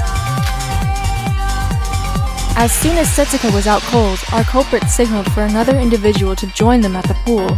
Our second culprit. Yes, despite all the odds and our previous assumptions, Setsuka was in fact not just killed by one person, but in fact two separate people at the same time. When the second culprit arrived at the pool's gates, the first culprit handed them their own e-handbook plus over the top of said gates. This was to manipulate the gate records, a crucial trick used throughout this case. The second culprit entered the pool using the e-handbook plus they were given by their co-conspirator.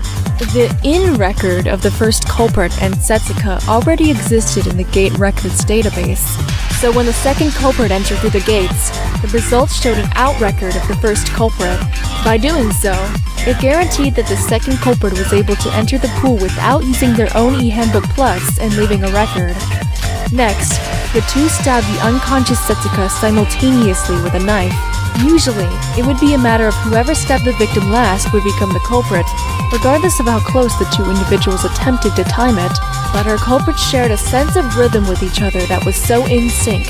Its difference was undetectable even with an electronic sensor. How might this be possible, you ask? Because these two individuals were twins that had ultimate talents related to rhythm. After ascertaining the fact that they stabbed her at the same time, the first culprit left the pool. Once again, the gates were manipulated, this time with Setsuka's e-handbook plus. to make it seem like there was nobody at the pool according to the records. As she was leaving, she also put up a sign that said "Pool Sanitation Time. Please do not enter" in the front of the pool. This way, no one else would enter the pool while they took care of the body. However, without realizing it, this was where the culprit made a pivotal mistake. The medical kit that was prepared as insurance to heal Setsuka in the event that they mistimed their simultaneous stabbing must have somehow allowed a bottle of antibiotics to fall from it. We're not sure how the culprit didn't notice this, but it was the single bottle that allowed us to prove the double blackened theory. After the culprit left, they re-entered the pool 3 hours later with the tools they needed. Typically, tools shouldn't take too long to find. However, to further paint Iroha as our prime suspect, the culprit made sure to leave a lengthy 3-hour window. Upon returning with the necessary tools, they got to work. And by work, I mean cutting up Setsuka's body into multiple pieces. The reason they dismembered her body was to transfer the body to a different place, which I'll get to in a moment. During the dismemberment, it was imperative they get rid of the abdomen that showed 2 people had stabbed the body, each with a different hand. After concluding the process, the first culprit wiped down the pool using its towels, while the second culprit disguised himself as the first culprit. They were twins, so only a few adjustments were needed to make them completely indistinguishable. One of these adjustments involved altering their body shape. To do so, they put both of Setsuka's hands into a plastic bag and pinned it to their chest. Conveniently for the culprit, they also needed Setsuka's fingerprints to utilize her E-Handbook Plus for tricks later down the line. So by using the hands as part of their disguise, it also allowed them to carry the hands around with ease. Essentially, it was like killing 2 birds with 1 stone. Equipped with Setsuka's hands, they could now use her E-Handbook Plus whenever they wanted to, just like Emma did with Kokoro's during the previous trial. The culprit then sent a message to Iroha using Setsuka's E-Handbook Plus. The message called for her to be in front of the mirror house at 18 o'clock. It was because of this message that Iroha didn't join us for the parade, further extending the period in which she would have no alibi. As soon as the message was sent, the second culprit left the pool while still disguised. The sign that was in front of the pool was placed back inside, and they set off towards Department A. After arriving at the ghost house, they removed their disguise and entered inside, making absolutely certain Iroha would notice them. This was yet another thing the culprits had planned out, in an attempt to frame Iroha further and increase our suspicion of her. However, that was when their second crucial mistake occurred. In a hurry to get out of their disguise, the pin used to hold the plastic bags fell to the ground, unnoticed.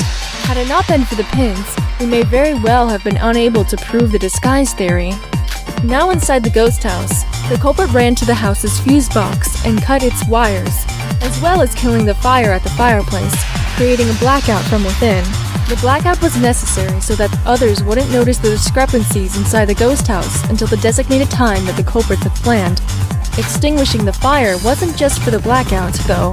The chimney's passageway also needed to be clear for a later part of the plan. A little later, the second culprit redisguised themselves as the first culprits and left the ghost house. There, they would join the rest of us for the parade, in the guise of their own sister. Of course, none of us had even the slightest inkling of being hoodwinked at the time. The resemblance and impression was uncanny. They simply smiled and waved as the parade unfolded, while also giving their sister a rock-solid alibi at the time. Meanwhile, the first culprit was waiting for the monorail at the Department C station. Let's go back slightly and focus on what they did up to this moment. Prior to the second culprit heading over to the ghost house, the first culprit had taken the time to move all the body pieces from the station to the pool. During the second culprit's creation of said house's blackout, the first culprit had their hands full with both disposing of the pool's signpost and putting the chest piece of Setsuka inside one of the parade dolls in the Department C storage area. Back to the present. At 1810, the monorail heading to Department A arrived and the first culprit began their process of slowly relocating the body. The method they used to do that was throwing one body piece down the chimney every time the monorail sailed past the ghost house. Typically, this method would be suicide for any normal person, but not our culprit. They made it seem like the body had teleported inside the house. Unfortunately for them, since the ghost house was next to a track that connected Department A and C, they only had 4 chances to throw the body pieces inside, considering that monorail is only active every other hour. Excluding the torso and 2 hands, they were tasked with handling the 7 remaining pieces. Was this going to be a problem? Of course not. Our culprit had reviewed the monorail timetable and calculated the time it would take to move back and forth between departments A and C. Using this method, they learned they had 7 chances to throw the 7 body pieces down the chimney. Utilizing their perfect aiming abilities, it was a piece of cake. Once they had ensured all the body pieces had successfully passed through the chimney, the first culprit left the station and headed to the storage area. The parade was almost over, and Setsuka's torso had arrived at Department A by then. It was time to retrieve their final piece. We all noticed Setsuka's continued absence and began growing anxious. After a brief discussion, we decided to split up and search for her. Under the pretense of searching Department A, the 2 culprits regrouped inside the storage area and swapped places once again. Their disguise was only necessary to provide the first culprit an alibi while they threw Setsuka's limbs down the chimney. And now that this task had concluded, there was no need for the second culprit to remain disguised any longer. Over at the ghost house, I had sought out Setsuka through the blackout, but to no avail.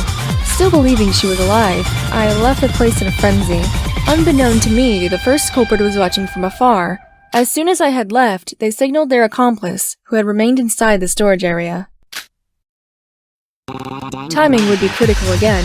The second culprit picked up Setsuka's torso and ran full sprint all the way to the ghost house. To gain entry, they would once again use Setsuka's e-handbook plus, so the logs would show us an ID that displayed an in record but not an out record.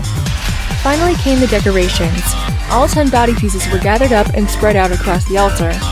The folding screen was moved in front of the entrance, and the blood packs they decrewed at the beginning of the day were put to use, flooding the room.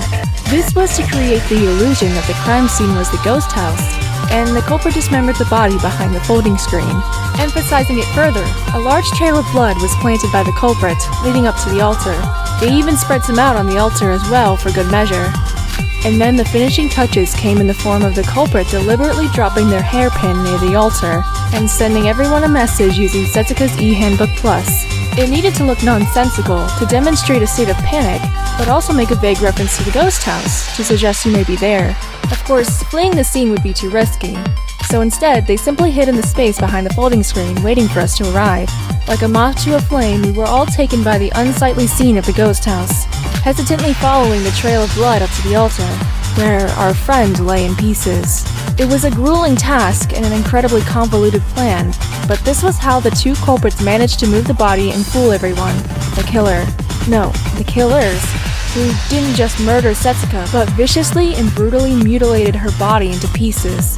The twisted psychopath with a cunning mind and a lust for blood, and her unknowing accomplice, whose involvement was far more severe than we could ever imagine.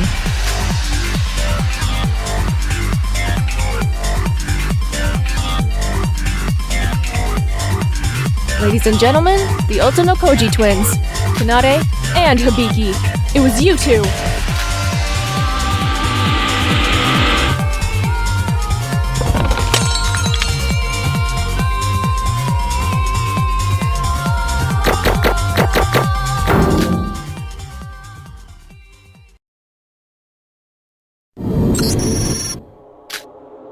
Well, Kanade, did I miss anything in your oh-so-perfect murder? And Hibiki, I'm sorry, but it's the same for you. You might not have memory of it, but the results of this trial clearly tell us that you are also the one who killed Setsuka. No, I'm innocent! I couldn't have killed Tsuka! She was my friend! This has all gotta be some kind of bad dream! Yeah, that's it! This is all a dream! This is all a dream! Kanade could never kill someone! I could never kill someone! Wake up, Hibiki! Wake up, wake up, wake up! This isn't real! This isn't real! Hibiki. Miss Hibiki, I'm afraid this is not a dream. Whether you remember it or not, you have indeed committed the heinous crime of murder. Furthermore, you've also lost the class trial. If the answer we've deduced is true, soon your life will be over, and you shall be dead. What? Dead? I'm going to die? This is some weird joke, right? I haven't done anything wrong. I promise. You guys are just messing with me. Right? Right? Come on, guys! This isn't funny anymore! Why are you all looking at me like that? Kanade and I didn't do anything! Tell them, Kanade! Kanade, we didn't kill anyone, right? Why aren't you saying anything? What's going on? Sis, help me! Like you've always done, like when we were young. Sis. When something bad happened, you were always there for me. I am sorry if I was a bad sister. I am sorry if I was being too harsh to you. I'm sorry for anything bad I ever did. But please, help me.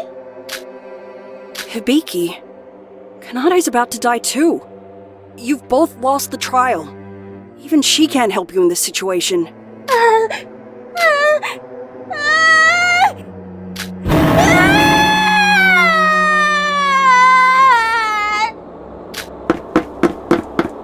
Help me! Let me out! Why won't these doors open? Help me! Now, Miss Hibiki, the trial is still in session. I must request you return to your seat immediately.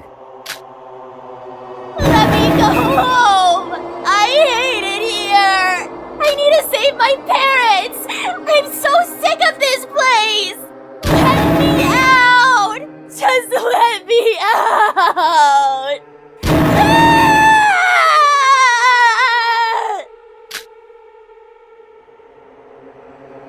Hibiki!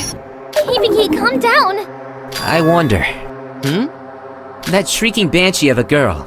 I've been monitoring her since we deemed her a suspect earlier on in the trial. Her sister's a crazy psycho bitch, don't get me wrong. But this girl? Small quirks in her behavior plus that whole amnesia thing. She might have a second disorder. This is your final warning, Hibiki Otonokoji. If you do not return to your seat, you will be severely punished. Shut up! Kanade?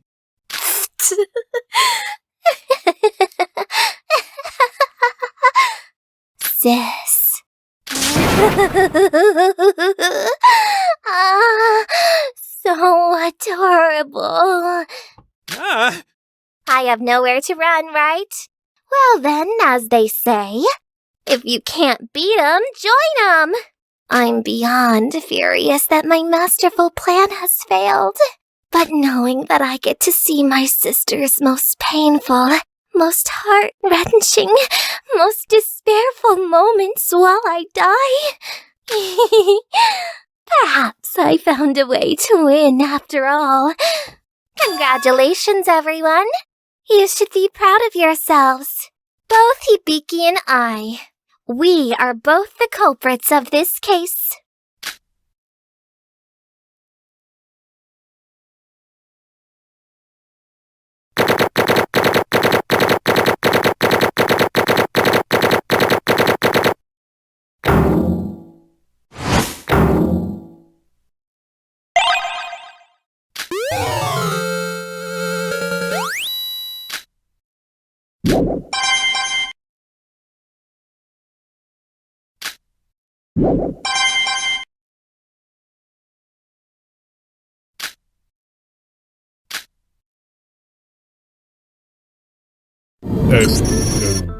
I'm glad to hear that you have all reached what seems to be a unanimous decision, but I will take this silence to signify that you are, once again, ready to vote.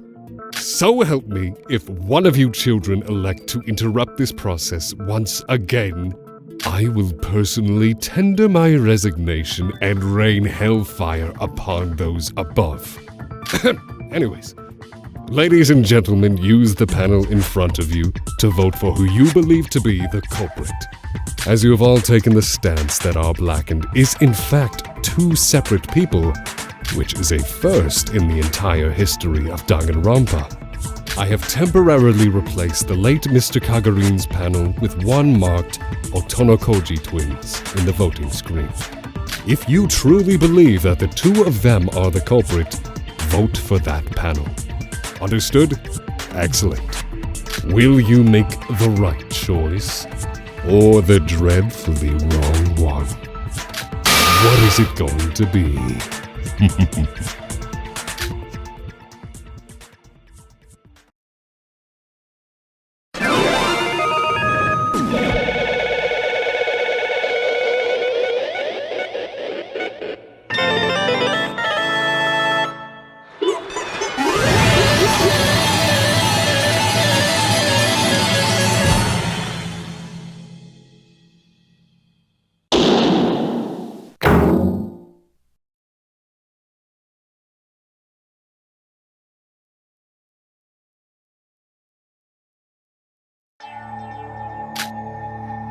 Oh.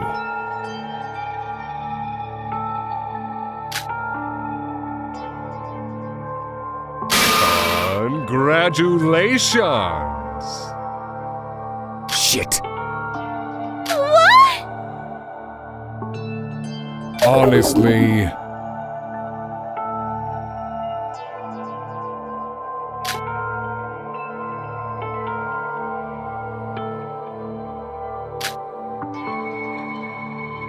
oh.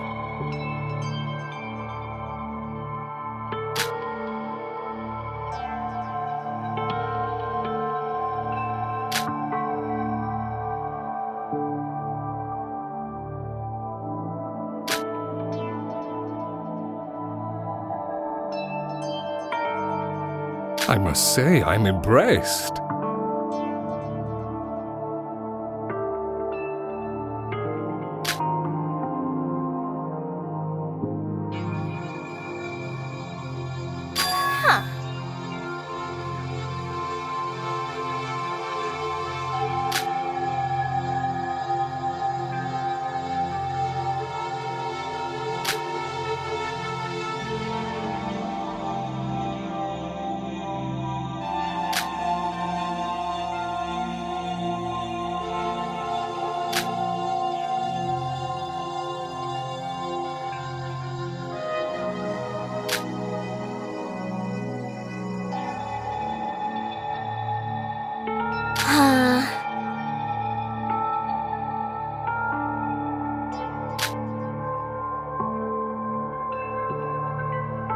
Huh.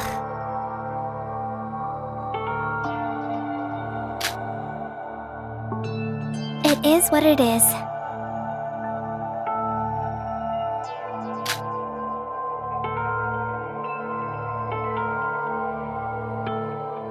Impossible.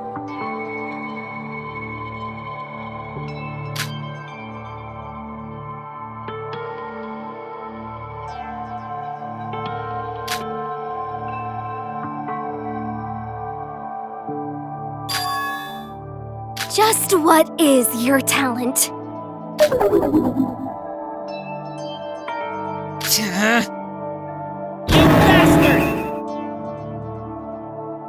Huh?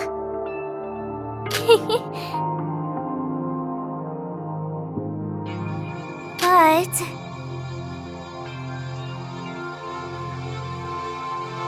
I don't get it. Huh. Also, The thing is,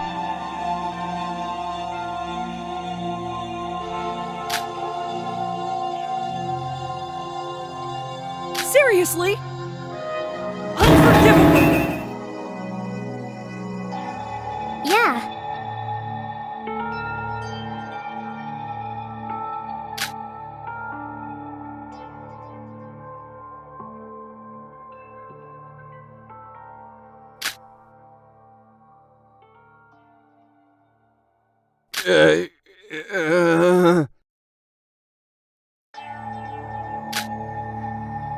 you little...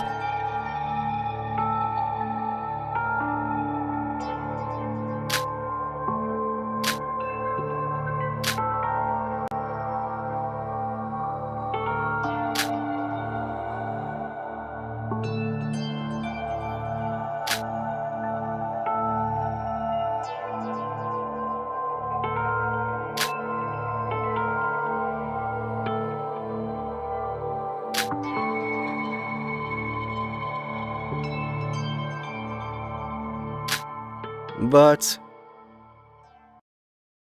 What did you say? Time out! Time out!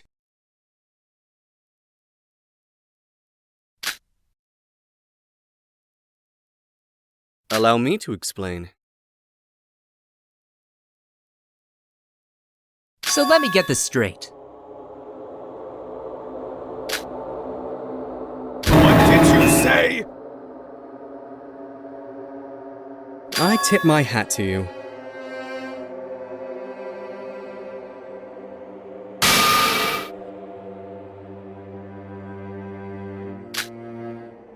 What? You are forgiven.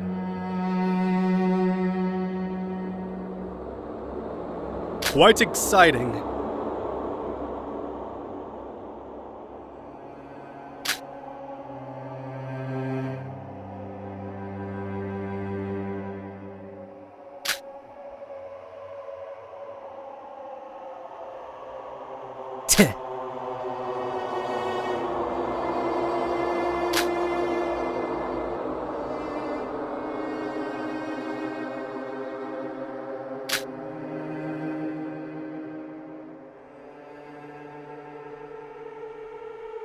How awkward.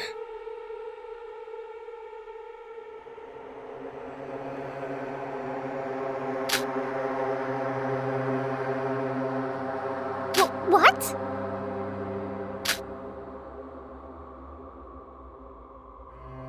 How? That's...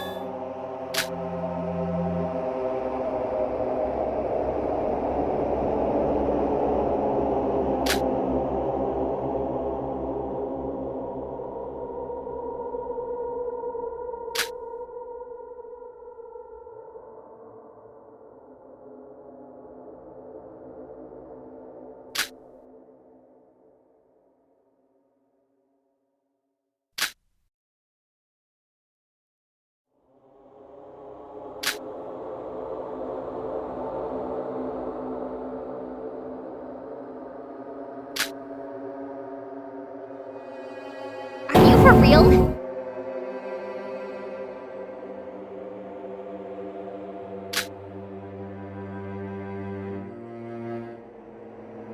Fuck!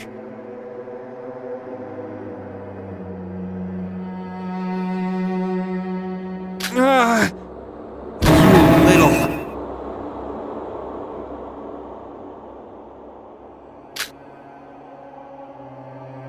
How annoying.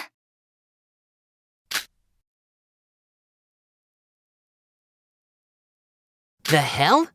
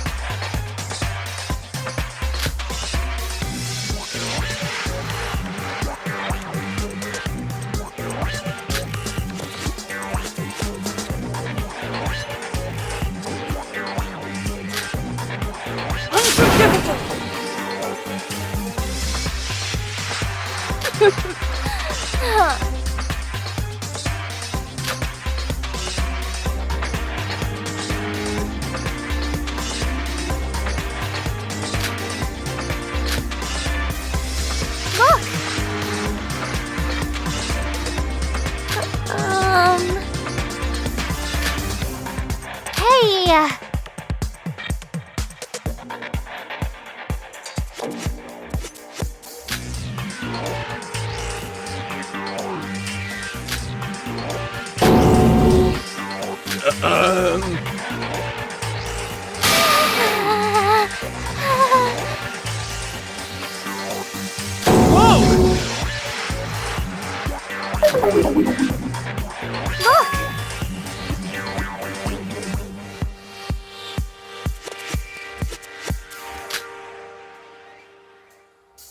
Seriously? No? Use your head.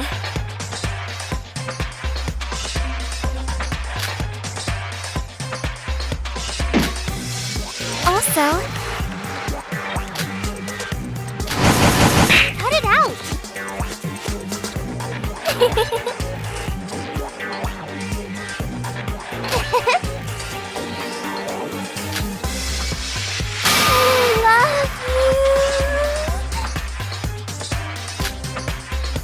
The hell?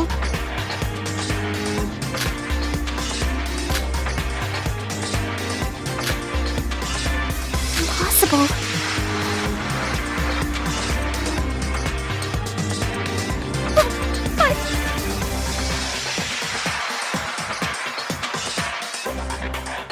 Well, that came out of left field, huh?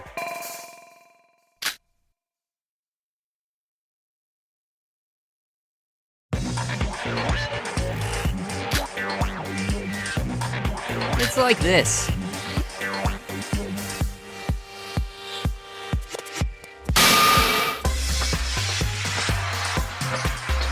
What did you say?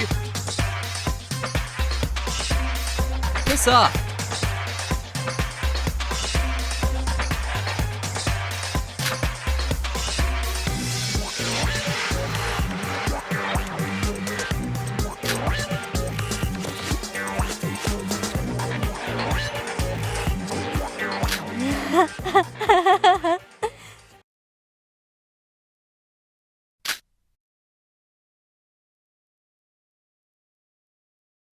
Sure.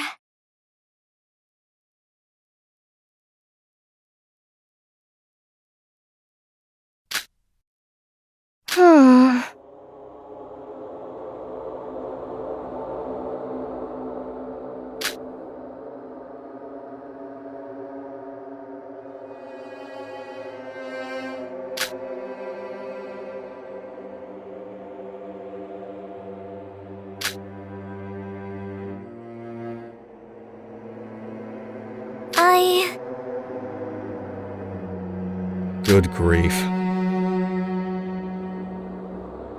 Wrong.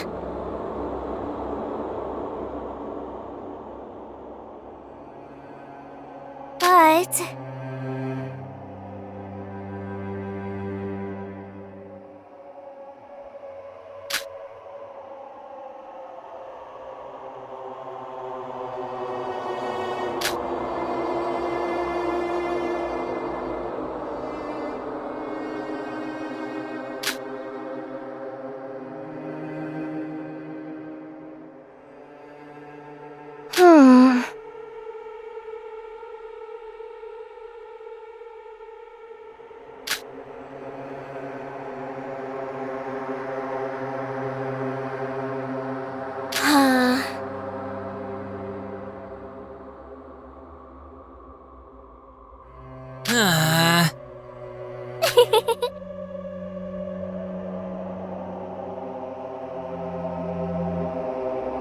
Sis!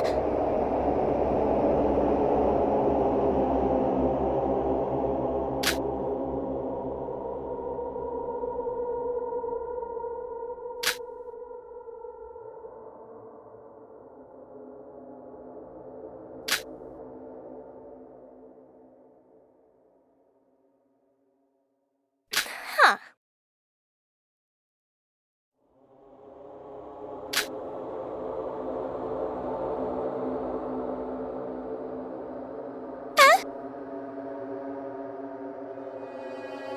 So...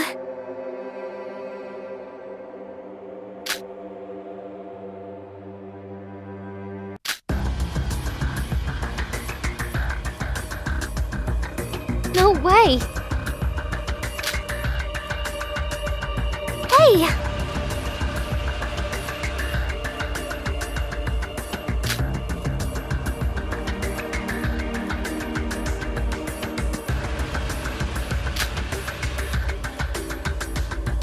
Sis!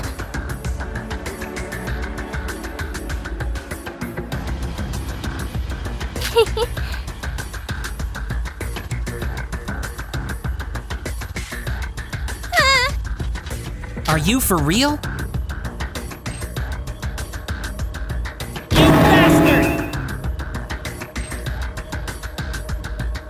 Certainly.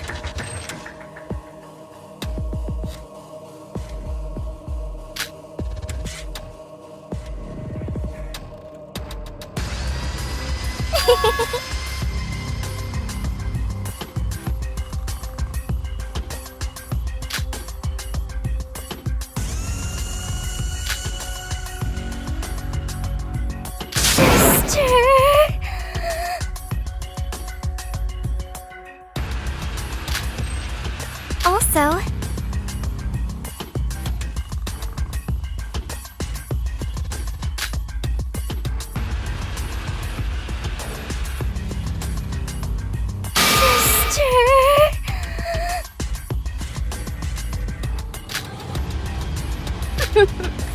huh.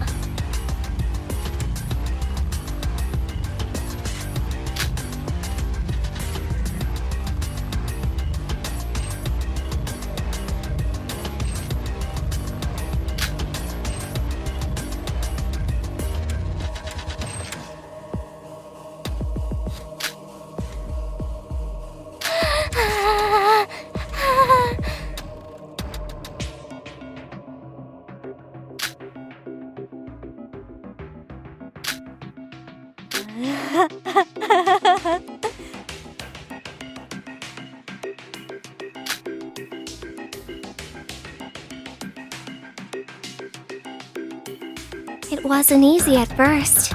I had to try numerous different methods to find what was most effective. In the end, I learned that eradicating whoever Hibiki held close to her would slowly increase her reliance on me. Jiro was only the first of many. For example, there was Hibiki's best friend Ayumi from grade school. Someone pushed her down a flight of stairs. The blow fully paralyzed her, and she's been hospitalized ever since. Your sister Kanade gives me the creeps, Viki. We should stay away from her. The bitch was practically asking for it. Then there was that middle school homeroom teacher Hibiki had a crush on. He was always so hardworking, so I tried to help him out by filling his veins with muscle relaxant and burying him alive. I'm sure that perverted pedophile had indecent thoughts towards my precious sis. I hope he died painfully and slowly. If Hibiki knew what I had done for her, she'd be thanking me. Even Melody Rhythm brought its fair share of troubles. The recording engineer, the makeup coordinator, the manager, every single one of them. They all just got in the way. So I got rid of them. Poor little sis. Her mind's become so fragile that even the smallest things can send her off the deep end. And right into my arms.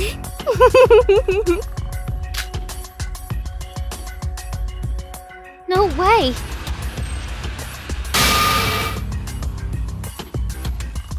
This can't be. Hey.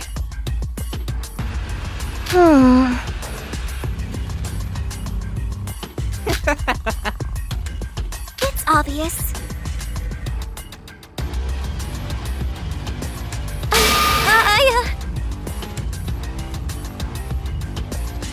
It is what it is.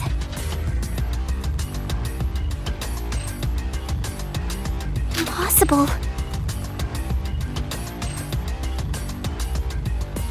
What?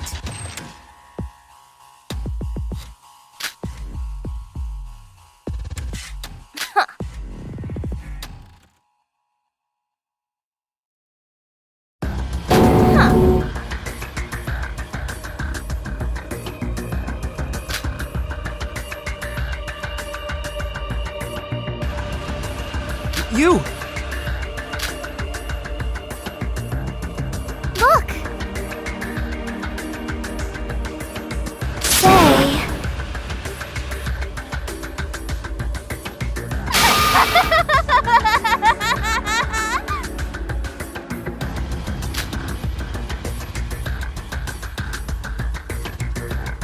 You're kidding!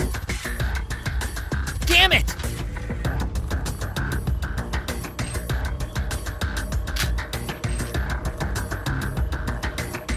Hold it right there.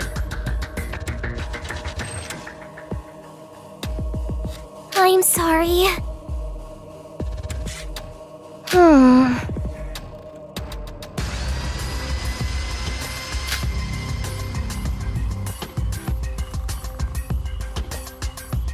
Sis.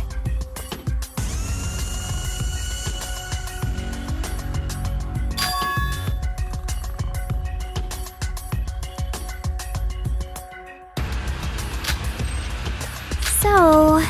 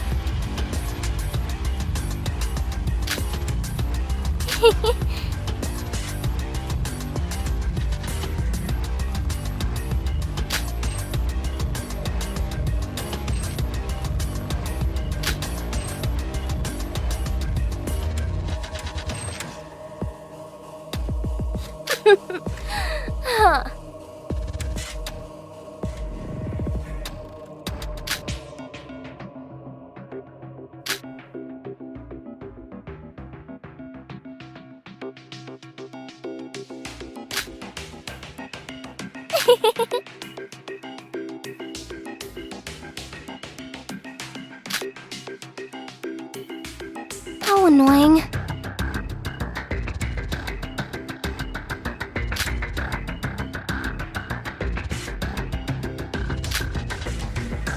I tip my hat to you.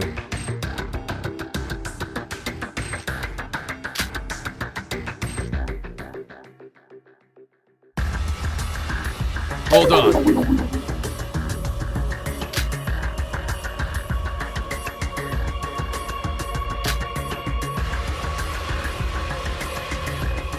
Wait.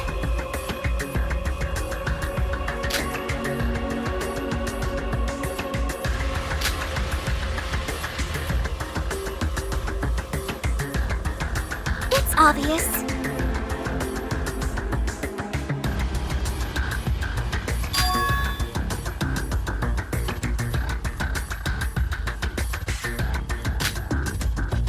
By the way...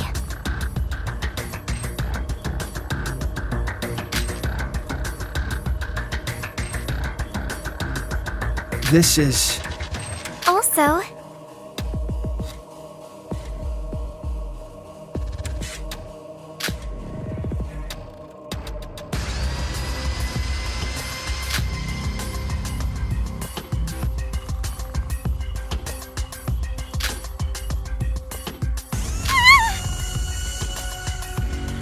obvious.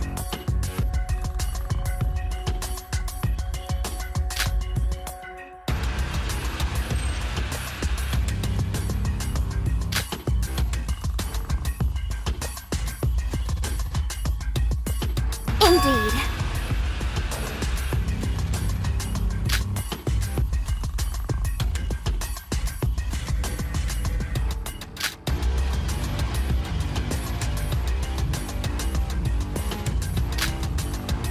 Certainly.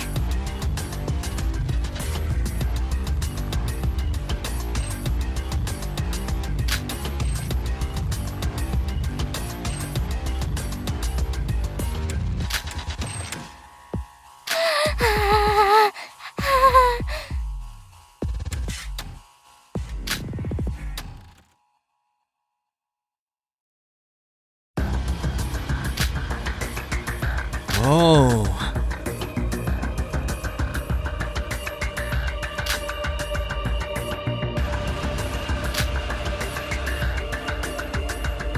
Won't forgive you.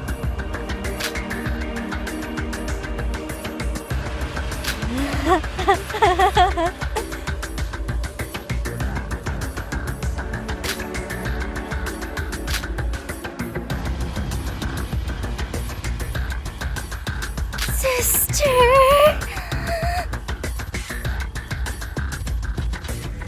How annoying.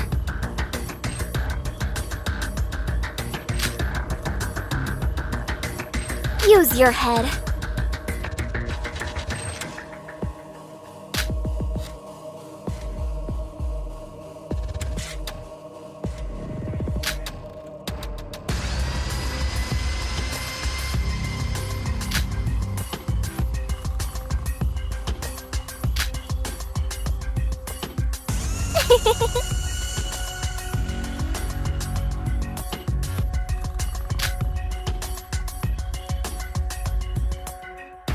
Hey. All right.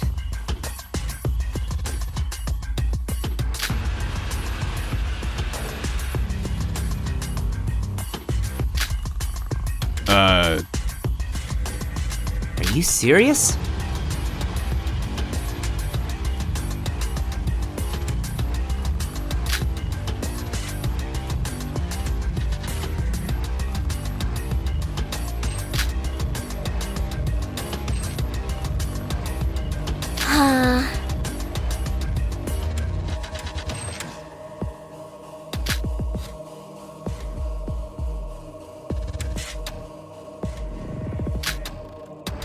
Hibiki.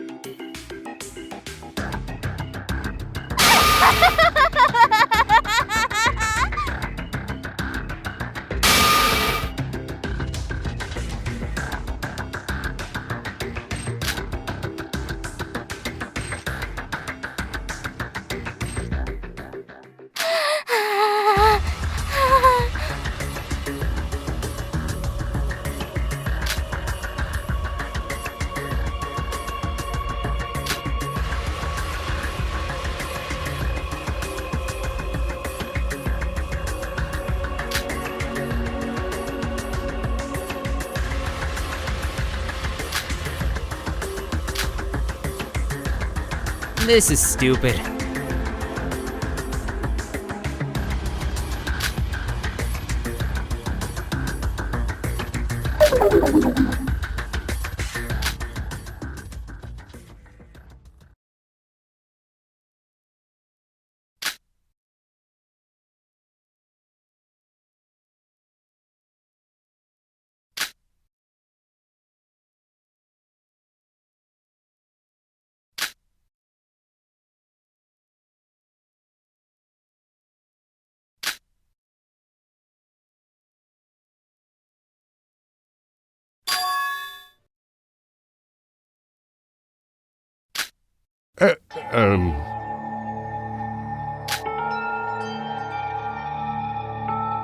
Wait.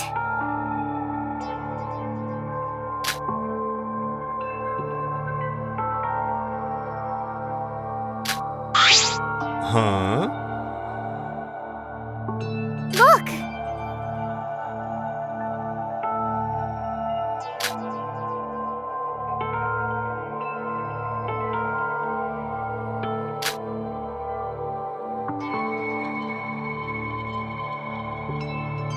Huh? Wait. Huh?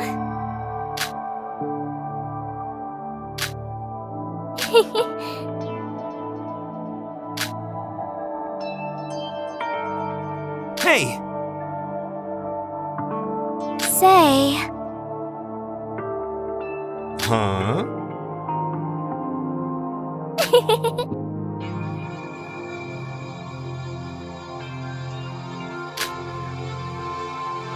Indeed. Huh? Also,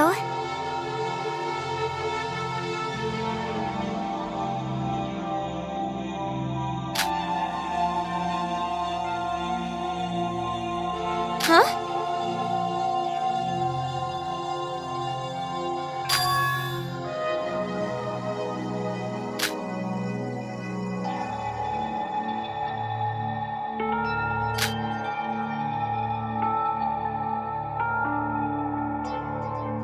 Look.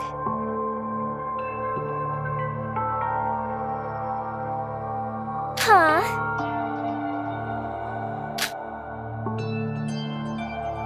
Hey! Huh.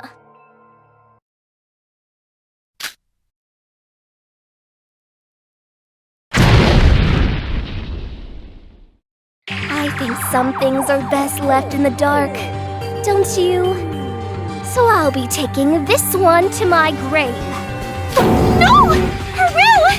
It's... Somebody stop her! We need that info! We're too late! A note as small as that burns out in a matter of seconds!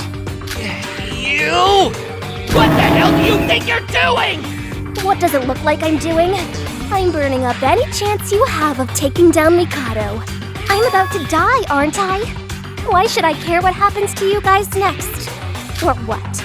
Were you expecting some sort of touching moment? Take this. I leave this up to you. As if. Unfortunately, I'm not that good of a person. Not to mention how much I despise each and every one of you.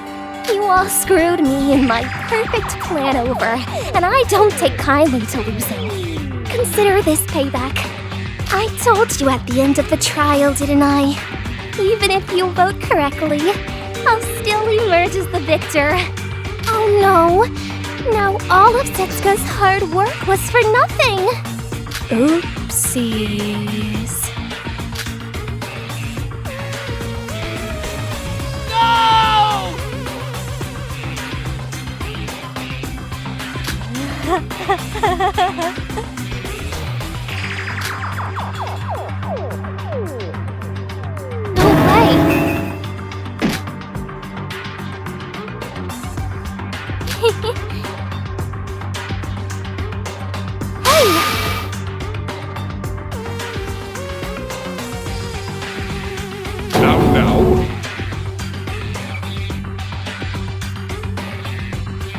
Not so fast.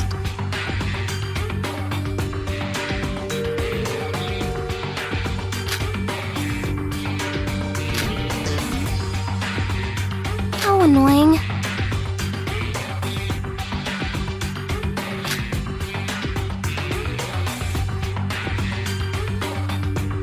Honestly...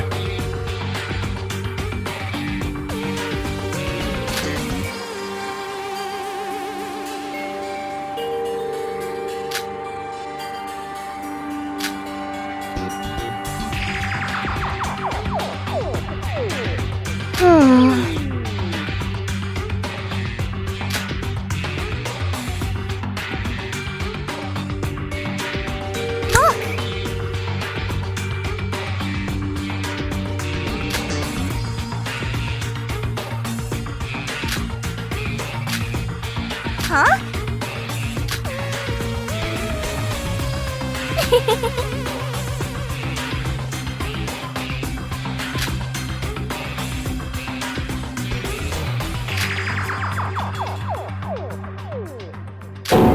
What? It's okay. No!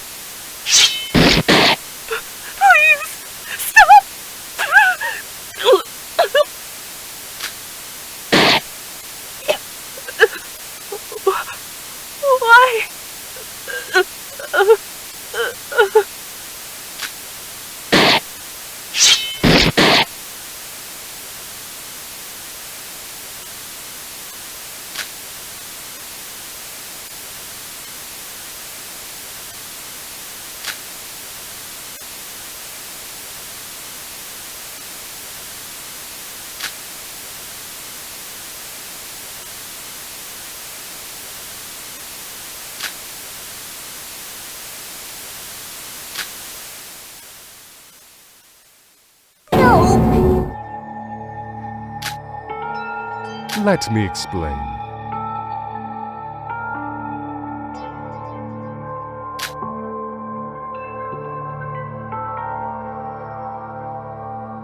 No way! There's no use. Darn it!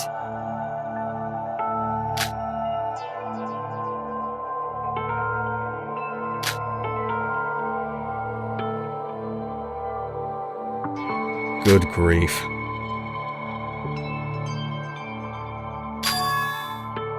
Wait.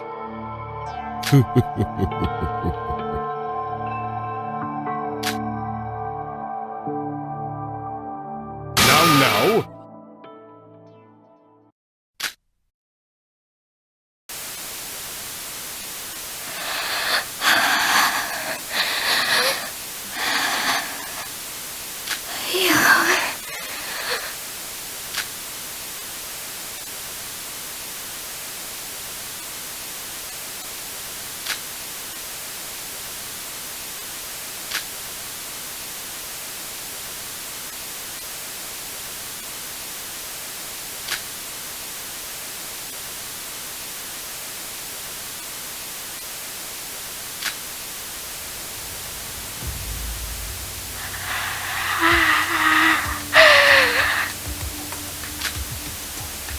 It's hot in here.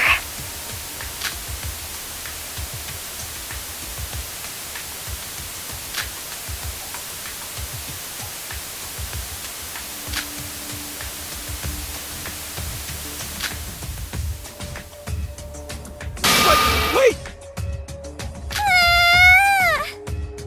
What? This...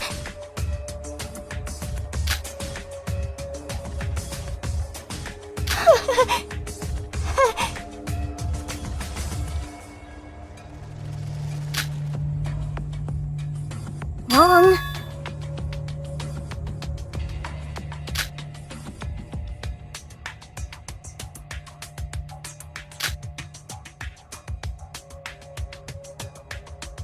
Maybe.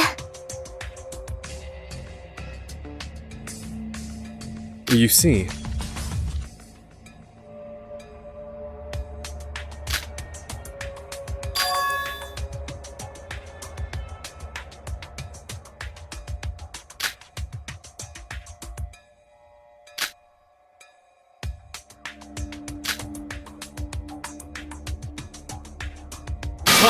Time out!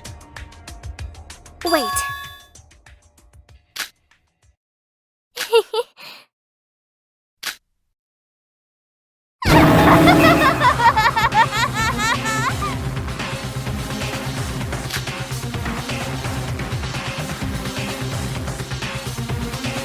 What?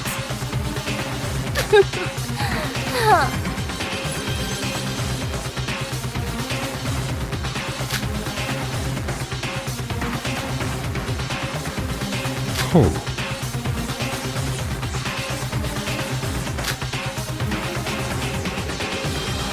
Don't worry.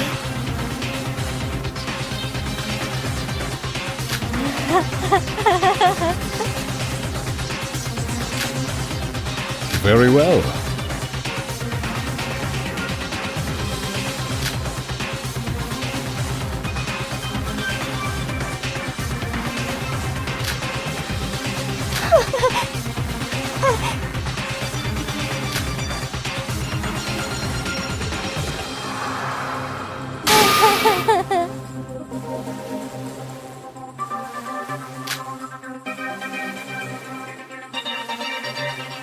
Go away!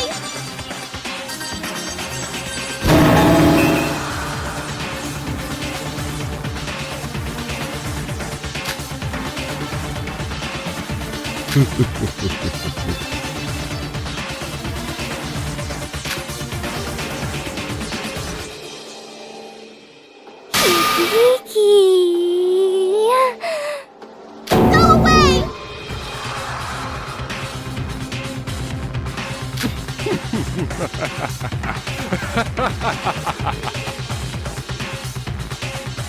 Susie! Help me! Nikki! Hello, you teaching Robo says anyone! Save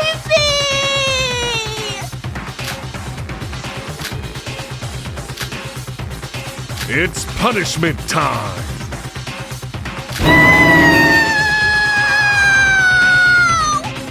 It's punishment time!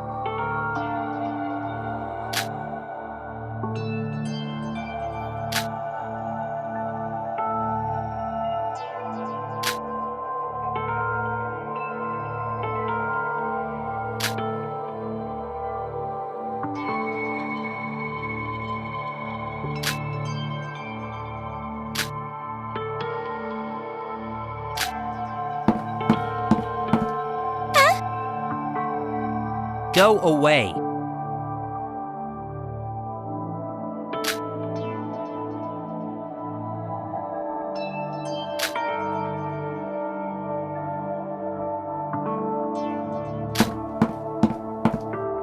Crap! No good. I messed up.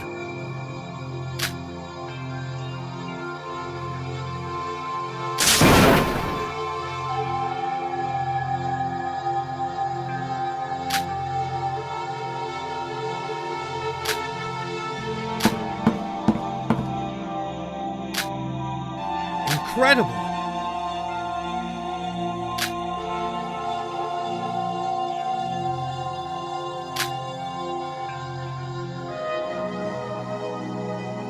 Listen here. Huh?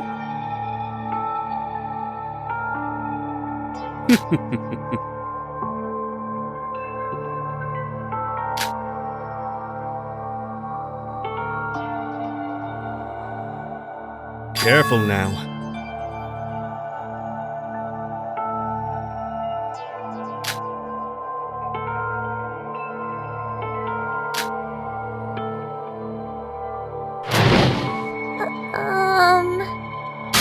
Stay positive.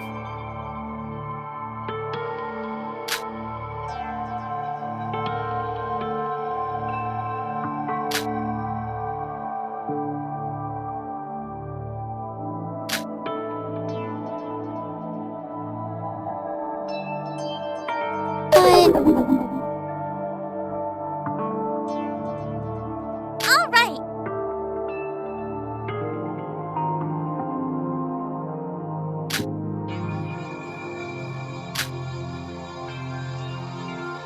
Seriously? Huh? Are you for real?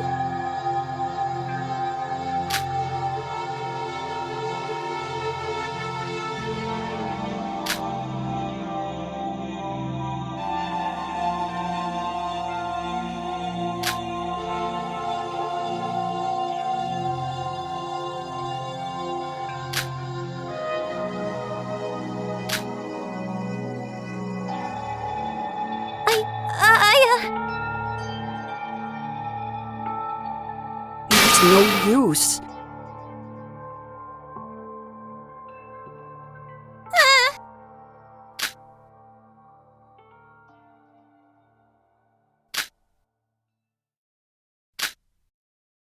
Big bro.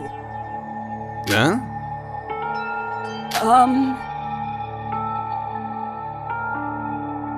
Hey.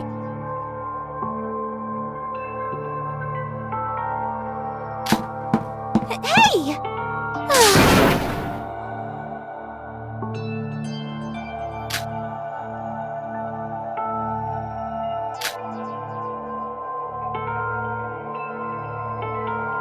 But...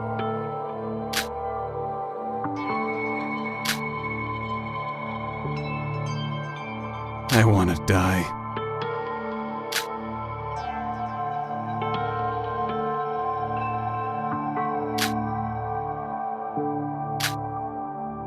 Look.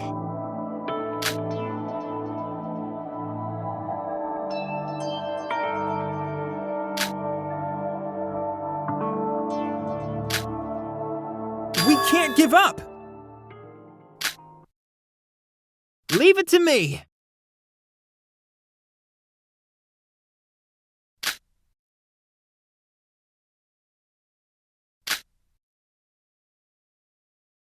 I promise it.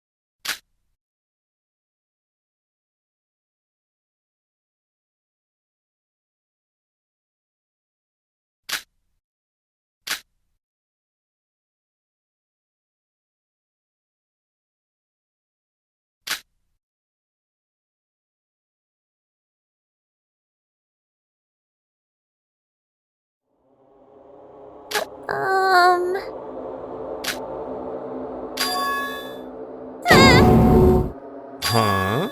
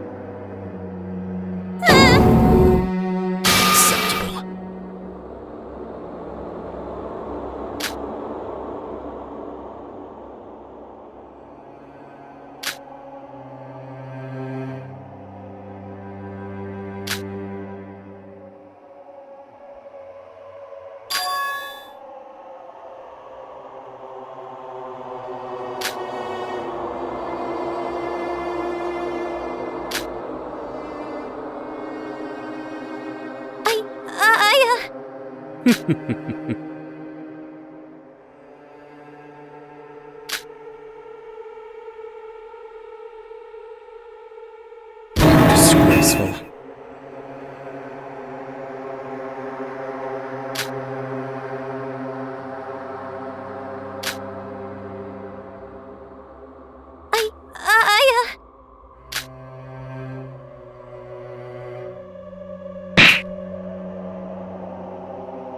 Do not feed me such feeble excuses, you mangy mutt.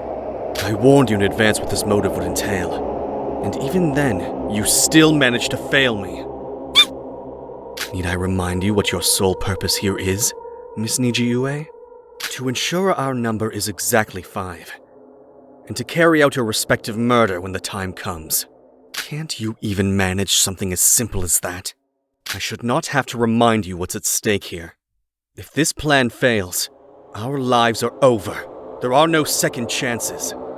Wait, but this isn't fair! I wasn't assigned to the third island and nobody told me things had changed! I can't just do this on my own! Then call upon his powers, for heaven's sake!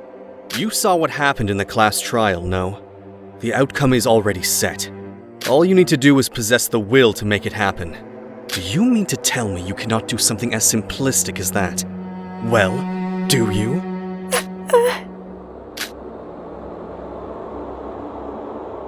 How disgraceful.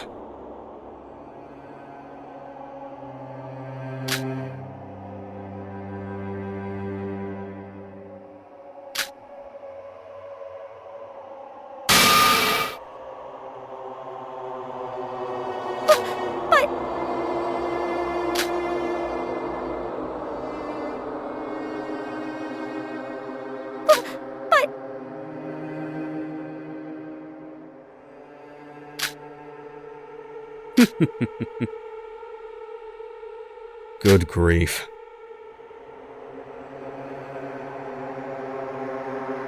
What? Damn brat.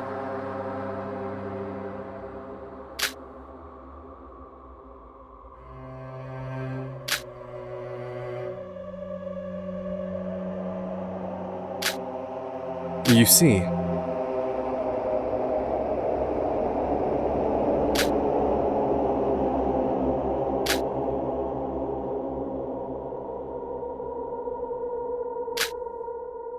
disgraceful.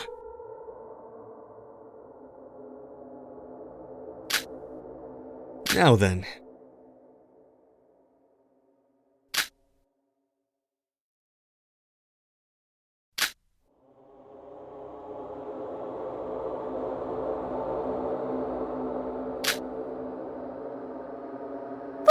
But...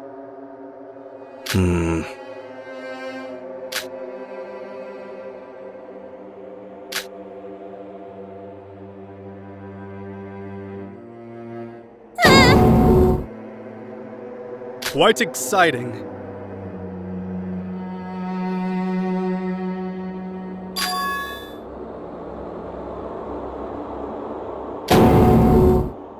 Careful now.